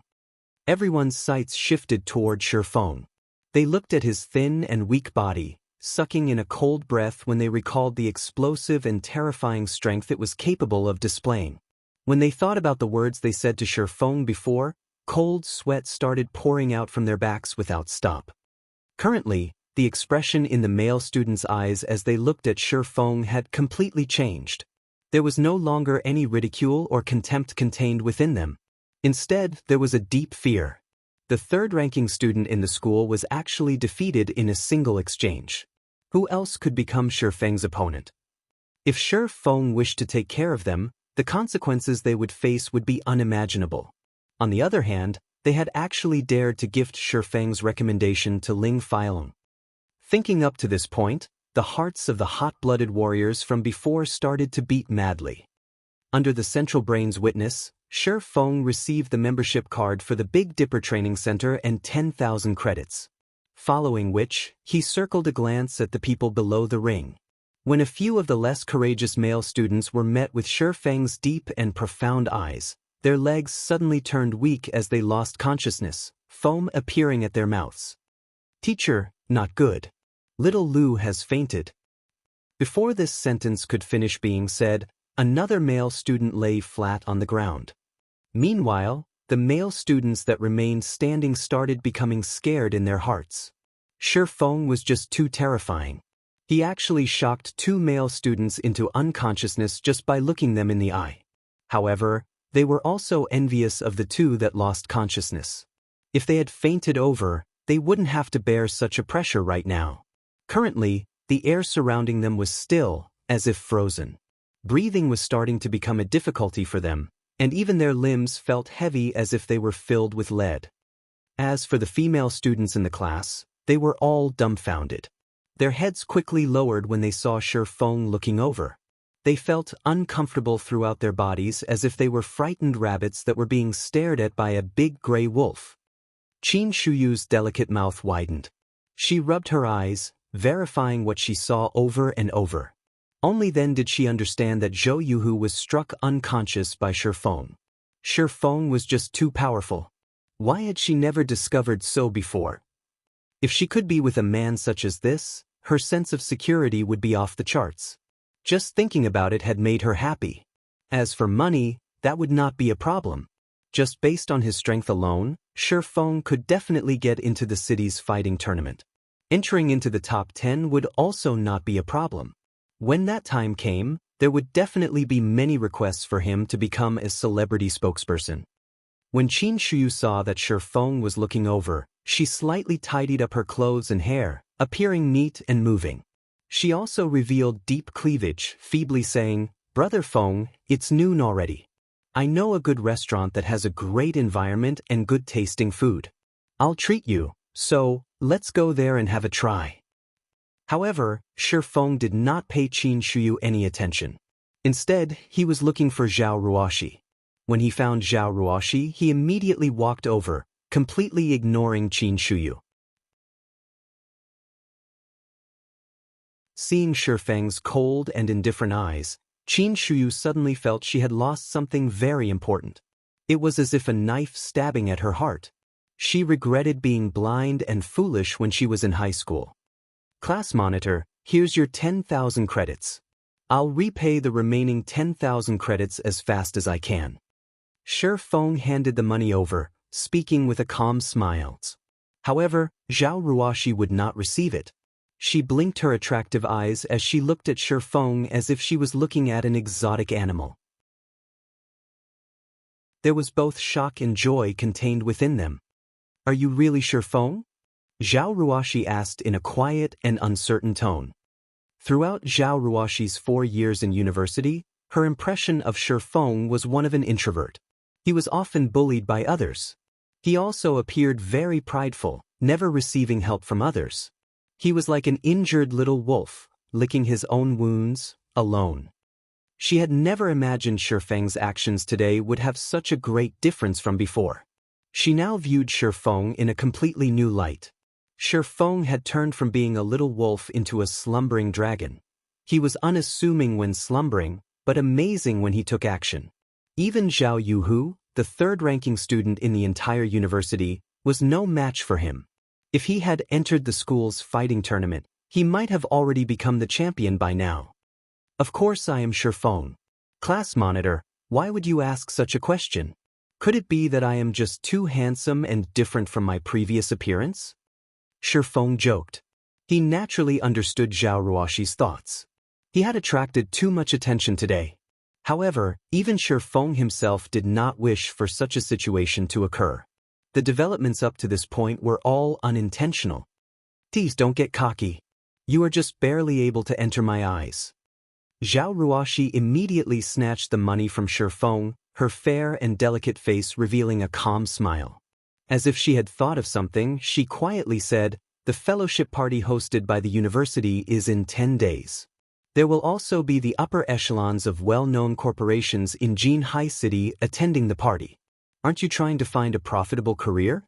This is a good chance, so you should consider attending." The moment Zhao Ruoshi finished speaking, she thought of Shi Feng's financial situation. He definitely did not have the money to attend the party. Hence, she quietly said, "As for the fee required to participate in the fellowship party, I can pay it for you." Shi Feng gave Zhao Ruoshi's words some thought. The fellowship party hosted by Jinhai University annually was a big event, and that person might even participate in this party. Hence, Shi Feng nodded his head in agreement, saying, "Thank you, class monitor. I'll go. As for the participation fee, I'll pay that myself." Zhao Ruoxi was slightly glad when she heard Shi Feng agreeing to go.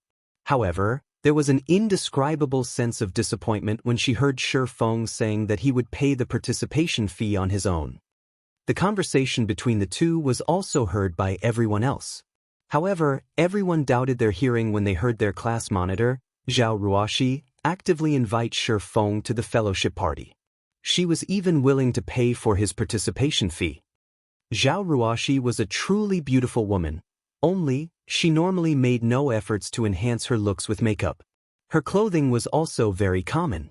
However, it was still unable to mask her elegant and refined face and exquisite body. As long as she dressed herself up somewhat, even the school's top beauty might not be her match. Hence, there were quite a few rich and influential men who tried pursuing Zhao Ruoxi. However, every one of them was rejected. Ling Feilong was the only one who had managed to shorten the distance between them after much difficulty. However, it was only to the degree of getting Zhao Ruoxi to treat him somewhat better. Zhao Ruoxi's pridefulness was clear to behold.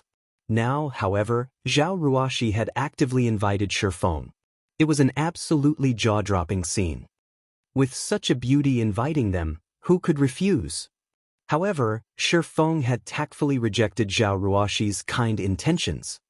By the side, the wrathful flame in Ling Feilong's heart burned madly as he listened in on the two's conversation. Shi Feng, one must properly know one's own worth. There will be many great figures of Jinhai City attending the fellowship party. Just based on the clothes you are wearing, the security might even chase you away. At that time, you'll embarrass everyone in our class, Ling Feilong mockingly says. You don't have to worry about this point, fellow student Ling Feilong. Shi Feng turned to look at Ling Feilong. He pointed towards the ring, a cold glint flashing past his eyes as he coldly said, "On the contrary, didn't you say you wanted to teach me how to become a proper person before?" This place is the fighting arena, so why don't we exchange some pointers? Teach me how to become a proper person. Shi Feng. Don't get ahead of yourself. I am only following the suggestion of the entire class, Ling Feilong stuttered as he looked at Shi Feng with hesitant eyes. He suddenly felt chills throughout his body, inadvertently retreating a step back. Having him exchange pointers with Shi Feng was just digging his own grave. For those who have never participated in a fighting competition, they would not be able to know the true meaning and horror of the exchange between Shi Feng and Zhou Yuhu. Zhou Yuhu was very powerful, and even Ling Feilong himself knew he was definitely not a match to Zhou Yuhu. However, Zhou Yuhu was still dispatched by Shi Feng within a moment. This fight could not even be considered a proper fight. It was just a one-sided play. The suggestion of the entire class? Shi Feng swept a glance towards his classmates standing to the side, coldly saying, "What were your suggestions?" Naturally, everyone would not stand on Ling Feilong's side. Even an idiot could tell how afraid Ling Feilong was of Shi Feng. "Fine, I admit defeat. It was I who was blind. You tell me what's to be done." Ling Feilong looked above the ring at the unconscious Zhou Yuhu, gritting his teeth while saying, if he were to come into conflict with Shi Feng right now, he would not have any chance of resisting. He also did not believe that Shi Feng would show mercy. If he had continued offending Shi Feng, he would definitely be laying on a hospital bed for at least a month. When that time came, he would not be able to even participate in the city's fighting tournament, and such a loss was not something he was willing to bear. The 5,000 credits voucher for the Big Dipper Training Center awarded by the school, Shi Feng demanded. The Big Dipper had the best nutritionist in Jinhai City. With this voucher, Shi Feng could replenish the nutrients required by his body and quickly improve his physique. Ling Feilong was extremely unwilling to give away the Big Dipper voucher. This was an item that could not be bought outside, even with 10,000 credits. After receiving the voucher, Shi Feng left the fighting arena. Shi Feng started training his body immediately after returning to his rented apartment. After tiring himself out, he looked for information related to God's domain and Jin Hai City on the internet. He was making ample preparations for his future development plan. It was especially true for the fellowship party this time around. He had to prepare sufficient information before the fellowship started. Otherwise, it would be too hard to carry out his plan. When noon came, Shi Feng ate his lunch and lay on the bed. He wore his virtual gaming helmet, starting his second day in God's domain.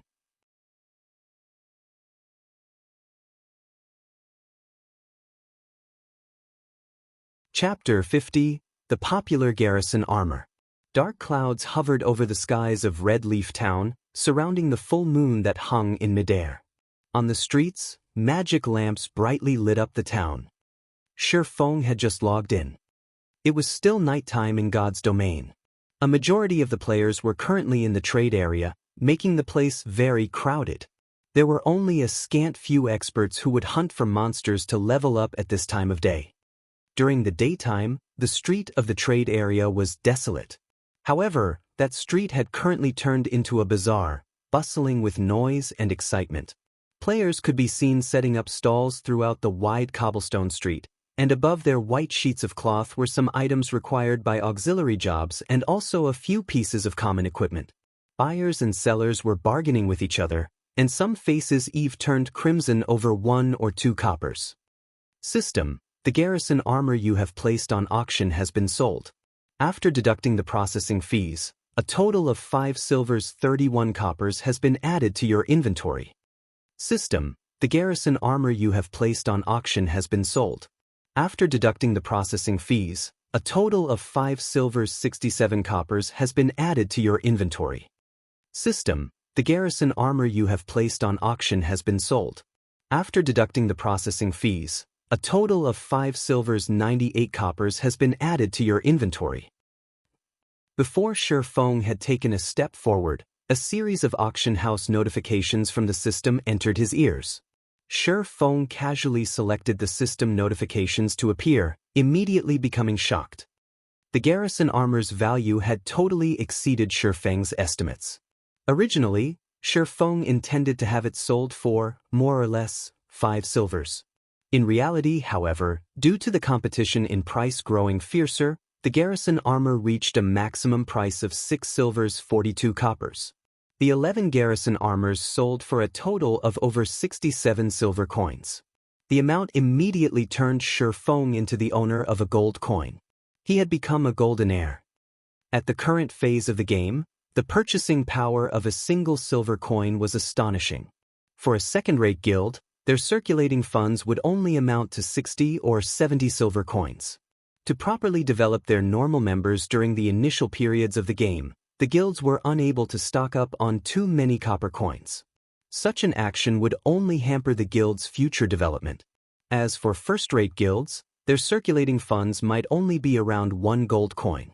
However, these funds would seem insignificant when it was used on tens or hundreds of people. Now, Shi Feng was a true tycoon.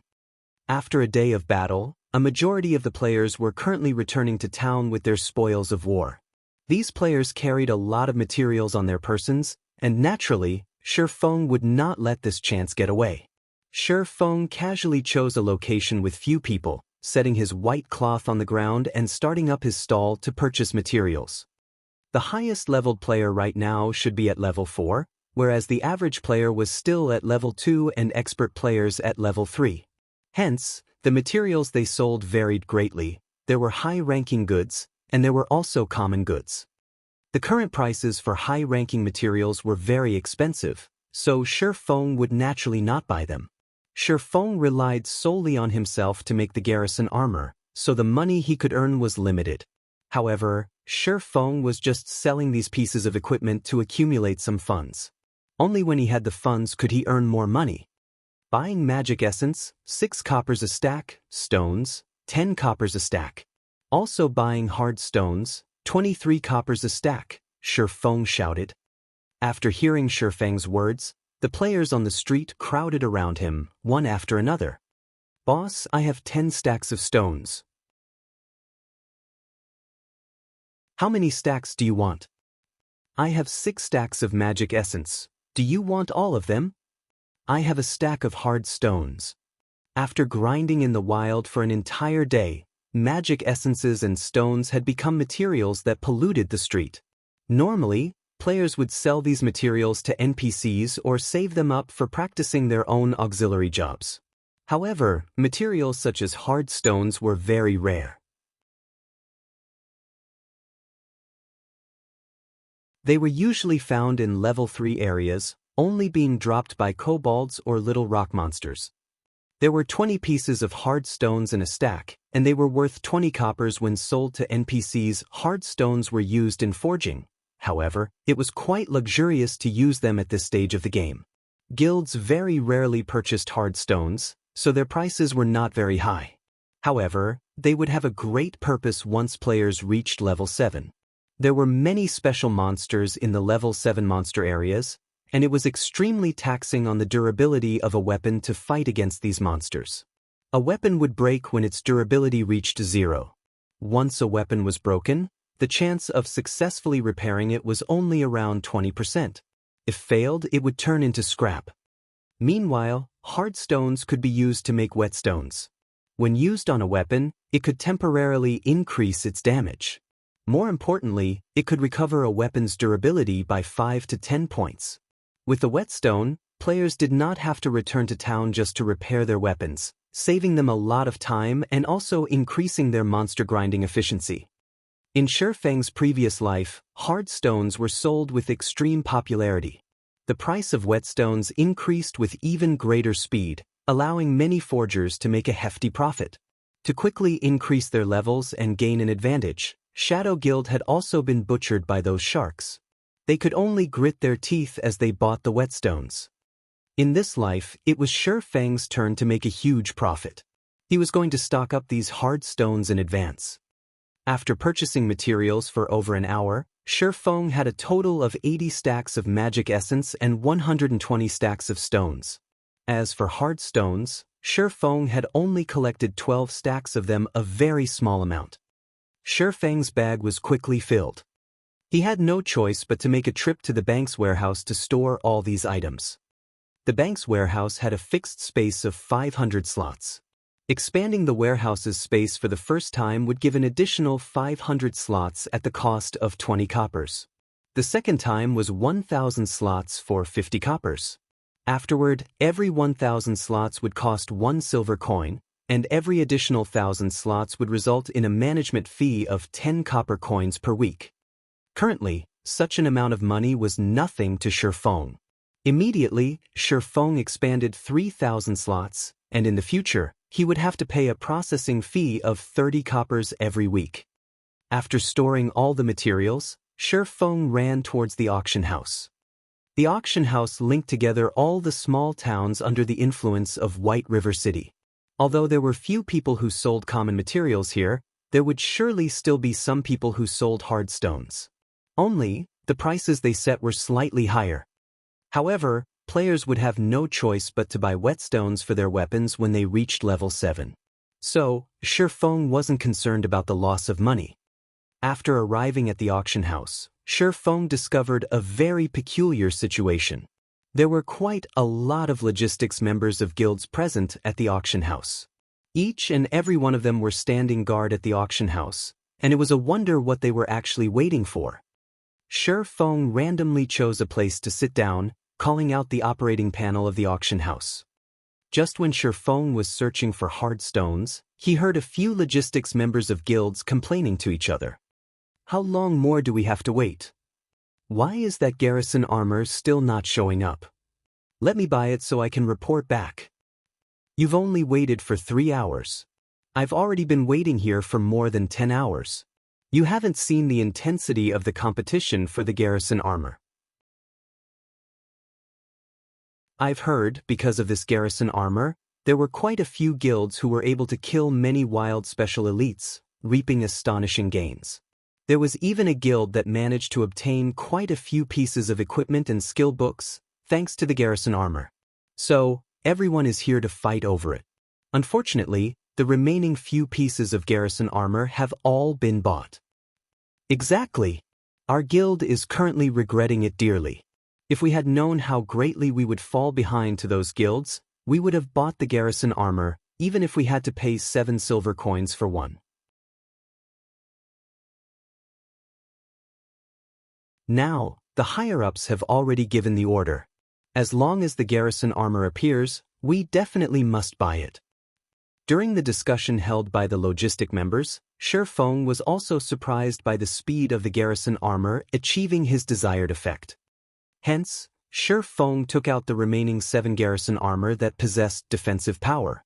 He stealthily placed them on auction, setting the base price for each piece at 8 silver coins, 2 silver coins higher than his original estimation. However, these guilds should be able to accept such a price. As for the best garrison heavy armor, Shifeng would only sell it after a period of time has passed. He would first let these guilds slowly digest the current garrison armor. After placing the equipment on auction, Shifeng started searching for hard stones. Shifeng wondered if there were many players who had auctioned them off.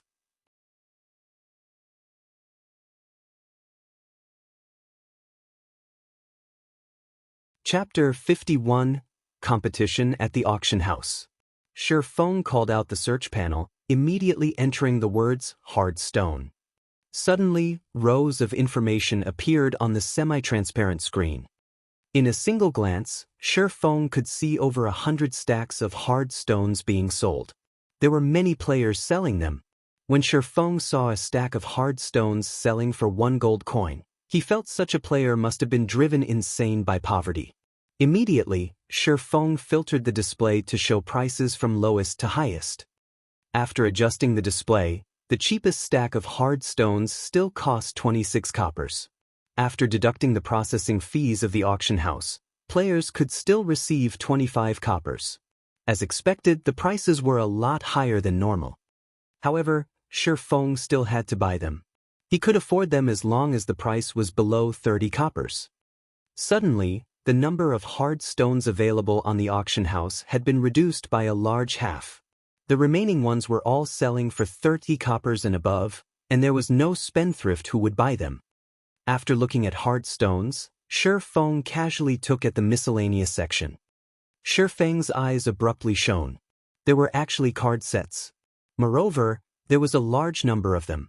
There was some chance for monsters to drop these card sets. However, the drop rate for it was extremely low. There was not even a 10,000 to 1 chance for one to drop. Monsters below level 10 were able to drop 12 card sets, and they were divided into 2 ranks, Bronze rank and Mysterious Iron rank. Warriors had Steel, Crusaders, and Insanity. Weapon specialists had Chaos, Vengeance, and Hurricane. Healers had Divine, Nature, and Noble. Mages had Element, Fool, and Demon. These 12 card sets each represented the 12 different jobs. Every set had 9 cards in them, and each card had a number behind them. As long as a player could gather a complete set, they could exchange it for a piece of set equipment for the respective job. Back in those days, a majority of the players did not know what these card sets were for. Moreover, there was no introduction for these card sets.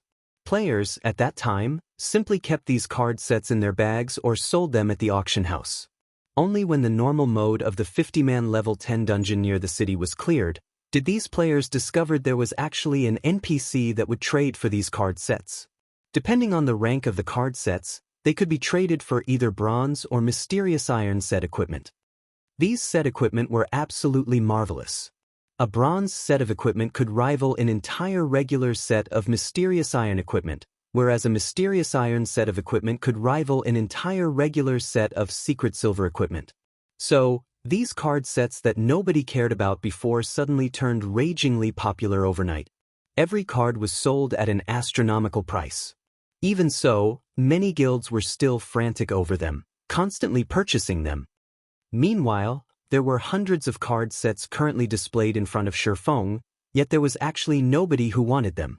Each card was being sold at no more than 5 coppers, and even the maximum was 7 coppers. Shifeng bought them clean without hesitation. Shifeng did not think much of the cost. What's more, they would not increase in value even if he had left them in his bag. Using the money to grow money, now that was the way of the king. After Shi Feng was finished with collecting hard stones and card sets, he was left with no more than 14 silver coins. Following which, Shi Feng searched for skill books through the search panel. To determine a player's strength in God's domain, other than looking at their equipment, the number of skills they had learned was another factor. If a player possessed many skills, they could have a large variety of attack patterns to use in battle. An expert swordsman could usually utilize more than 20 skills in battle, whereas first-rate experts could use more than 40 skills in battle. As for the top-tier experts, they did not need to be mentioned. Shi Feng was a first-rate expert, yet he possessed less than 10 skills. His condition was truly pathetic. However, there were very few skill books currently being sold. Under normal circumstances, players would usually use skill books on themselves or trade them for a skill they were able to use. Shi Feng went through more than 10 pages in one go. As long as he saw a skill usable by swordsmen, he immediately bought them.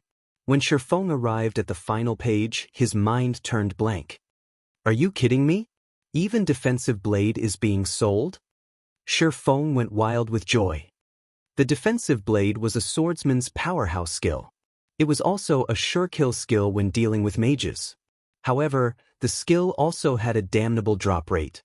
Even in his previous life, Shi Feng only managed to get his hands on the skill after he was well over level 40. Shi Feng truly did not imagine he would be able to see it now. Although the selling price was slightly high, 6 silvers was still acceptable to Shi Feng. Shi Feng immediately placed a bid of 7 silver coins, not wanting to waste too much time. Very quickly, Shi Feng bought the skill for 7 silver coins. With the current purchasing power of 7 silver coins, Shi Feng could buy 5 to 6 basic skill books. However, Shi Feng spent them all on defensive blade without batting an eyelid. In addition to buying the rare skill, defensive blade, Shi Feng also purchased 3 common skills: Observing Eyes, Windwalk, and Earth Splitter. On another note, while Shi Feng was joyous over his purchase, the situation at the auction house started turning frantic. The logistic members of the various guilds were all crimson to their ears, their rage soaring to the skies. Crap, 9 silver coins still isn't enough to get this equipment? Which rich guild is it that paid 10 silver coins? You animals, why don't you take a look at my side? Someone's already bid 10 silvers and 65 coppers. These people are absolutely insane. I've only brought 10 silver coins with me. What should I do now that I can't complete my task? Abominable. They're hiding their names and placing only these few pieces of equipment on auction. How can I even snatch one? These people were the logistics members of unrated guilds. They were on the brink of insanity when they saw the larger guilds bid, each higher than the other. The most abominable person, however, was the creator of the equipment. Every time, this person only auctioned a few pieces of equipment. Previously, the competition over the equipment was already sufficiently intense. However, the garrison armor being auctioned right now had even better attributes, and their numbers were even less. The money they brought along to bid was absolutely insufficient, so how were they going to fight for the equipment? It can't be, right? Are there that many tycoons? Someone actually bid 11 silvers. Shi Feng's joy reached the tips of his brows when he looked at how the garrison armor's price continuously increased. Within moments, the money he spent before had all been recovered, to the extent that it was more than before. Suddenly, Shi Feng thought of the defensive blade. The average player definitely had no chance of obtaining such a rare skill for swordsmen, whereas guilds would not sell it, even if they obtained it. The skill must have been sold by a certain guild to collect funds to buy the garrison armor. It's just that their actions once again benefited Shi Feng. Within moments, all 7 garrison armors had their prices increased past 11 silvers. Such a price shocked even Shi Feng himself. Where did so many powerful guilds suddenly come from? With the financial resources of such guilds, they ought to not spend that much money on a piece of bronze equipment.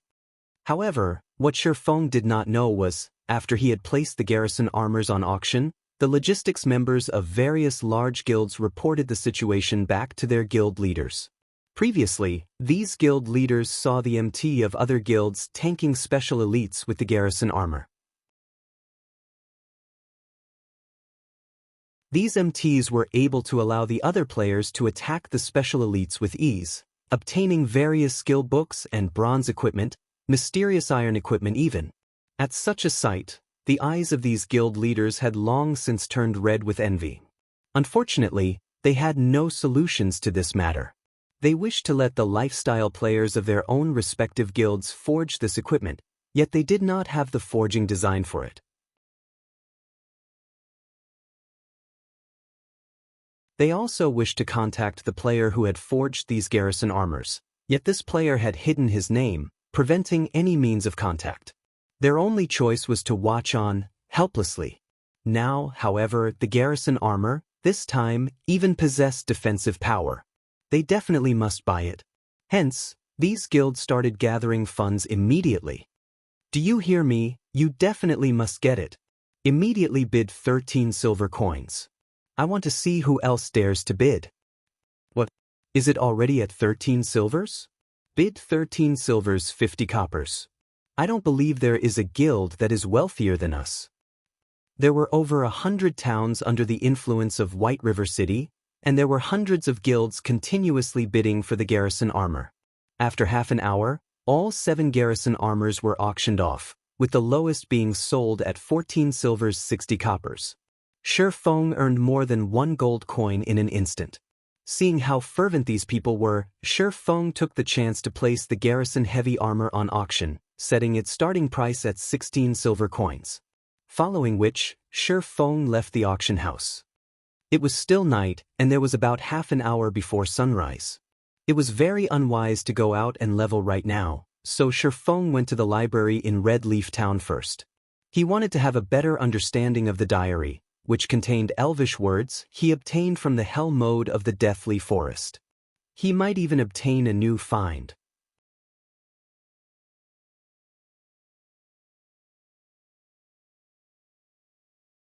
Chapter 52, Holy Sister. The journey to Red Leaf Town's library was very dangerous.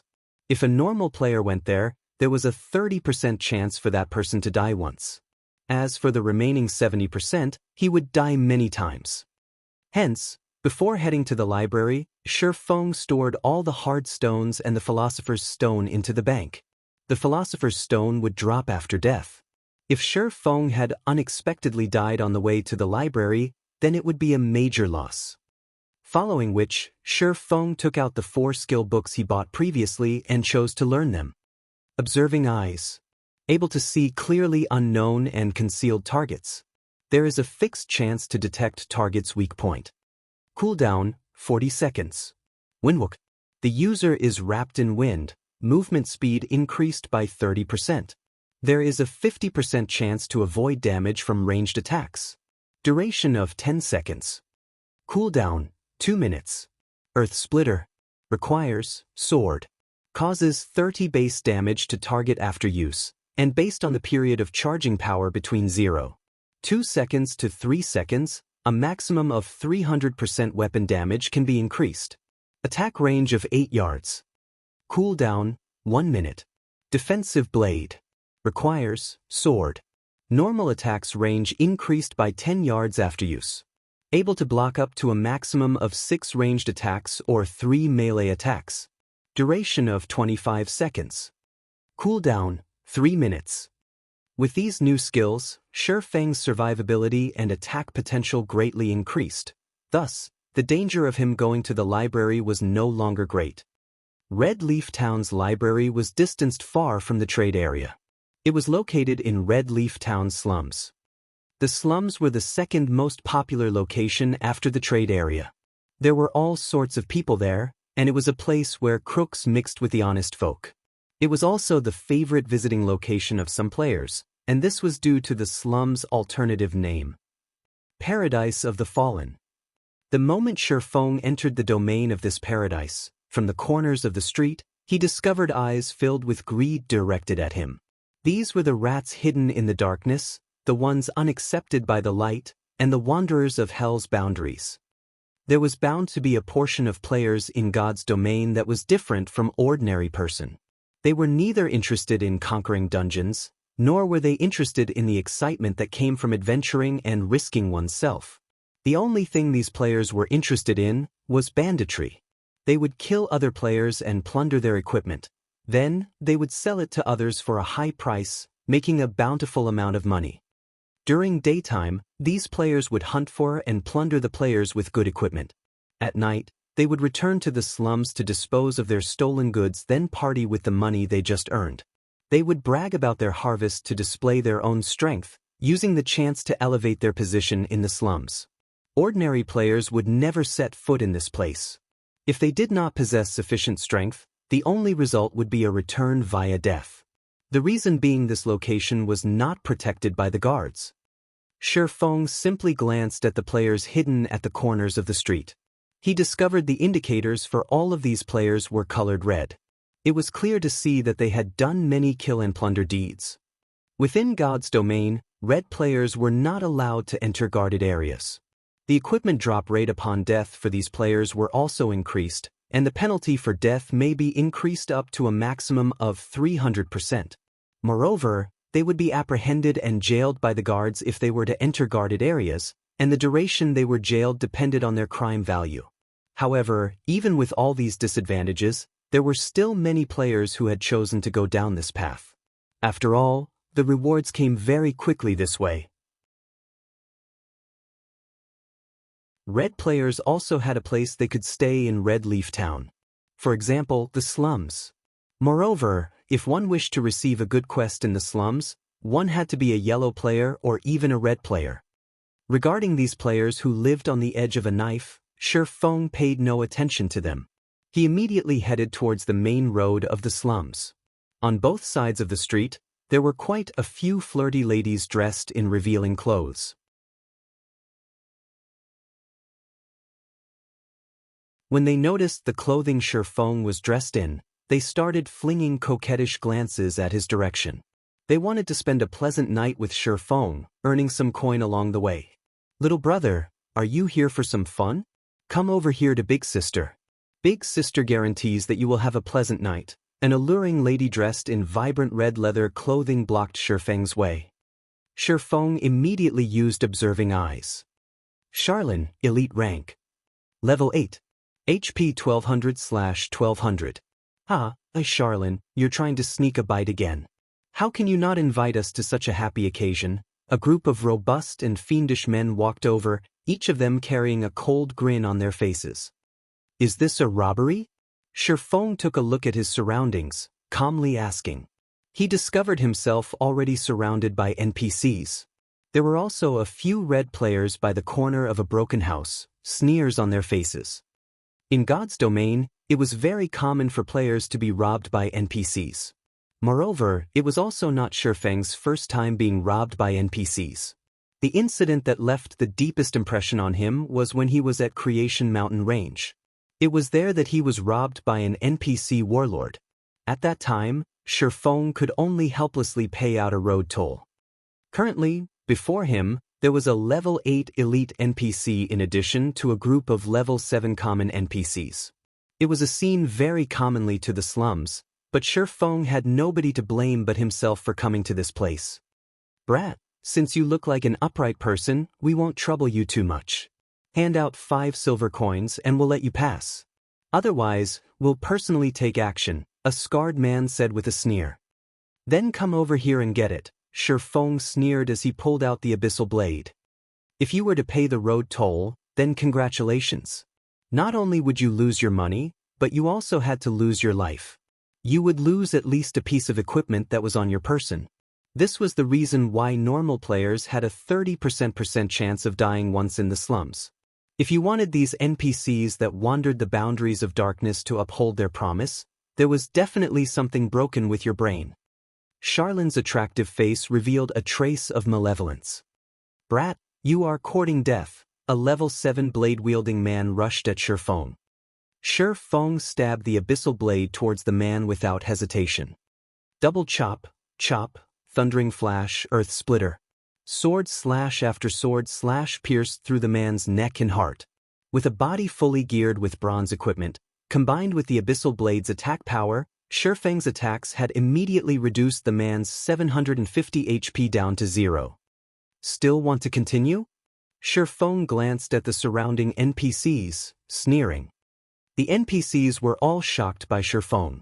They all parted and gave way to Shifeng, one after another. Meanwhile, the players hiding in a corner were also shocked. Shifeng had killed off a level 7 NPC in just a few moves. This player was just too strong. Naturally, these players would not find trouble with a player whom they knew was strong. In the slums, strength was everything. Stealthily, these players left the scene of the incident. Only Charlene stayed behind with an interested expression. Little brother, you are really powerful. You've made Big Sister truly admire you. I wonder where you are headed? Big Sister can guide you there and save you a lot of trouble, whereas you only have to pay a very small price. Charlene walked towards Shifeng, offering with a calm smile. No need to trouble yourself. I'm familiar with the way to the library. Shifeng did not wish to get entangled with these NPCs. He only wished to search for clues regarding the Elven Diary. Charlene smiled with even more joy when she heard Shifeng decline. I am the librarian, Charlene. You can ask me matters regarding the library. There is no one more familiar with it than myself. Charlene puffed out her prided twin peaks, smiling sweetly. Isn't Red Leaf Town's librarian a holy sister? Shifeng did not believe her. Oh, are you talking about this? Charlene took out a set of nun's clothing and changed into it within an instant. Suddenly, her wild demeanor completely vanished. She was like an angel that had descended to the world, incomparably divine. Her presence made others desire repentance before her. At the same time, the information that Charlene displayed had changed. Holy Sister Charlene, Divine Official. Level 20. HP 10,000/10,000. Shifeng was also shocked. What kind of situation was this? Even NPCs had a side job?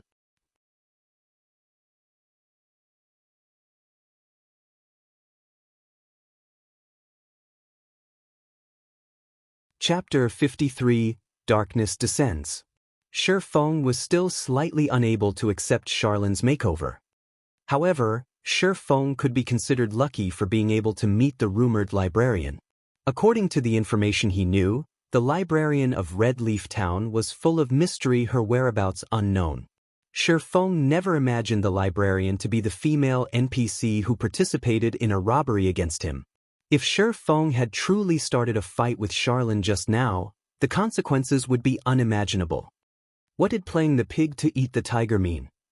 Charlene was definitely a veteran in this field. Divine Official was the Tier 3 job advancement for an oracle.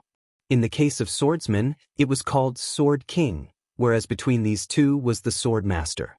Even if a Divine Official was only level 20, she could still easily dispatch a level 50 lord. Perhaps, Charlene was the most powerful NPC in all of Red Leaf Town. Hee hee, do you believe me now? Charlene giggled at Shifeng. Her entire body radiated a golden glow as if she were the reincarnation of Mother Mary. Since you have some business with me, let's talk about it at the library. System. Player has activated the epic quest, Darkness Descends. Contents unknown. Shifeng stumbled suddenly when he heard the system notification, nearly falling. What was the reason for him to actually trigger this epic quest? Darkness Descends was the famous epic quest of God's domain. From the information he collected from the internet and Shadow, the difficulty for completing this epic quest was truly unimaginable. Of course, the rewards were also unimaginably bountiful. In Shifeng's previous life, the person who completed this epic quest was the Spirit Emperor, Fantasy Extinguisher. He was a legendary character amongst summoners. He was globally ranked within the top 20 summoners and top 500 in the entire game during the peak of God's domain. Although he was only ranked within the top 500 within God's domain, it should not be looked down upon. The entire world had a total population of 100 billion.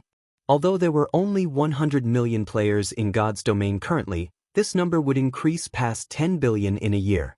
In 3 years, the number of players playing God's domain would go past 30 billion. Being able to rank within the top 500, Fantasy Extinguisher was definitely an amazing expert. However, the thing that made Shifeng feel odd was why this epic quest was found here. Fantasy Extinguisher's starting location was not in Star Moon Kingdom. Instead, it was in Black Dragon Empire, which was far from Star Moon Kingdom. Black Dragon Empire was far more powerful than Star Moon Kingdom.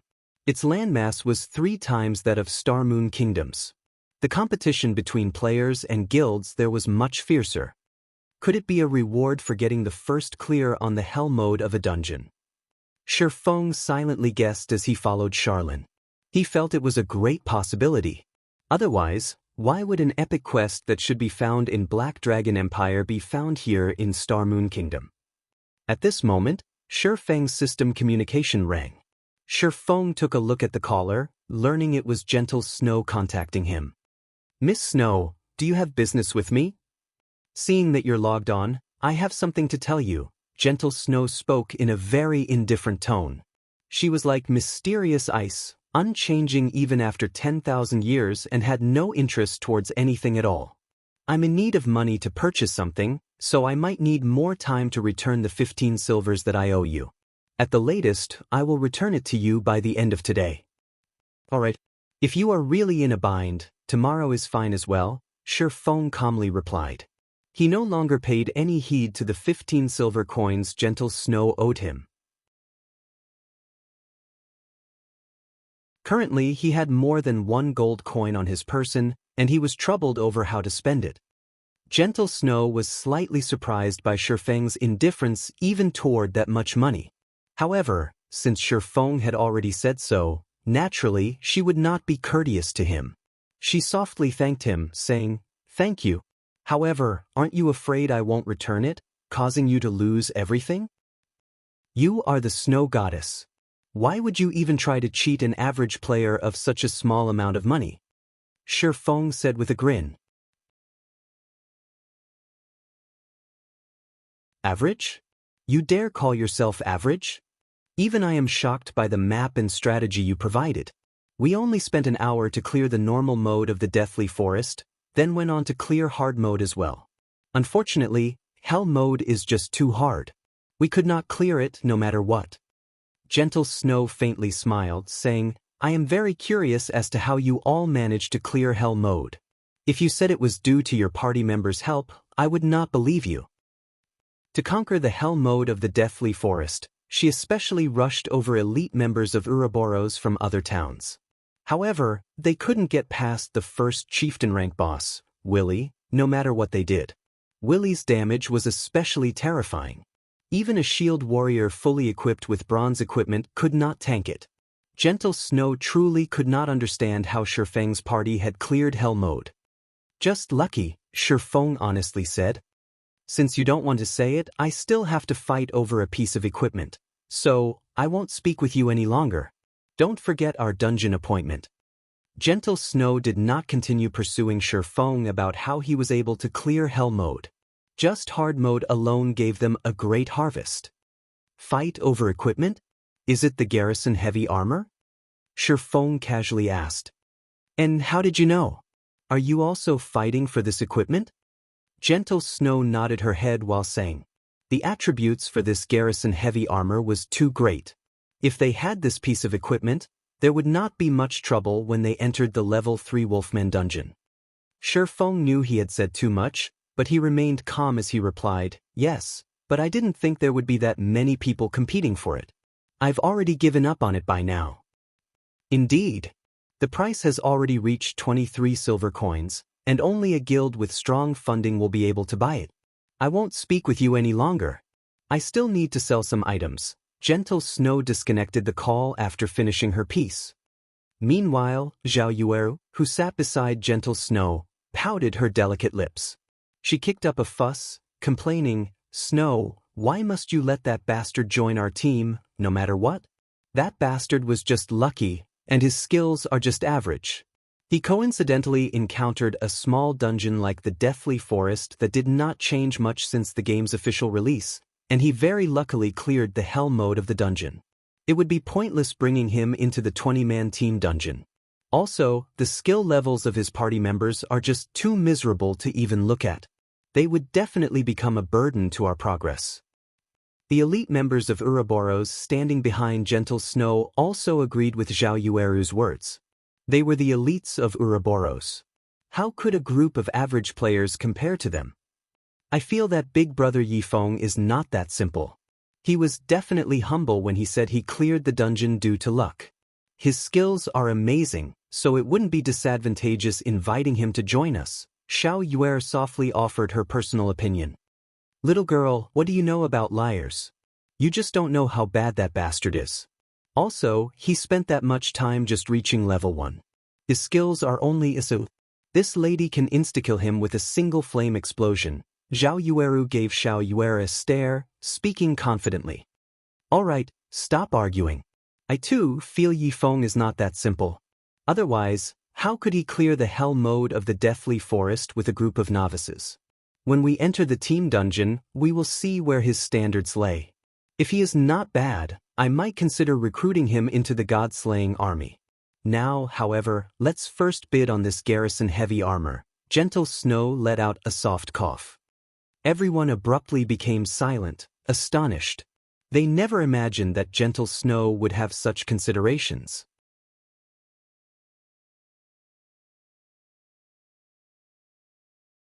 She was actually planning to let Yifeng join the god-slaying army.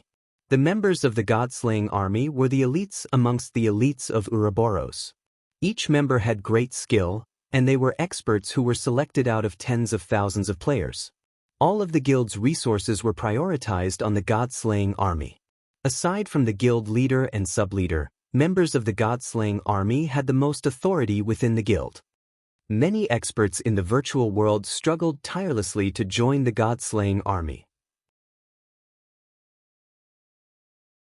However, a large majority of these people were all rejected.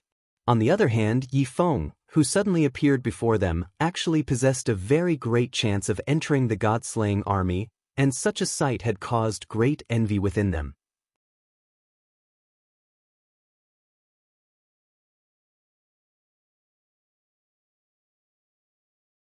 Chapter 54, Bible of Darkness.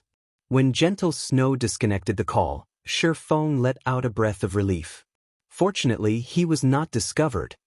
If Gentle Snow found out that Feng was the creator of the garrison armor, terrifying consequences might have occurred. Also, Feng did not doubt the possibility of Gentle Snow utilizing a forceful approach. The Snow Goddess was not an empty title. Her Iron Fist methods have tongue-tied countless experts. Otherwise, she would not have been able to take care of so many experts. However, Feng discovered an interesting matter from Gentle Snow's words. The many guilds in White River City have already started attaching great importance towards the garrison armor. This meant the reputation of the garrison armor had already spread. Currently, the garrison armor's popularity might have reached its peak. It was a great chance for Feng to sell the garrison armor in large quantities, earning a ton of money. After another period had passed, the garrison armor's worth would not be as great as it was now. Let's first take a look at the epic quest, then I'll return to making the garrison armors. Feng impatiently wanted to return to making garrison armors now that a chance for him to make a lot of money had arrived. However, the epic quest currently before him was much more important. If he gave it up partway, he would definitely regret it for the rest of his life. This epic quest played a big role in allowing Fantasy Extinguisher a legendary achievement. Naturally, Feng would not let go of this chance meeting. After spending 20 minutes maneuvering along the narrow pathways of the slum area, Feng finally arrived at the library. On his way here, Feng discovered the wonder of having a divine official walking by his side in the slums. The NPCs who intended to rob him all backed away accordingly after seeing Charlin's attire. Otherwise, Feng would have needed to spend over an hour for this trip, continuously battling against these sewer rats. Moreover, these NPCs were literally dirt poor. Shi Feng would not obtain any rewards for killing these NPCs, not even EXP. The library of Red Leaf Town had a withered appearance. The building only had 2 floors to it, and there was nobody present to manage it as dead leaves could be seen climbing the walls. Entering the library, dust and dirt covered the entire building. The books laying on the wooden table had long since been parceled up by a layer of dust. The library looked more like a haunted house than a place in which people once lived. Apologies. It has been a long time since anybody has visited, so I haven't been tidying up the place. Just sit wherever you want. Xianxia faintly smiled as she pointed towards a dust-covered chair, not understanding that her action was very inappropriate. Revered divine official, I have come here because I wish to have this diary translated, Shi Feng said, getting straight towards the point. His eyebrows slightly wrinkled when he looked towards the finger-thick layer of dust covering the chair. He truly did not wish to dirty his clothes. However, Xianxia remained minding her own business as she searched for something on the bookshelf. It was like she did not hear Shi Feng speak at all. Shi Feng was long used to such behaviors, so he chose to remain silent. There were all sorts of NPCs in God's domain. It was especially true for important NPCs. Unique and bizarre behaviors were considered small matters. There were well-known NPCs that were much more damnable. These NPCs caused many first-rate guilds to curse their mothers. After waiting for 10 whole minutes, Xianxia finally came out from the pile of bookshelves. In her hands she held a thick and tattered old book. I know why you are here. The moment you've set foot in the slums, I could sense the evil energy coming from your body, Xianxia said gravely. She placed the tattered book on the table, causing all the dust in the building to abruptly soar. Let me have a look at the item. Shi Feng naturally knew the diary triggered such a scenario. He took out the tattered diary from his bag, carefully passing it to Xianxia. Xianxia was not in a hurry to receive the diary. Instead, she chanted out a phrase of divine words. Suddenly, streaks of golden divine words wrapped around the diary.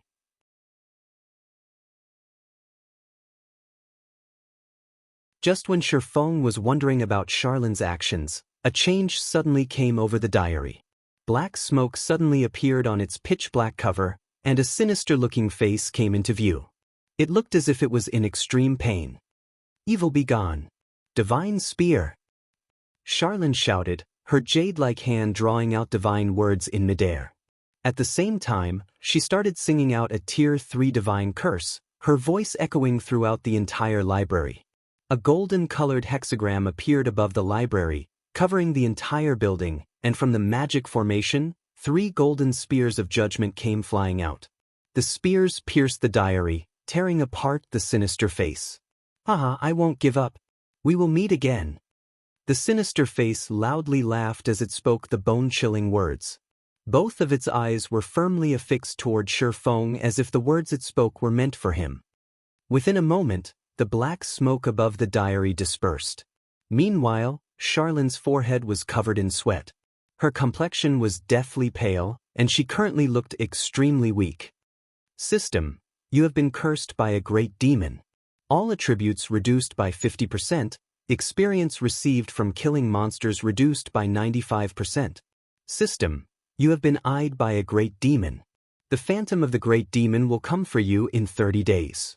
If you are killed by the phantom, your body will be taken over by the great demon. Crap.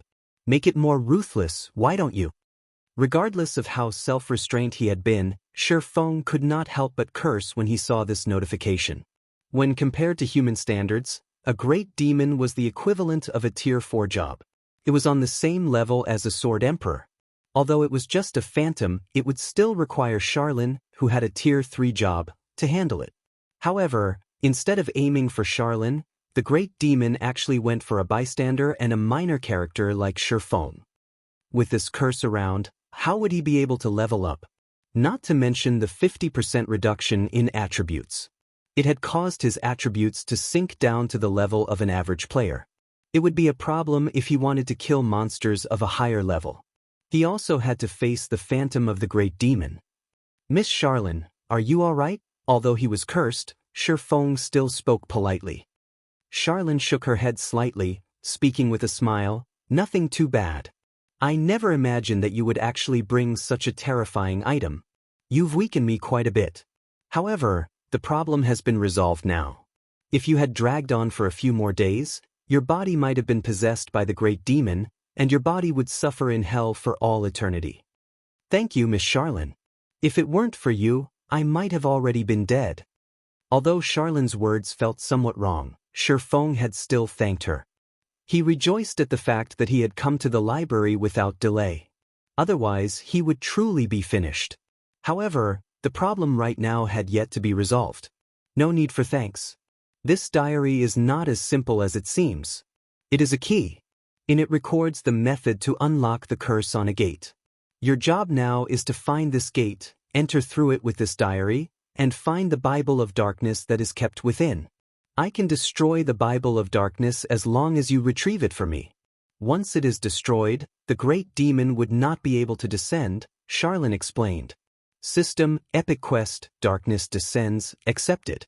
Find and destroy the Bible of Darkness and prevent the great demon from descending. Rewards unknown. Although Shifeng had known about the extreme difficulty of completing an epic quest, there was still no need for it to be so damnable. At the very least, the quest should tell him where to find the Bible of Darkness. In Shifeng's previous life, Fantasy Extinguisher had completed this quest in Black Dragon Empire. However, Shifeng couldn't just go to Black Dragon Empire. Even if he went there, the teleportation gates had not been activated at this stage of the game, so he would have to run there. However, even if he ran till his legs broke, he would still need to waste several months before he could reach the borders of Black Dragon Empire.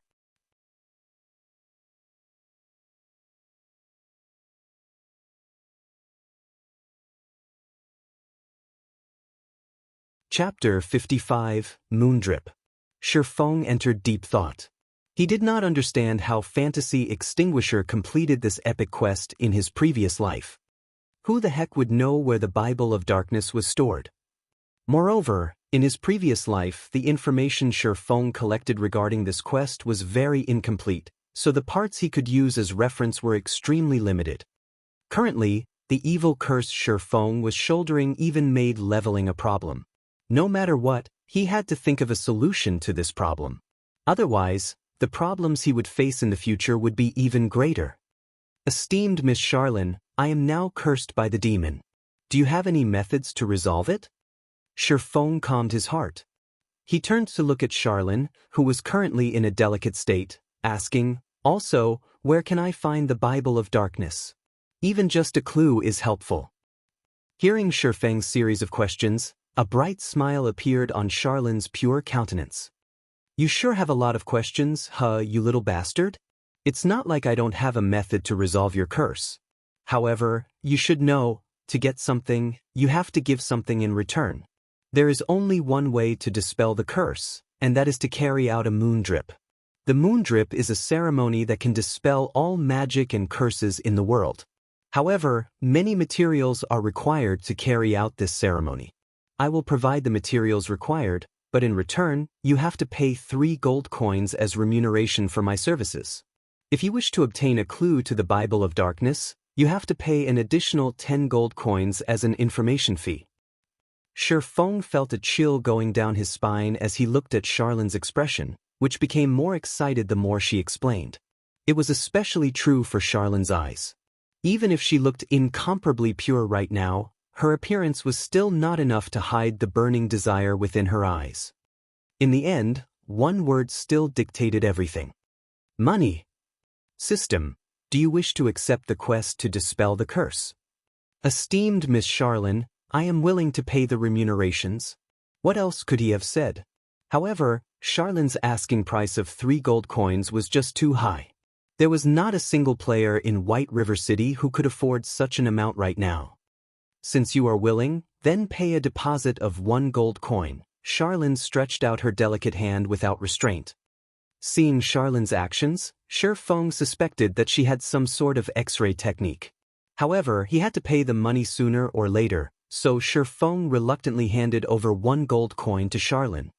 The moment Shifeng had handed over the money, He went from being a wealthy tycoon to being a poor peasant. Here, this is for you. You need to fill the energy within this thing first. It will lead you to the Moonlight Forest to collect 30 pieces of moonstone. It's fine if you just bring them back to me. Charlene took the shining gold coin with lightning speed, then took out a fist-sized crystal orb and passed it to Shifeng. System. Quest, Moon Drip accepted. You must collect 30 pieces of moonstone and 2 gold coins for Charlene. Upon completion, Charlene will dispel the evil curse of the great demon on you. Shifeng received the crystal orb and took a look at it. Teleportation magic orb. Able to teleport the user to and from the Moonlight Forest immediately after activation. Activation condition, 200,000 EXP needed to be stored. 200,000 experience points were enough to let the average player rise from level 0 to level 7 within an instant. To Shifeng right now, such an amount was asking for his life. Currently, the experience he obtained from killing monsters would be reduced by 95%. He would obtain absolutely no experience from killing monsters of the same level. As for elites, he would just be able to obtain around 10 EXP for killing one that was a level higher. That meant he would have to kill 20,000 elites that were one level higher than him to collect 200,000 EXP. How long would it take for him to kill that many? Moreover, there weren't even that many elite monsters in Red Leaf Town. It really is worthy of being called an epic quest? The difficulty is truly insane, Shifeng bitterly laughs. In Shifeng's previous life, Fantasy Extinguisher had the support of the first-rate guild, Fantasy Shrine.